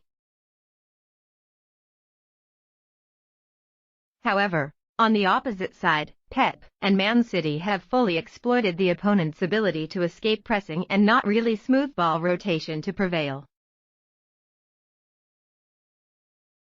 Pep did not turn to the 3 central defenders, but continued to operate a 4-3-3 system with 2 pressing barriers including Grealish, Foden, Jesus in attack and De Bruyne, Rodri, Bernardo Silva in midfield. Pep has closely observed how Chelsea struggled in the first half of the match against Tottenham in the previous round. The defensive midfielders and Chelsea defenders faced many difficulties when the Spurs attacking trio surrounded. With 6 players actively applying pressure to create 2 pressing barriers, Man City easily controlled the game. Man City had 67% possession and pass accuracy 91% in the first half and created a balance in play. Of course, pressing the opponent early on can cause the team's physical foundation to decrease during the game. Pep overcomes this problem by asking his players to only apply pressure from time to time, also known as the pressing switch. The pressing switch being turned on at the right time is very important for Man City, because it prevents the opponent from deploying the ball from the bottom line, and helps the visitors win the ball back as quickly as possible. The first two periods of each half saw the intensity of Man City's pressing strongest. Grealish, Foden, Jesus created Man City's first pressing barrier. Good pressing ability also helps Man City limit the counter-attacking ability of Werner and Lukaku. Two Chelsea strikers lost contact with the downline. Werner is good at accelerating and exploiting space behind central defenders, but he doesn't have many opportunities because the Chelsea midfield does not deploy the ball well when pressed. Lukaku is not good at handling the ball in a narrow range when the opponent is close. Coach Tuchel himself after the game had to admit that Chelsea's ball rotation plans were bankrupt because the team could not escape the pressing. They are faster, stronger and more accurate in applying pressure, admitted the German coach. Chelsea's expected goal score, XG, for the whole match is 0.22, Opta, the lowest number that the Blues have since XG stats were included in football statistics. Chelsea did not have a shot on target towards the Man City goal. For the first time since Tuchel took charge at Stamford Bridge, Chelsea's attack could not hit the opponent's goal. Bernardo Silva makes a difference. In Man City's pressing system, midfielder Bernardo Silva is the most important switch. The Portuguese player put the most pressure on Chelsea's midfield trio, helping De Bruyne or Rodri to breathe easier in central disputes.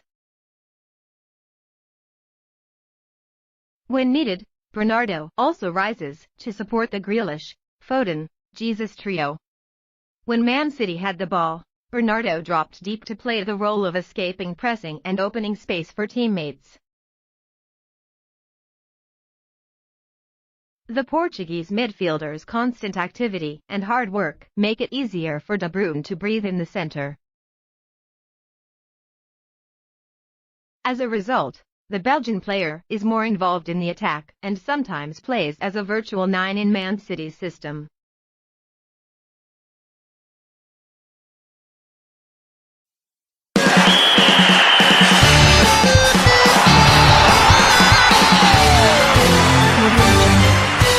Man City leads the Premier League. Pep Guardiola establishes order.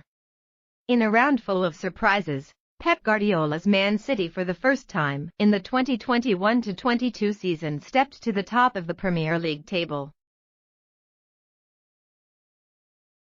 Pep's victory.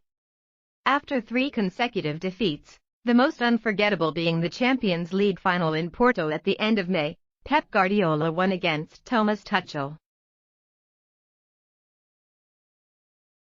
In the previous 3 meetings, Pep Guardiola's Man City lost and only scored 1 goal.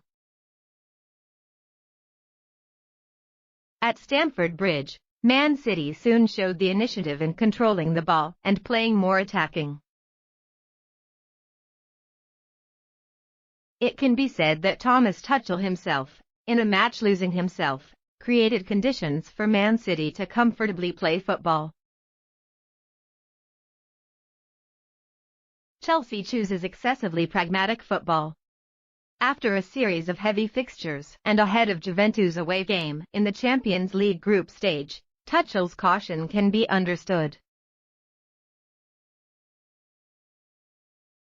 It seems that Tuchel calculated a safe solution with the goal of 1 point, instead of actively attacking the topic looking for victory. This is an opportunity for Man City. Pep let the players play full attack when the opponent kicks low.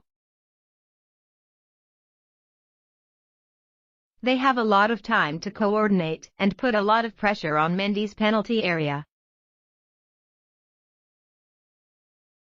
Gabriel Jesus' goal came quite fortunately, when his shot hit Jorginho and changed direction and Mendy did not have time to react. But that is the result of the time when Man City accelerated and did not stop attacking. Chelsea lost herself in the match where the champion of the Champions League was not shown. Pep Guardiola did not miss the opportunity to join Man City to win all 3 points. Order established. Every time Gabriel Jesus scores in the Premier League, Man City do not lose. This has just been shown again at Stamford Bridge. In the 44th game he has scored 42 wins, 2 draws.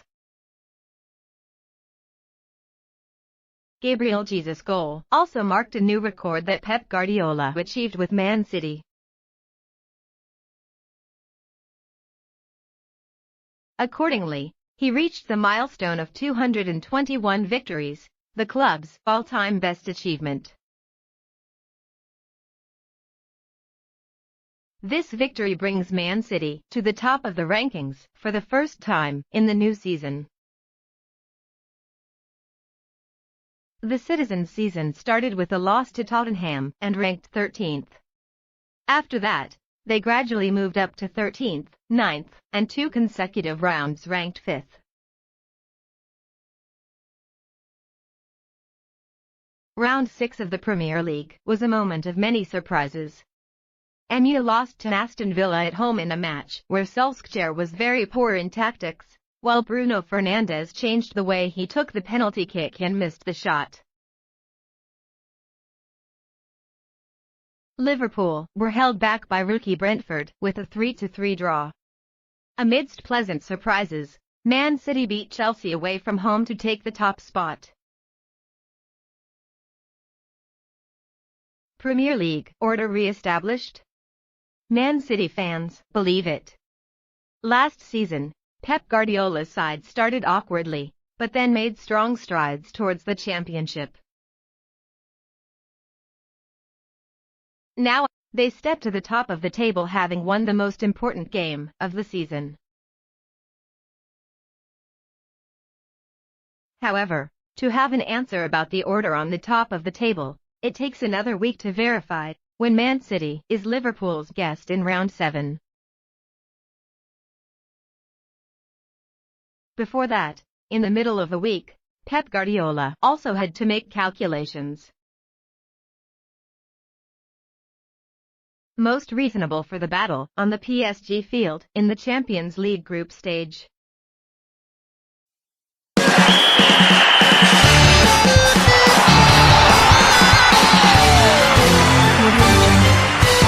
Ronaldo wants to hang up his shoes at MU and follow a coaching career.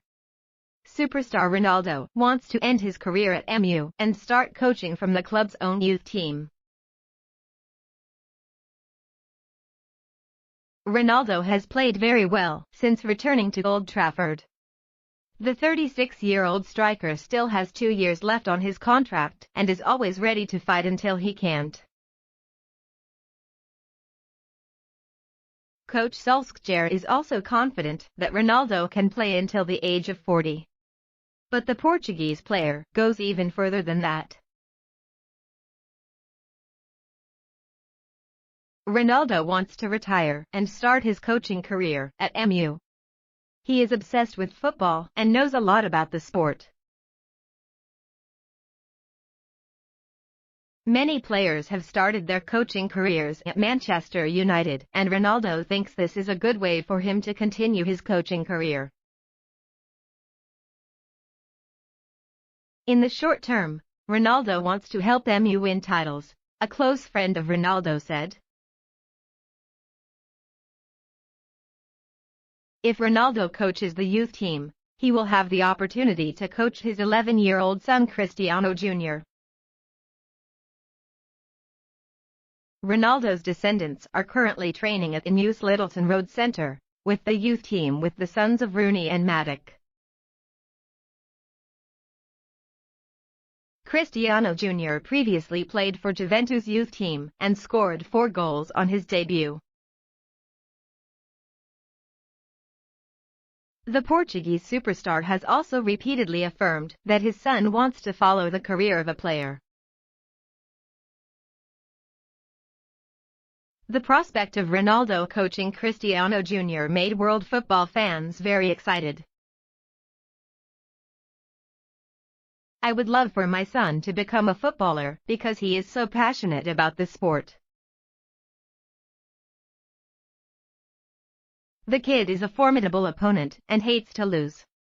However, there is still a long way to go and a lot of work must be done," Ronaldo once shared.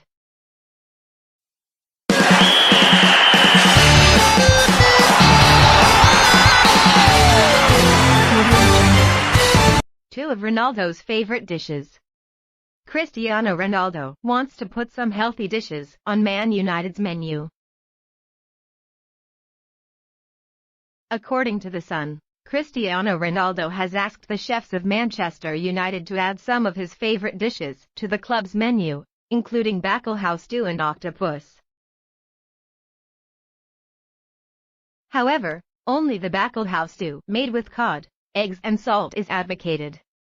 Many Man United players ignored the octopus dish that Ronaldo asked to add to the menu.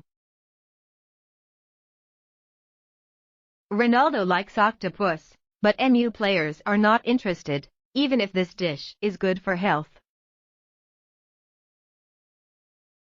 Ronaldo likes high-protein dishes, such as ham, eggs and avocado. MU's chefs also try to help. CR7 has a little taste of home, the source revealed to the Sunday. Ronaldo maintains scientific eating and training habits for many years. This helps him stay in good shape despite turning 36 years old. According to goalkeeper Lee Grant, Ronaldo has changed some habits of MU players, such as eating sweets after dinner on Fridays. In addition, Ronaldo introduced his Portuguese menu for a few team.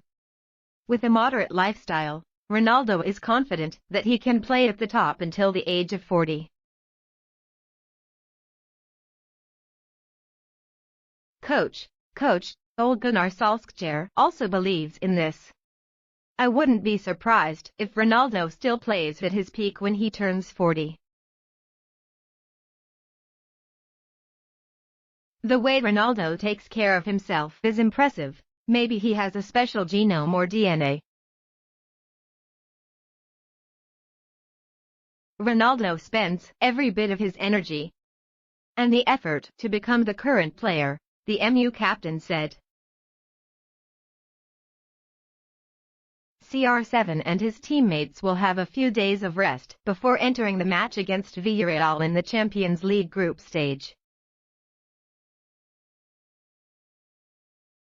Yellow Submarine defeated the Red Devils in the Europa League final last season and is still in good form this season. On the morning of September 26, coach Unai Emery's Army made Real Madrid's sublime attack silent for 90 minutes.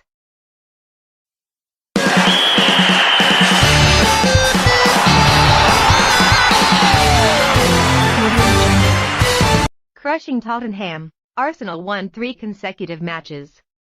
Leaving behind a series of 3 defeats at the beginning of the season, the Gunners are showing strong signs of returning when the Premier League has passed 6 rounds.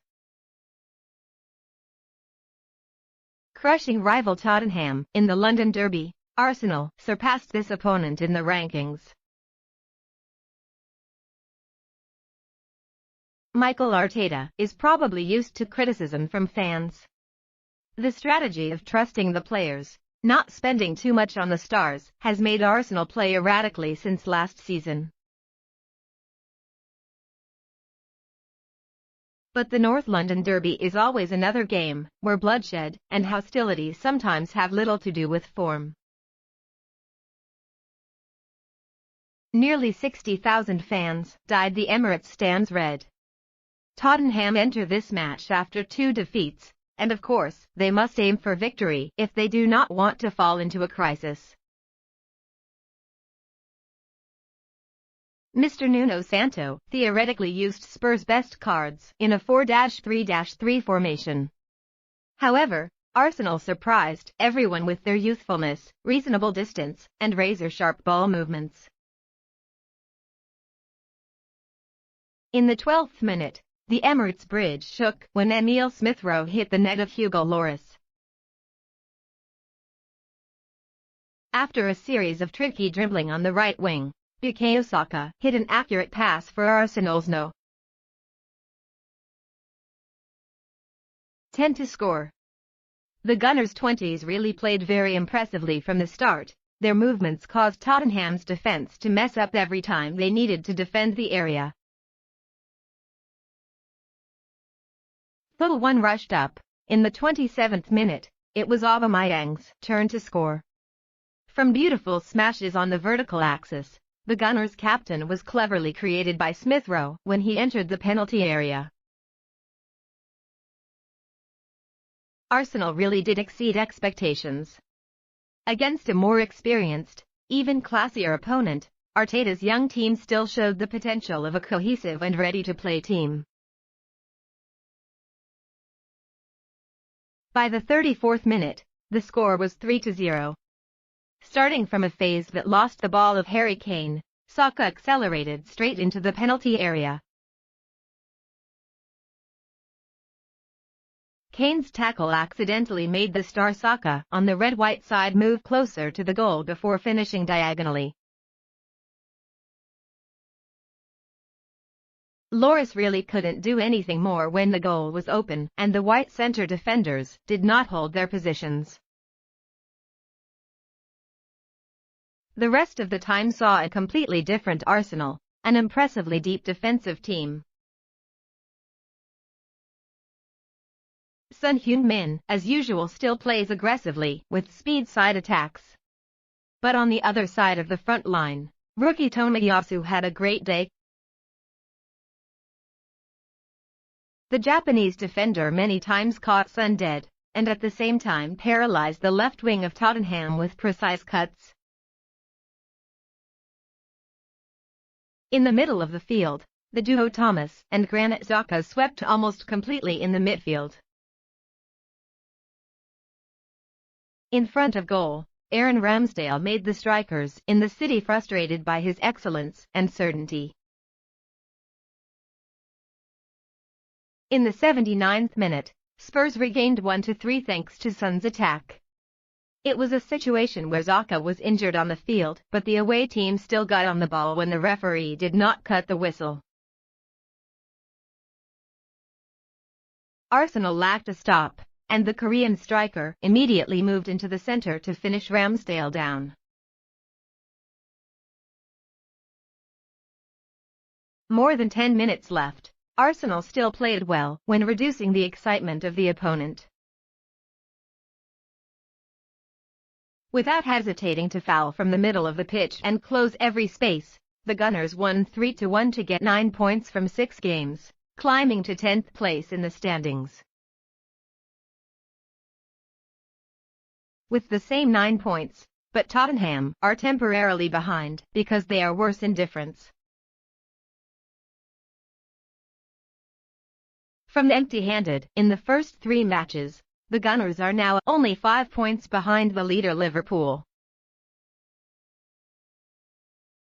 The football season is still very long and it seems that the Red and White Army has begun to find the right direction for itself.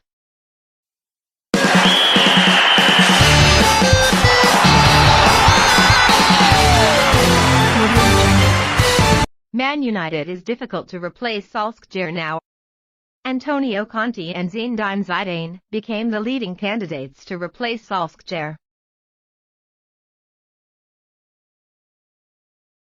However, the Glazers are not in the habit of firing coaches when their money is still guaranteed.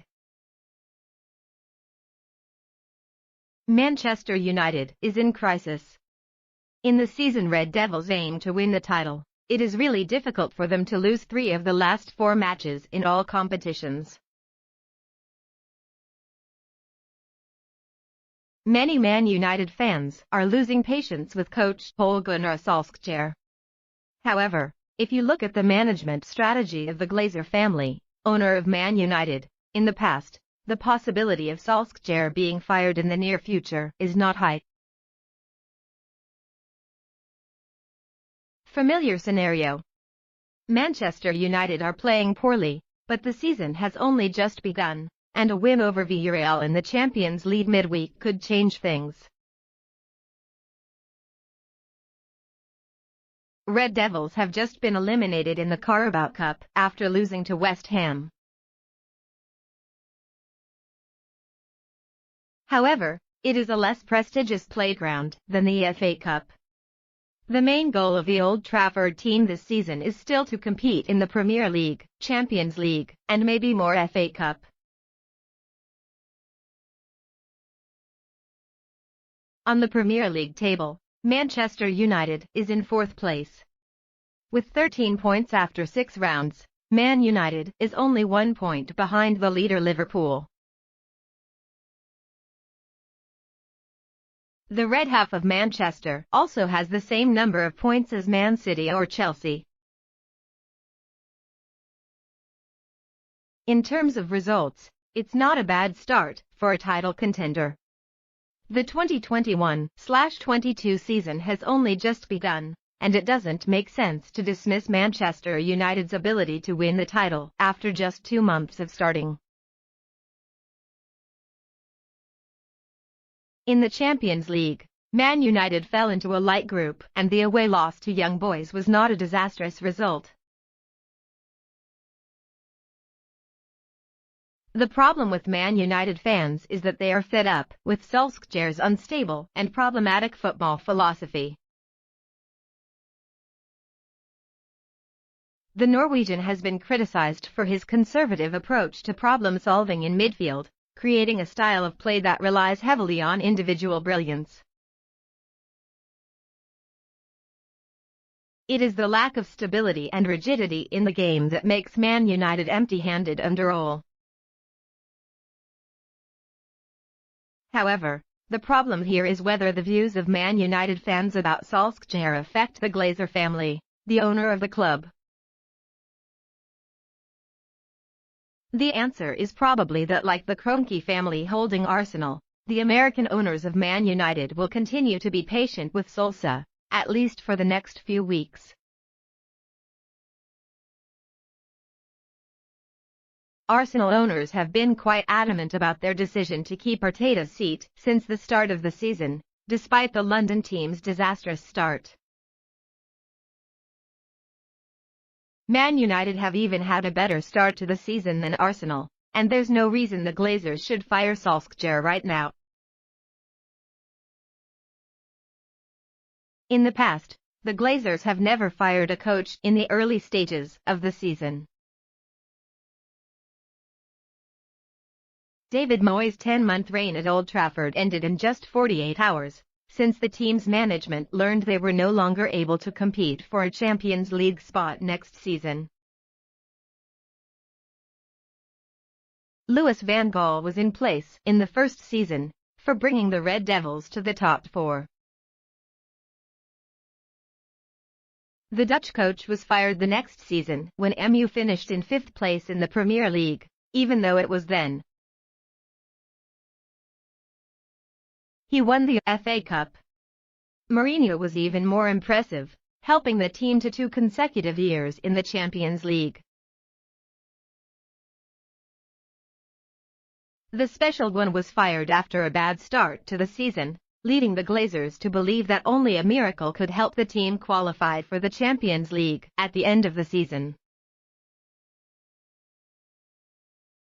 The common point in all 3 times the Glazer family fired the above coach all lies in Man United's ability to attend the Champions League.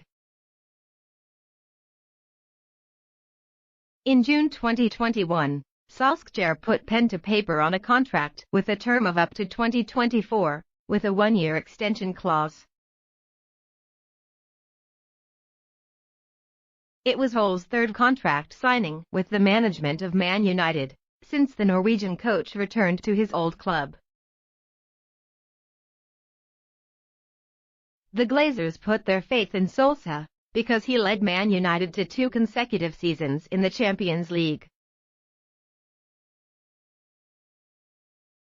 Solskjaer has become the captain of the Old Trafford team for the longest time, since Sir Alex Ferguson retired. In the summer market of 2021, the Red Devils leadership also spends money to bring back many quality contracts. Solskjaer received great trust from American owners. Since 2013, Man United owners have relied on Champions League qualification to assess the capacity of coaches. Will that make a difference this season? The Glazers can raise the target for Solskjaer in this 2021/22 season. However, the most important issue for the American owners is still the annual revenue of the club. The Old Trafford team is doing well thanks to the club's brand. A change of manager in the middle of a season can bring a lot of upheaval within the team, and of course, be financially costly. Conte and Zidane will be cautious. Another reason that makes it difficult for Man United to sack Hull soon lies in the fact that there are not many good options to replace the Norwegian coach.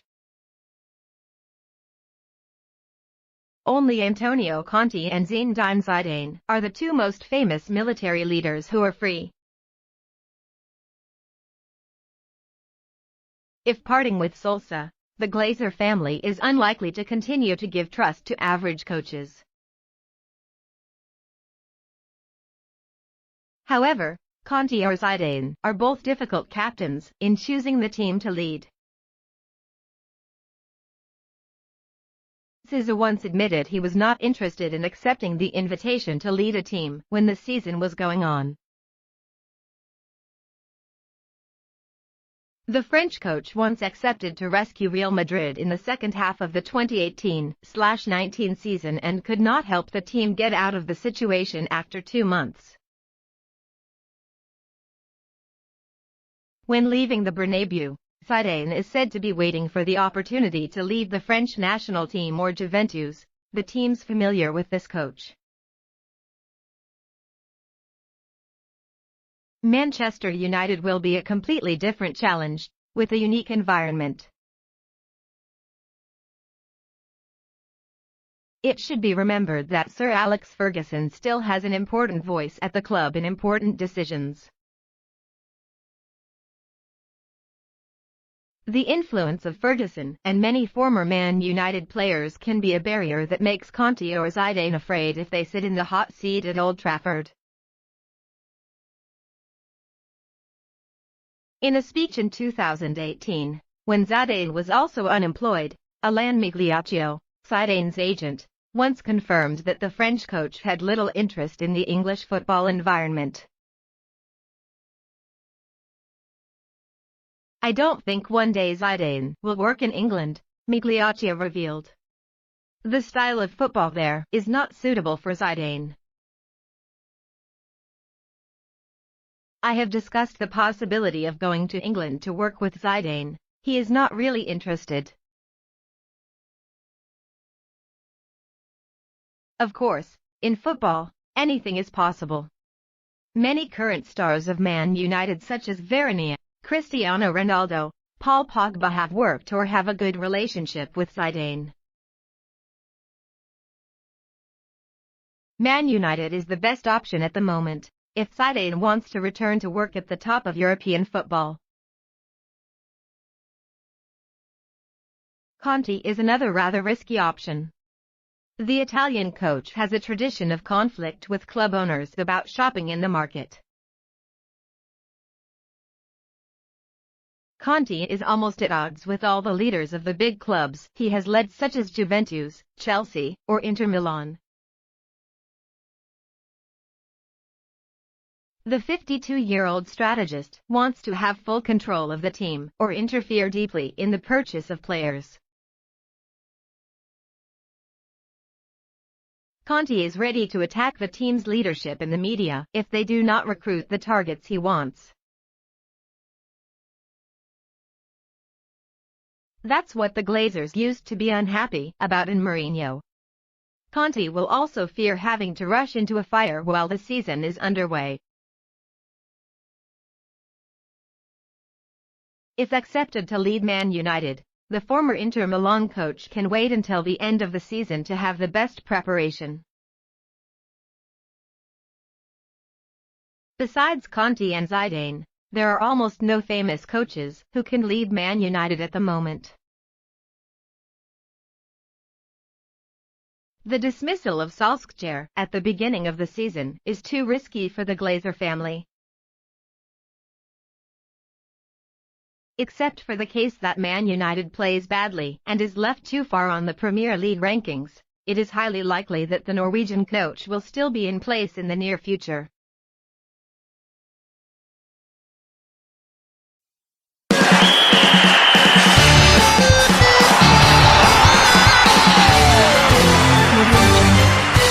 Tottenham is miserable because of Harry Kane and Son Heung-min. According to former defender Gary Neville, the pair Harry Kane and Son Heung-min have become mediocre players in the heavy defeat at the hands of Arsenal. Harry Kane is in an unhappy mood. His body language shows that very well. Former England captain Gary Neville commented on the current captain after Tottenham's 1-3 defeat to Arsenal in the 6th round of the Premier League. It looks like Kane continues to do so as of this summer.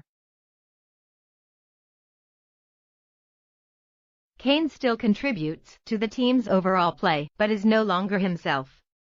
At the Emirates Stadium, the away team Tottenham entered the game sluggishly and was led by Arsenal 3 goals after only 34 minutes.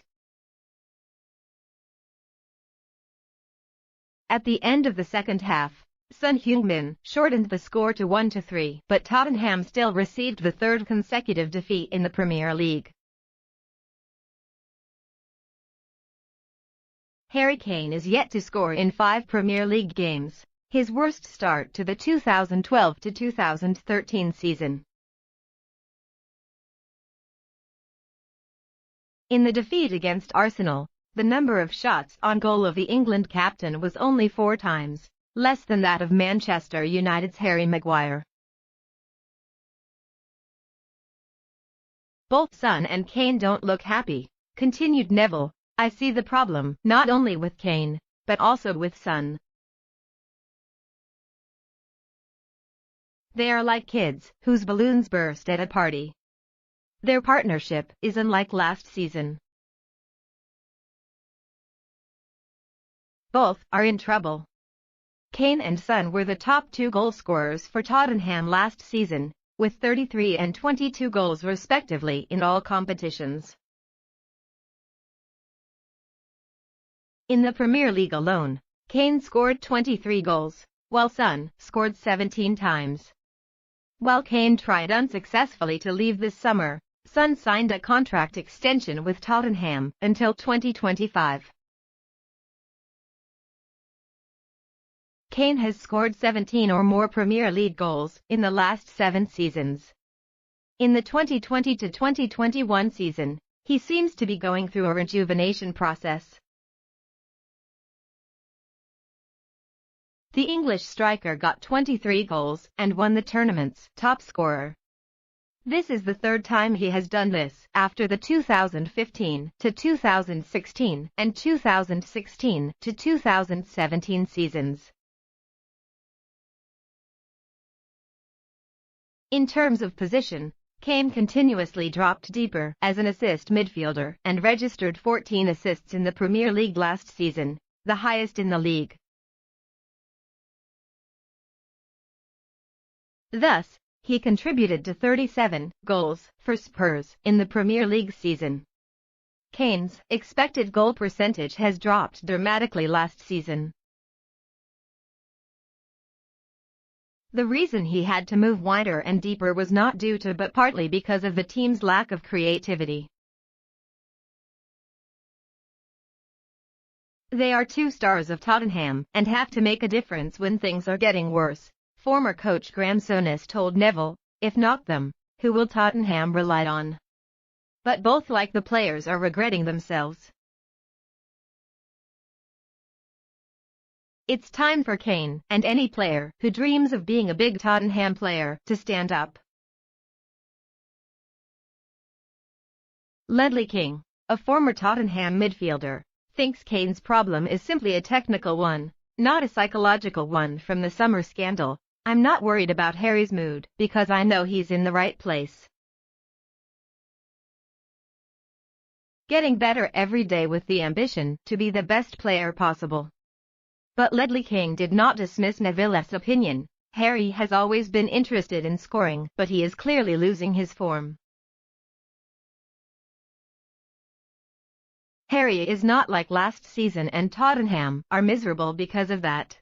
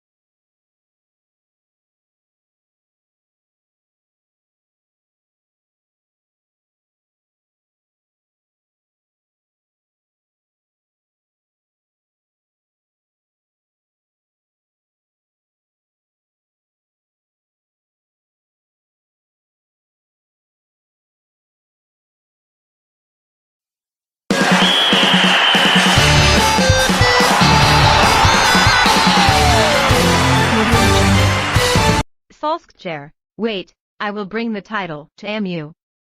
Coach Solskjaer confidently copes with the pressure on the hot seat of MU. He declared strongly, "We'll bring glory to the Red Devils." With big contracts added in the summer, Jadon Sancho, Rafael Varane, and Ronaldo, Solskjaer is even more empowered to bring the title to the Old Trafford traditional room, after nearly 3 years of holding the team still empty-handed. The former Red Devils player was repeatedly questioned about his leadership skills when the failures of MU were analyzed. The fact that MU lost 3 of the last 4 matches made Solskjaer's chair even hotter. Tonight, MU will receive Villarreal, the opponent who stole the dream of the Europa League title of Solskjaer's teachers and students last season. But in this rematch, the MU squad has a big difference, with the return of Ronaldo and the addition of Rafael Varane. Former teammate Gary Neville sent a message to Solskjaer: "There will be no excuses. MU this season must definitely win the title." Solskjaer shared, talking about the pressure he is facing. "To work in this environment, to lead MU, you have to be under that pressure." If he says, "We have to win a title," yes he is. MU is sticking to its plan. "We are here to win. I am here at MU to win." Gary knows that. At this club, we have an obligation to win, and in a certain style. Sometimes that's risky, you can lose a few games. But I am confident that MU will get there with consistent results and hope that in April and May we will be competing for titles. "My focus is always on winning the next game in the short term, and in the long term it's about building the squad to keep improving and winning. Therefore, MU's focus is on winning Villarreal in tonight's match and getting back on track after a bad start. Then we returned to the Premier League on Thursday morning, in a game where we are in the top group, 1 point behind Liverpool at the top.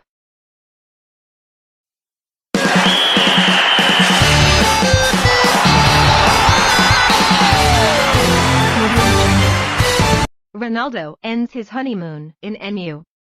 The initial effect quickly wears off, and Cristiano Ronaldo now faces a difficult reality at Old Trafford.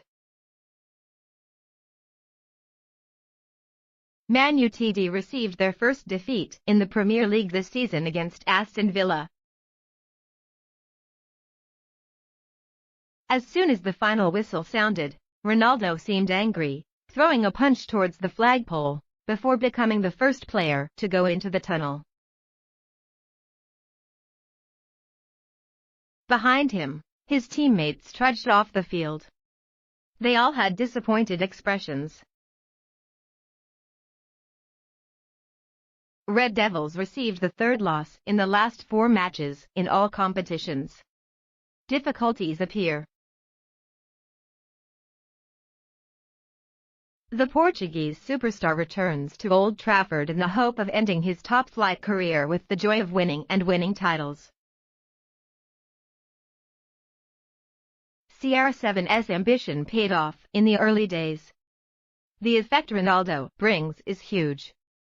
A record of shirt sales appeared, a crowd of fans sang outside Old Trafford, the atmosphere was passionate from social networks to the lawn before the match against Newcastle. The 36-year-old superstar shines brightly when he reunites with Man United after 12 years. Ronaldo's double helped Man United beat Newcastle 4-1. The second and third games, Ronaldo continued to score.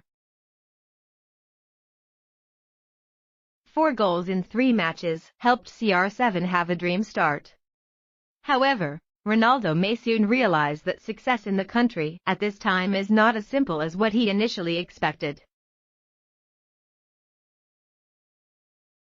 In a short time, Man United experienced a series of poor matches. Ronaldo scored in the Champions League, but Red Devils lost to Young Boys. Losing West Ham in the Carabao Cup, Ronaldo did not play. Against Aston Villa in the 6th round of the Premier League, Ronaldo was part of the team's poor performance.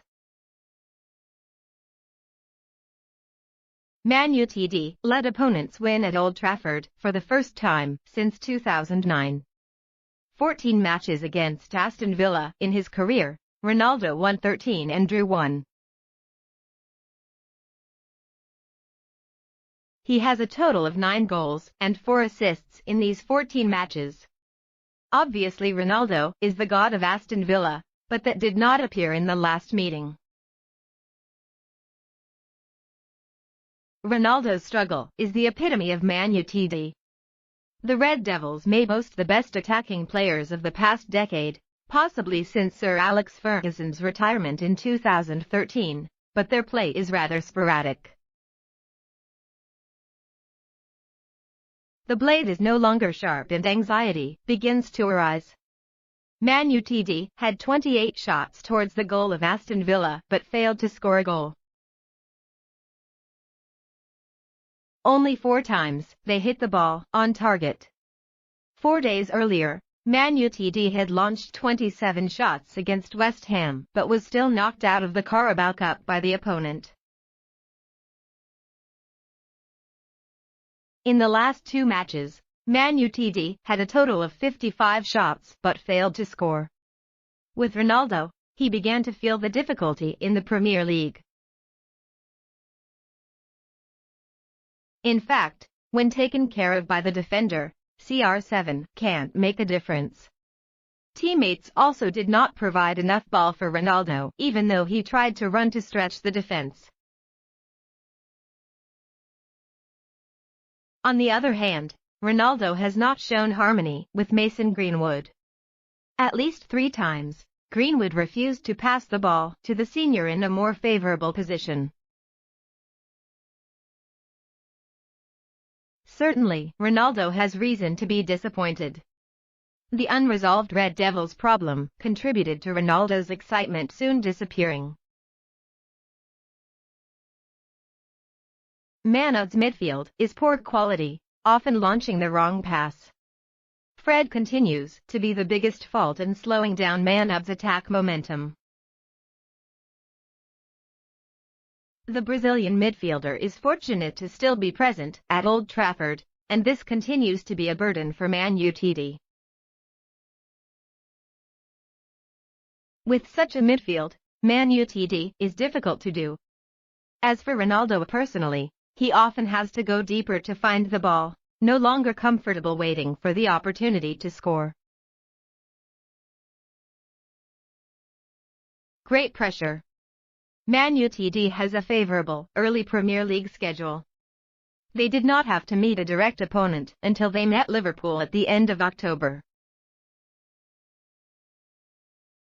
However, currently, Coach Solskjaer's teachers and students have dropped 5 points in the first 6 rounds. A second-place finish in the Premier League and defeat in last season's Europa League final cannot be considered success for Man United. This season, after recruiting Ronaldo, Rafael Varane, and Jadon Sancho, Man United need to have a title. However, the pressure is on Solskjaer's shoulders. After the defeat to Young Boys in the opening match of the Champions League, the situation will become worse if Man United do not have a good result in the second match against Villarreal, especially when Luke Shaw and Harry Maguire are injured. In general, Solskjaer is still struggling in building the game. Man United sometimes played very well. Having excellent individuals can change the game. However, the team lacked consistency and often struggled against a well-organized defense. Can't count on Ronaldo to change this. The loss to Young Boys or Aston Villa was too obvious. The difficulty has just begun and the pressure will only grow in the coming weeks. Man United's schedule is really difficult. Leicester City, Liverpool, Man City, Tottenham, and Chelsea are waiting for Ronaldo and his teammates ahead. Ronaldo's first reign at Man United was a huge success. The peak is 3 Premier League titles and 1 Champions League title. The 31 goals Ronaldo scored in the Premier League in the 2007/08 season is still a record set by a Man United player. Of course, fans want to relive those glorious days. But reality is not that simple. Man's squad is out of balance, and Ronaldo also understands that the road to glory will be very difficult. One more defeat, Man United will fall into crisis.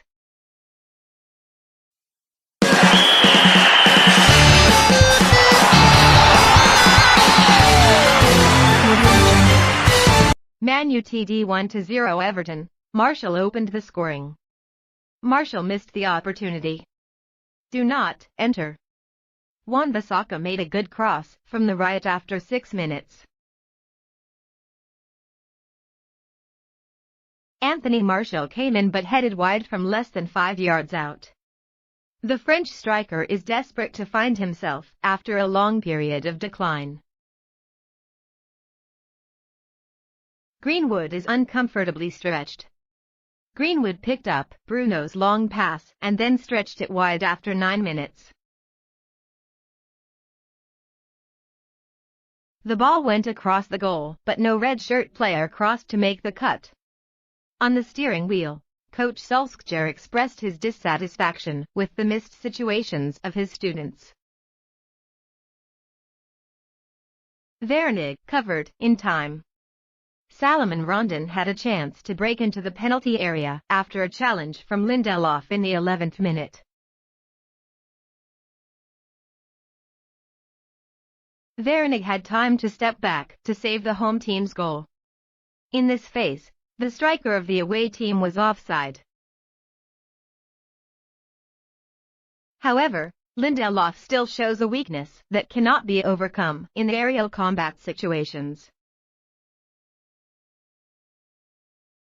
From the free kick in the 16th minute, Michael Keane headed back and sent the ball wide of MU's goal. The English midfielder almost scored against the old team. In the current match, the ball situations will be an effective attack plan of the away team. Pickford plays with concentration. Do not enter. Bruno hung the ball precisely to Cavani's position after 21 minutes. The Uruguayan striker's header was not dangerous enough to beat Pickford, England's #1 goalkeeper. MU holds the ball 63%. Half of the first half has passed. The game Red Devils created is not too overwhelming. However, the host did not give the opponent much space to threaten De Gea's goal. Coach Solskjaer's army is looking for opportunities from crosses from both sides. Greenwood daring handling. Greenwood had a daring shot from just outside the area after 27 minutes. The ball went lightly and couldn't make it difficult for keeper Pickford. MU had 2 shots on target from the beginning of the game, while Everton's number was 0. The collision occurred after 29 minutes. Yerry Mina got angry after the collision between Scott McTominay and Gray. Referee Oliver did not draw a card, but only warned the players on both sides. MU almost conceded a goal. Do not enter. In the 32nd minute, Townsend had a chance to finish in the 5.5m area, but the goal had not yet come to Everton. Shaw intervened to save MU from a visible goal. Off the field, Cristiano Ronaldo warmed up. The 36-year-old player may be given a chance in the second half if MU continues to play deadlocked. De Gea saves. Do not enter. Gray easily overcame Fred and fired a tight shot from outside the penalty area. De Gea promptly poured the saver for the host in the 34th minute. The away team is constantly under pressure. Danger. Doucouré comfortably finished in the penalty area in the 37th minute. Without the timely intervention of Wan-Bissaka, MU would likely have to concede a goal. Everton are playing better in the last 10 minutes. Martial opened the scoring.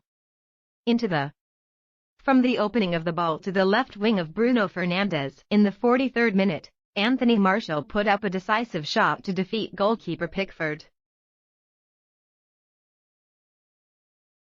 The opening goal came to the host with the fourth shot from the beginning of the game.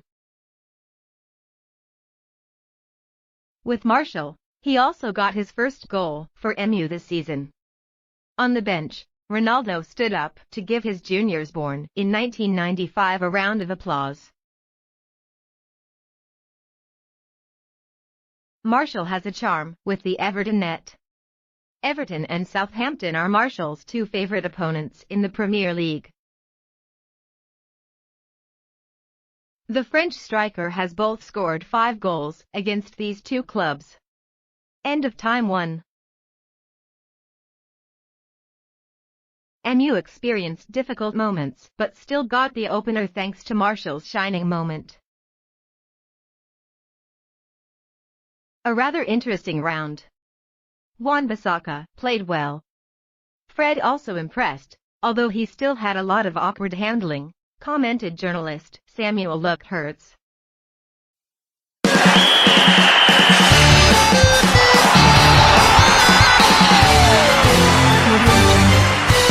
Solskjaer defends blockbuster contract Sancho. Coach Ole Gunnar Solskjaer believes winger Jadon Sancho will bring out his full potential at Man United, even though he has yet to contribute much to the club. Solskjaer expressed dissatisfaction with the statement of his colleague Gareth Southgate in England when he thought that Sancho did not deserve to be called up. The Norwegian military leader commented that perhaps Southgate did not follow what the student showed in the recent 2-1 victory over Villarreal in a Man United shirt. That speech by Southgate was probably made before Wednesday night, wasn't it? Asked Solskjaer. Jadon has performed brilliantly, he's full of energy, the crowd loves him. I think he's started to feel the connection with the fans, and the directness, the positivity, the ability to communicate through people. That's exactly what we expect from him. Yes, he hasn't scored yet, but that night I thought, yeah, it's still Sancho and that's coming soon, a lot of it. Gareth Southgate also said it's important that Jadon knows we believe in him. We've spent a lot of time with him. He's going to be a great player. Top performances will come. Come on. We're not at all worried about that. He'll play well in England, too. A few days ago, Southgate surprised everyone when he called Sancho to England to prepare for the next 2 matches against Andorra and Hungary in the 2022 World Cup qualifier in Europe.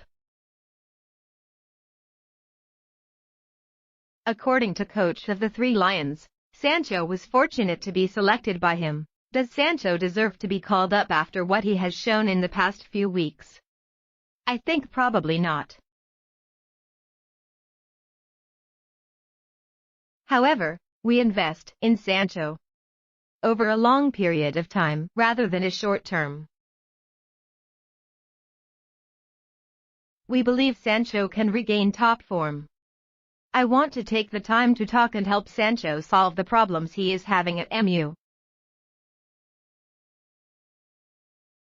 I will try to make Sancho feel that he is still trusted. Being called up to England could be a good sign for him. There is no perfect solution here.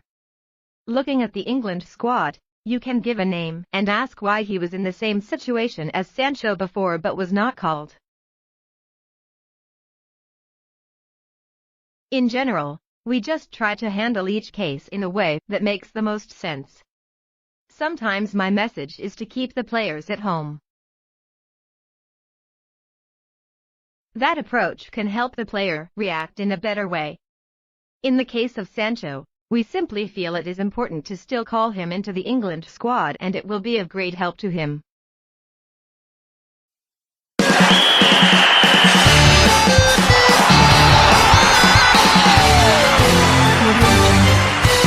Conceding MU, Everton players celebrate as tantalizing Ronaldo.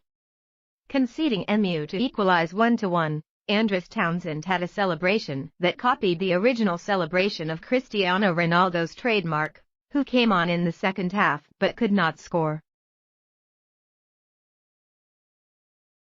In the 7th round match of the Premier League 2021/22 tonight, 2-10, coach Solskjaer rotated his forces when he kept a series of stars such as Ronaldo, Pogba, or Sancho on the bench, to play against an Everton player. There are two main strikers, Richarlison and Calvert-Lewin. Not playing with the strongest force, but MU still led 1-0 after 45 minutes of play, thanks to Martial's goal at the end of the first half. In the second half, coach Solskjaer threw both Ronaldo and Sancho into the field to improve attack power, to increase the gap. However, when the duo couldn't shine yet, they let the visitors conceded after an exemplary counter-attack in the 65th minute. Townsend's dangerous finish didn't give De Gea a chance to save, helping Everton equalized 1-1. In particular, after scoring, the 30-year-old British player had a remarkable celebration at Old Trafford, when copying the original Ronaldo's familiar celebration on the Red Devils side.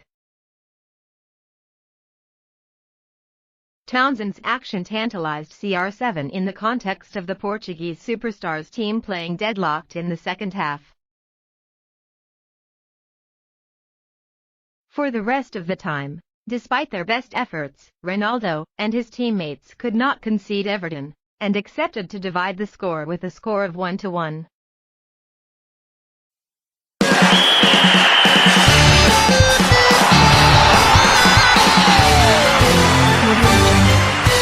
Comments on Liverpool vs Man City in the 7th round of the English Premier League, the great battle of the top. The highlight match of Super Sunday this week will be the clash between Liverpool and Man City, in the 7th round of the Premier League 2021-2022. A game of decisive significance for the top position of the rankings, when the difference between the two teams is currently only 1 point.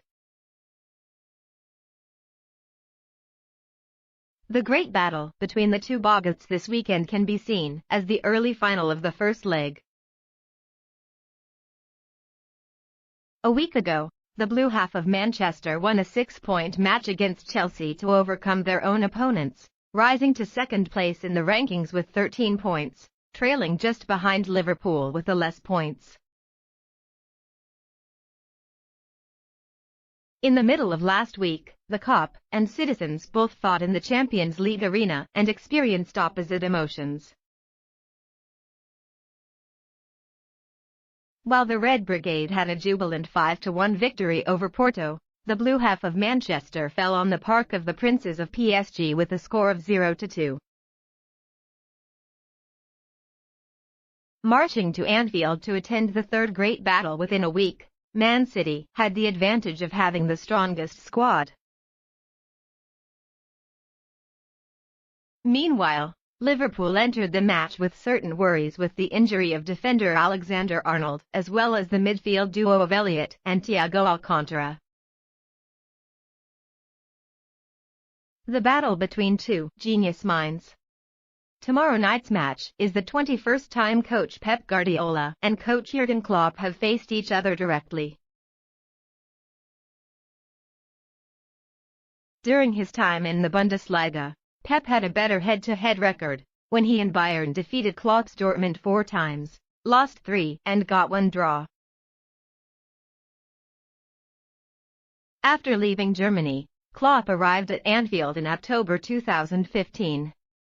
A year later, Pep also followed Klopp to England to work when he agreed to leave Man City, opening a new rivalry program. In the foggy country, Coach Klopp is slightly better in confrontation with 5 wins, 4 losses and 2 draws. If counting a total of 21 encounters, Pep and Klopp have 9 wins together. They also dominate the Premier League together when they won the last 4 titles, of which Pep's Man City has won 3 cups. Pep Guardiola has always had great respect for his colleagues. There are some coaches, like Klopp, that challenge and push you forward, insisted Pep Guardiola. I played against Klopp when I was in Germany. In England, we clashed in many tournaments over the years. Every match between MC and Liverpool is very dramatic. The Kop lost 1-4 when receiving Man City in the Premier League last season, but on the field without an audience. Pep thinks that this encounter will be much more attractive when the audience returns and fills the stands, and sings the traditional song "You'll Never Walk Alone." It's nice that they can come back. Hopefully the players will perform well under great pressure. The highlight match tomorrow night between the two boggarts of the Premier League will be very interesting because these two teams have the best attack and the most solid defense in the tournament this season. After 6 rounds, Liverpool are having 15 goals. Only in the last 6 matches, in all competitions, they have scored 20 goals, in which Mohamed Salah is the best scorer with 8 goals in 8 games. The Egyptian striker will be the name that Man City's defense needs to pay special attention to. Currently, coach Jurgen Klopp's army is also the only team that is still unbeaten after 6 rounds and is leading the NHA rankings with 14 points. They are returning to their best form when pillars like Van Dijk, Salah, Mane are all playing stably. Although this is just the beginning of the season, a victory against the Blue Man will be a strong message of the Red Brigade to its rivals in the championship race.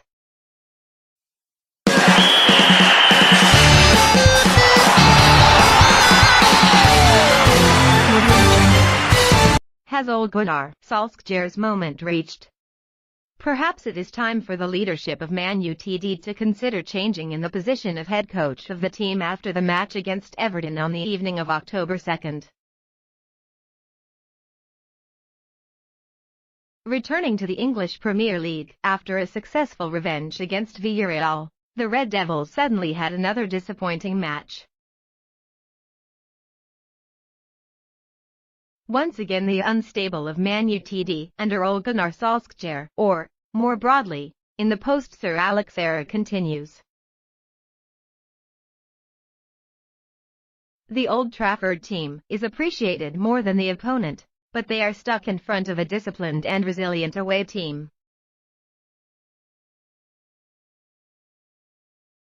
Man Utd maintained the ball possession rate up to 70%. But instead of creating situations to stop the City, in the first half, the Red Devils only knew how to put their hopes on the ball situations. Martial's opening goal from Bruno Fernandes' delicate assist was a rare bright spot in the Red Devils' play in the first 45 minutes. However, it is not enough to revive a deadlocked Man Utd in this match. In the second half, coach Solskjaer threw Ronaldo, Sancho, and Pogba into the field, but when the attack did not work, the defense made a mistake again. Fred failed in a duel with Gray, helping Everton launch a quick counter-attack, and then Townsend comfortably shot De Gea's net. In addition to that situation, during the whole match, Man U's defense was also constantly indiscreet, and if the wooden frame was not a De Gea who was in high form, the Red Devils' net would certainly have been. Not only vibrated twice, one Everton goal was ruled out due to offside.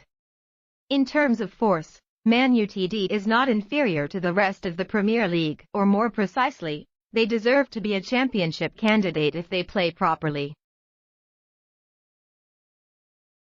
However, it seems that coach Ole Gunnar Solskjaer has yet to find a way to tie the cards he has in his hand. The unexpected defeat to Aston Villa could have been an accident, but given the performance in that match, Man Utd hardly deserved a win. The same thing happened in this match, when the performance of the Red Devils did not show the silhouette of the big team. Perhaps the honeymoon of Ronaldo and Man Utd in the second reunion has ended, and the positivity that the Portuguese superstar brought to the juniors has also disappeared. Man Utd is now back with the usual face, and a swallow wing named Cristiano Ronaldo can't bring back the spring. Man Utd really need a revolution to regain its former glory, and the important factor is the need for a captain enough to steer the Red Devils' boat, which perhaps the current Norwegian strategist does not have. In the match between Man Utd and Everton in the 7th round of the Premier League on October 2nd, a special guest appeared in the stands of Old Trafford Stadium. That's Usain Bolt.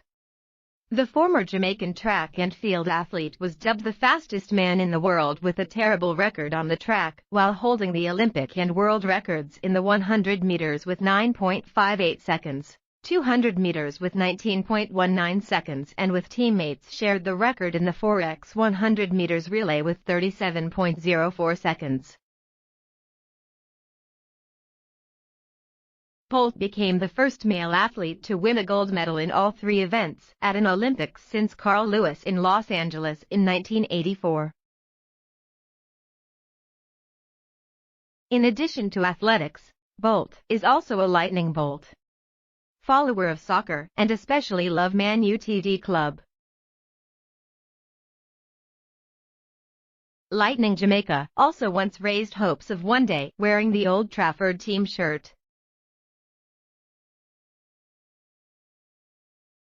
In addition, today Old Trafford Stadium welcomes the appearance of former MMA fighter Khabib Nurmagomedov. The Russian boxer is known to be a close friend of superstar Cristiano Ronaldo. Both have openly voiced their support for each other at major tournaments.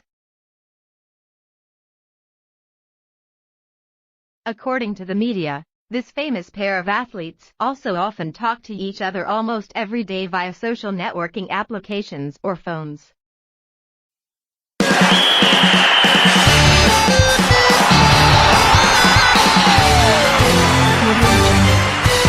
Man United can't win the title with Fred in the squad. He's doing an ugly job, former Manchester United defender Michael Silvestre once said of Fred. Players in defense will always like players like that, Fred, PV, because it helps them feel protected, emphasized Silvestre. Fred continued to play in the 1-1 draw with Everton in round 7 of the Premier League on the evening of October 2nd. and he continued to have a match that deserved a minus point, when both attack and defense were bad.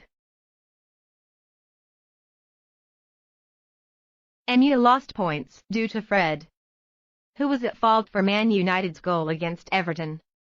It was definitely Fred, who should have taken the tactical foul situation with Demarai Gray.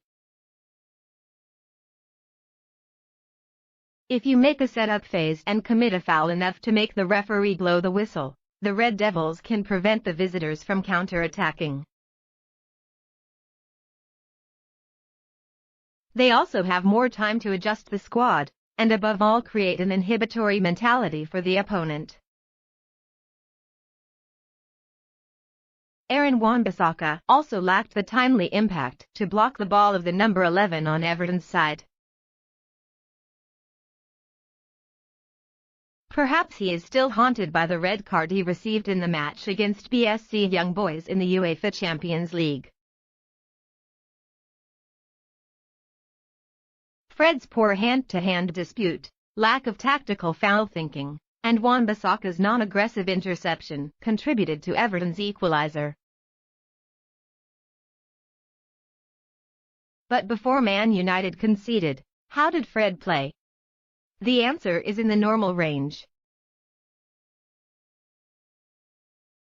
He has one successful dribble, one tackle, one foul on the opponent. It's not a perfect statistic, with the midfielder being devoted to doing ugly work or creating peace of mind for the defense. From the beginning of the season, the performance of the former Shakhtar Donetsk star was also less convincing. He did not make much of a mark in midfield to see himself as an integral part. However, Solskjaer still believes in using the Brazilian midfielder, and rejects the opportunity of Donny van de Beek. Fred seems to be Solskjaer's pet. The Norwegian strategist is right with that. With Fred and McTominay side by side in midfield, United's win rate is 62%. They also scored 2 goals per game and conceded 0.93 goals. Without them, Man United's win rate drops to 52%, scoring an average of 1.73 goals per game and conceding 1.15 goals, according to data from The Guardian. Solskjaer has a reason to always use 2 central midfielders, namely Fred and McTominay.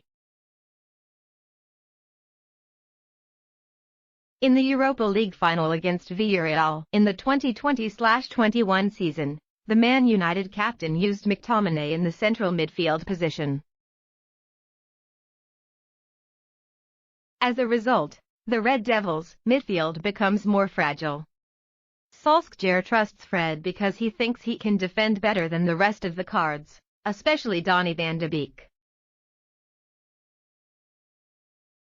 The Brazilian midfielder also has abundant energy and works tirelessly. However, Fred was never a world-class defensive midfielder, like Casemiro. Solskjaer is also too immature in tactics. He, or at least the assistants, PV, did not convey the tactical foul mentality to the players. Pep Guardiola and his partner at Man City stand above the great rival in this respect. In the 2019/20 season, Pep was accused of encouraging his students to make tactical fouls. This appeared in the documentary about Man City, where Mikel Arteta, then assistant to Pep, PV, is recorded instructing players to foul, to prevent opponents from switching states. Every time we try to get into the penalty area of Man City, they make mistakes, West Ham coach Manuel Pellegrini once said, after watching the home team lose 0-5 to Man City in the 2019/season. 20 that day, the citizens fouled 13 times, while this number on the West Ham side was 6. With Pep, the highlight of the overall strategy he built for the home team was to make sure Man City could not be hurt from counter-attacking situations. Man City prefers to control the ball a lot, so they are easy to face counter-attacks when they lose the ball. At this time, the citizens must choose the solution of tactical foul, that is, the player places his body far away from the goal, so that the referee blows the penalty. Solskjaer doesn't get that. In the situation where Man United conceded a goal against Everton, a vast void was revealed after Raphael Varane and Luke Shaw all rose. Fred was defeated by Gray in the first duel. After that, he also did not have the speed to follow the opponent. Observing how the Man United player backed down to the defense during the conceded situation, it was easy to see that the host's structure was broken. Shaw moved into the center of Lindelof, leaving the left wing open. And Andros Townsend did the rest well, with a perfect finish. Man United need to remove Fred from the squad. Solskjaer always keeps his composure in front of the press. He was not in the habit of criticizing his students. Fred gives more to Man United than people see, the Norwegian military leader once said. However, it is time for Solskjaer to realize the fact that Man United cannot rely on Fred or McTominay for the role of defensive midfielder. During the summer of 2021, experts have analyzed a lot about the quality of the Red Devils squad, and most believe that this team needs a world-class central midfielder. The Norwegian strategist must have seen Fred and McTominay's limitations. Therefore, he always had to place two central midfielders in the squad, which means sacrificing a place at the top, who can support the attacking front more. At the 2018 World Cup, Gareth Southgate arranged up to 3 central defenders in the England map. That is because he is not very confident in the quality of players and goalkeepers. Because of the lack of trust in quality, this new leader uses quantity to compensate, that is, uses 3 defenders, then uses 2 more midfielders to cover. Solskjaer probably knows very well that Fred and McTominay are not good at defense. So, he chose 2 people to cover the defense, hoping that the quantity will make up for the quality. Surprisingly, United's win rate was higher, and over time this caused the Norwegian to forget how poor their central midfielders were. Sun Sport analyzes Man United need to buy West Ham's Declan Rice in the winter transfer window, if they want to keep their hopes of winning the trophy. The English midfielder proves his worth when the Hammers encounter Red Devils this season. This player is only 22 years old, with a very bright future ahead. In the summer of 2021, Man United brought in Cristiano Ronaldo to upgrade the quality of the attack.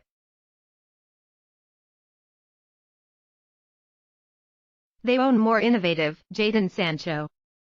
But in the case of teams playing deep defense, organizing and disciplined competition, the Red Devils need more creative cards. In the case of successful purchase of Rice, Man United does not have to use 2 central midfielders. At that time, Solskjaer can let Sancho, Bruno Fernandes, Paul Pogba, Mason Greenwood, Cristiano Ronaldo appear at the same time. Only then, Man United can activate the formidable on the offensive front. However, Rice's price will not be cheap. West Ham want to collect £100 million from the English midfielder. After having the signatures of Varane, Sancho, and Ronaldo, will Man United dare to accept to spend more?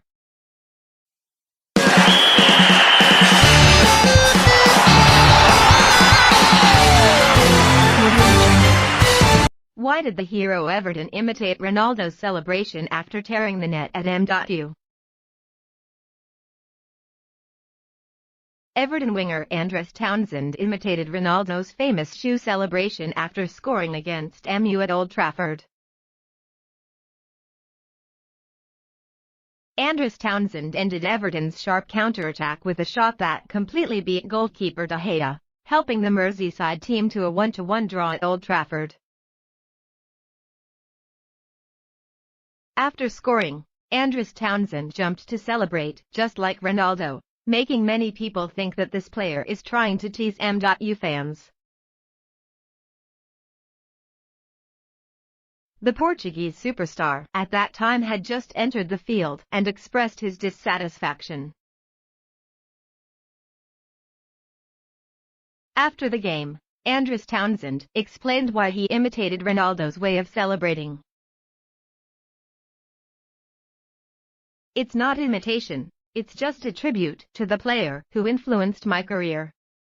I spent hours on the training ground and in the video room trying to analyze Ronaldo's free kicks. His dedication to football and the way he celebrates it is not an imitation but an act of honoring the idol.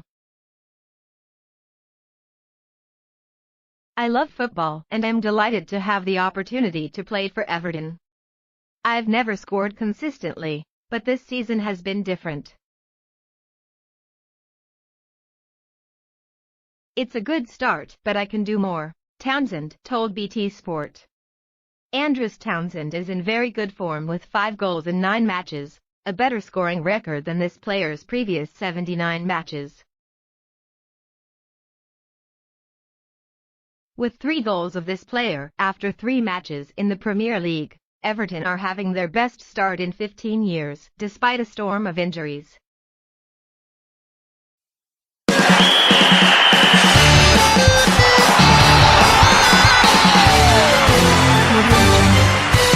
Ronaldo is angry after the draw with Everton. Superstar Cristiano Ronaldo was very unhappy with Man United's draw with Everton. Not only was he angry with his teammates at the goal, but he was also annoyed when he entered the tunnel after the game. In the match Man United vs Everton, Ronaldo was suddenly put on the bench by coach Ole Gunnar Solskjaer. The Norwegian strategist thinks he needs to rest after the past period of continuous ploughing. However, the 36-year-old superstar was not satisfied when he did not get the main kick. The camera lenses captured CR7's unhappy face while the MU players were warming up before the match. Ronaldo was then also brought on at the start of the second half, when United were leading by a goal from Anthony Martial. However, Ronaldo not only did not help MU get more goals, but had to see the home team being held to a draw. From a counter-attack, Andros Townsend scored Everton's goal and jumped to celebrate in the style of CR7. Ronaldo was very angry with his teammates because of this goal. Speaking after the match on BT Sport, former defender Rio Ferdinand attributed Ronaldo's anger to the fact that Man United's players did not commit a previous foul to quell the risk. When the final whistle sounded, Ronaldo was very disappointed. After the game, Townsend actively approached Ronaldo to start a conversation. However, CR7 only answered a few questions and then went straight into the tunnel and mumbled something. Man United is going through a bad series of matches when winning only 2 of the last 6 matches. With a very heavy schedule ahead, I don't understand how much lower the Reds are.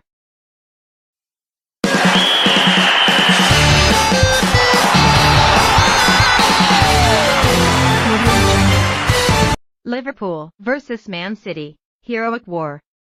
The competition between the two teams with the most powerful attack in the Premier League promises to create an attractive and eye-catching 90 minutes. Match correlation. Liverpool are having a perfect start to this season with an unbeaten record after 6 rounds of the Premier League and all wins in the Champions League.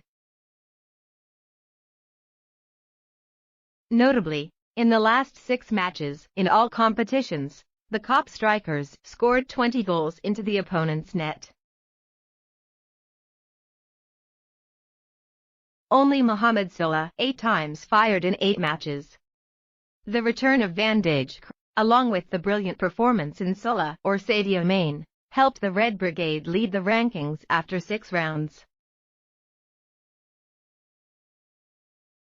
Last weekend, they unfortunately lost points at Brentford. However, Liverpool quickly found joy with a 5-1 victory over Porto in the European Cup framework. As for Man City, in addition to the opening day defeat against Tottenham, Guardiola's army respectively had 4 victories and a draw against Southampton, only 1 point behind Liverpool. The Green Man defensive line is playing impressively when conceding only 1 goal in the Premier League. Once the De Bruyne, Foden, or Gundogan are fit, Man City will become even more terrifying. Force information. Trent Alexander-Arnold, Harvey Elliott, and Thiago Alcantara are definitely absent due to injury. Old General James Milner is likely to replace Alexander-Arnold in the right corridor. On the away side, Ilkay Gundogan and Oleksandr Zinchenko could not play because of trouble with a thigh muscle injury. Head-to-head achievements. Liverpool have an impressive head-to-head record against Man City, with 105 wins, 58 losses in 217 meetings. Currently, the Anfield team is maintaining a series of 16 consecutive unbeaten matches in the English Premier League. Identify. Liverpool have home field advantage and attack is playing very well, especially Mohamed Salah. However, experts still appreciate Man City's ability to earn points. Although there is no real number 9, the quality of the attack on the green side is very respectable. Asian odds, bronze, 0-0. Prediction, draw 1-1. Probable teams. Liverpool, Alisson, Milner, Matip, Van Dijk, Robertson, Henderson, Fabinho, Jones, Salah, Firmino, Mane. Man City, Ederson, Walker, Diaz, Laporte, Cancelo, Silva, Rodri, Foden, Jesus, De Bruyne, Grealish.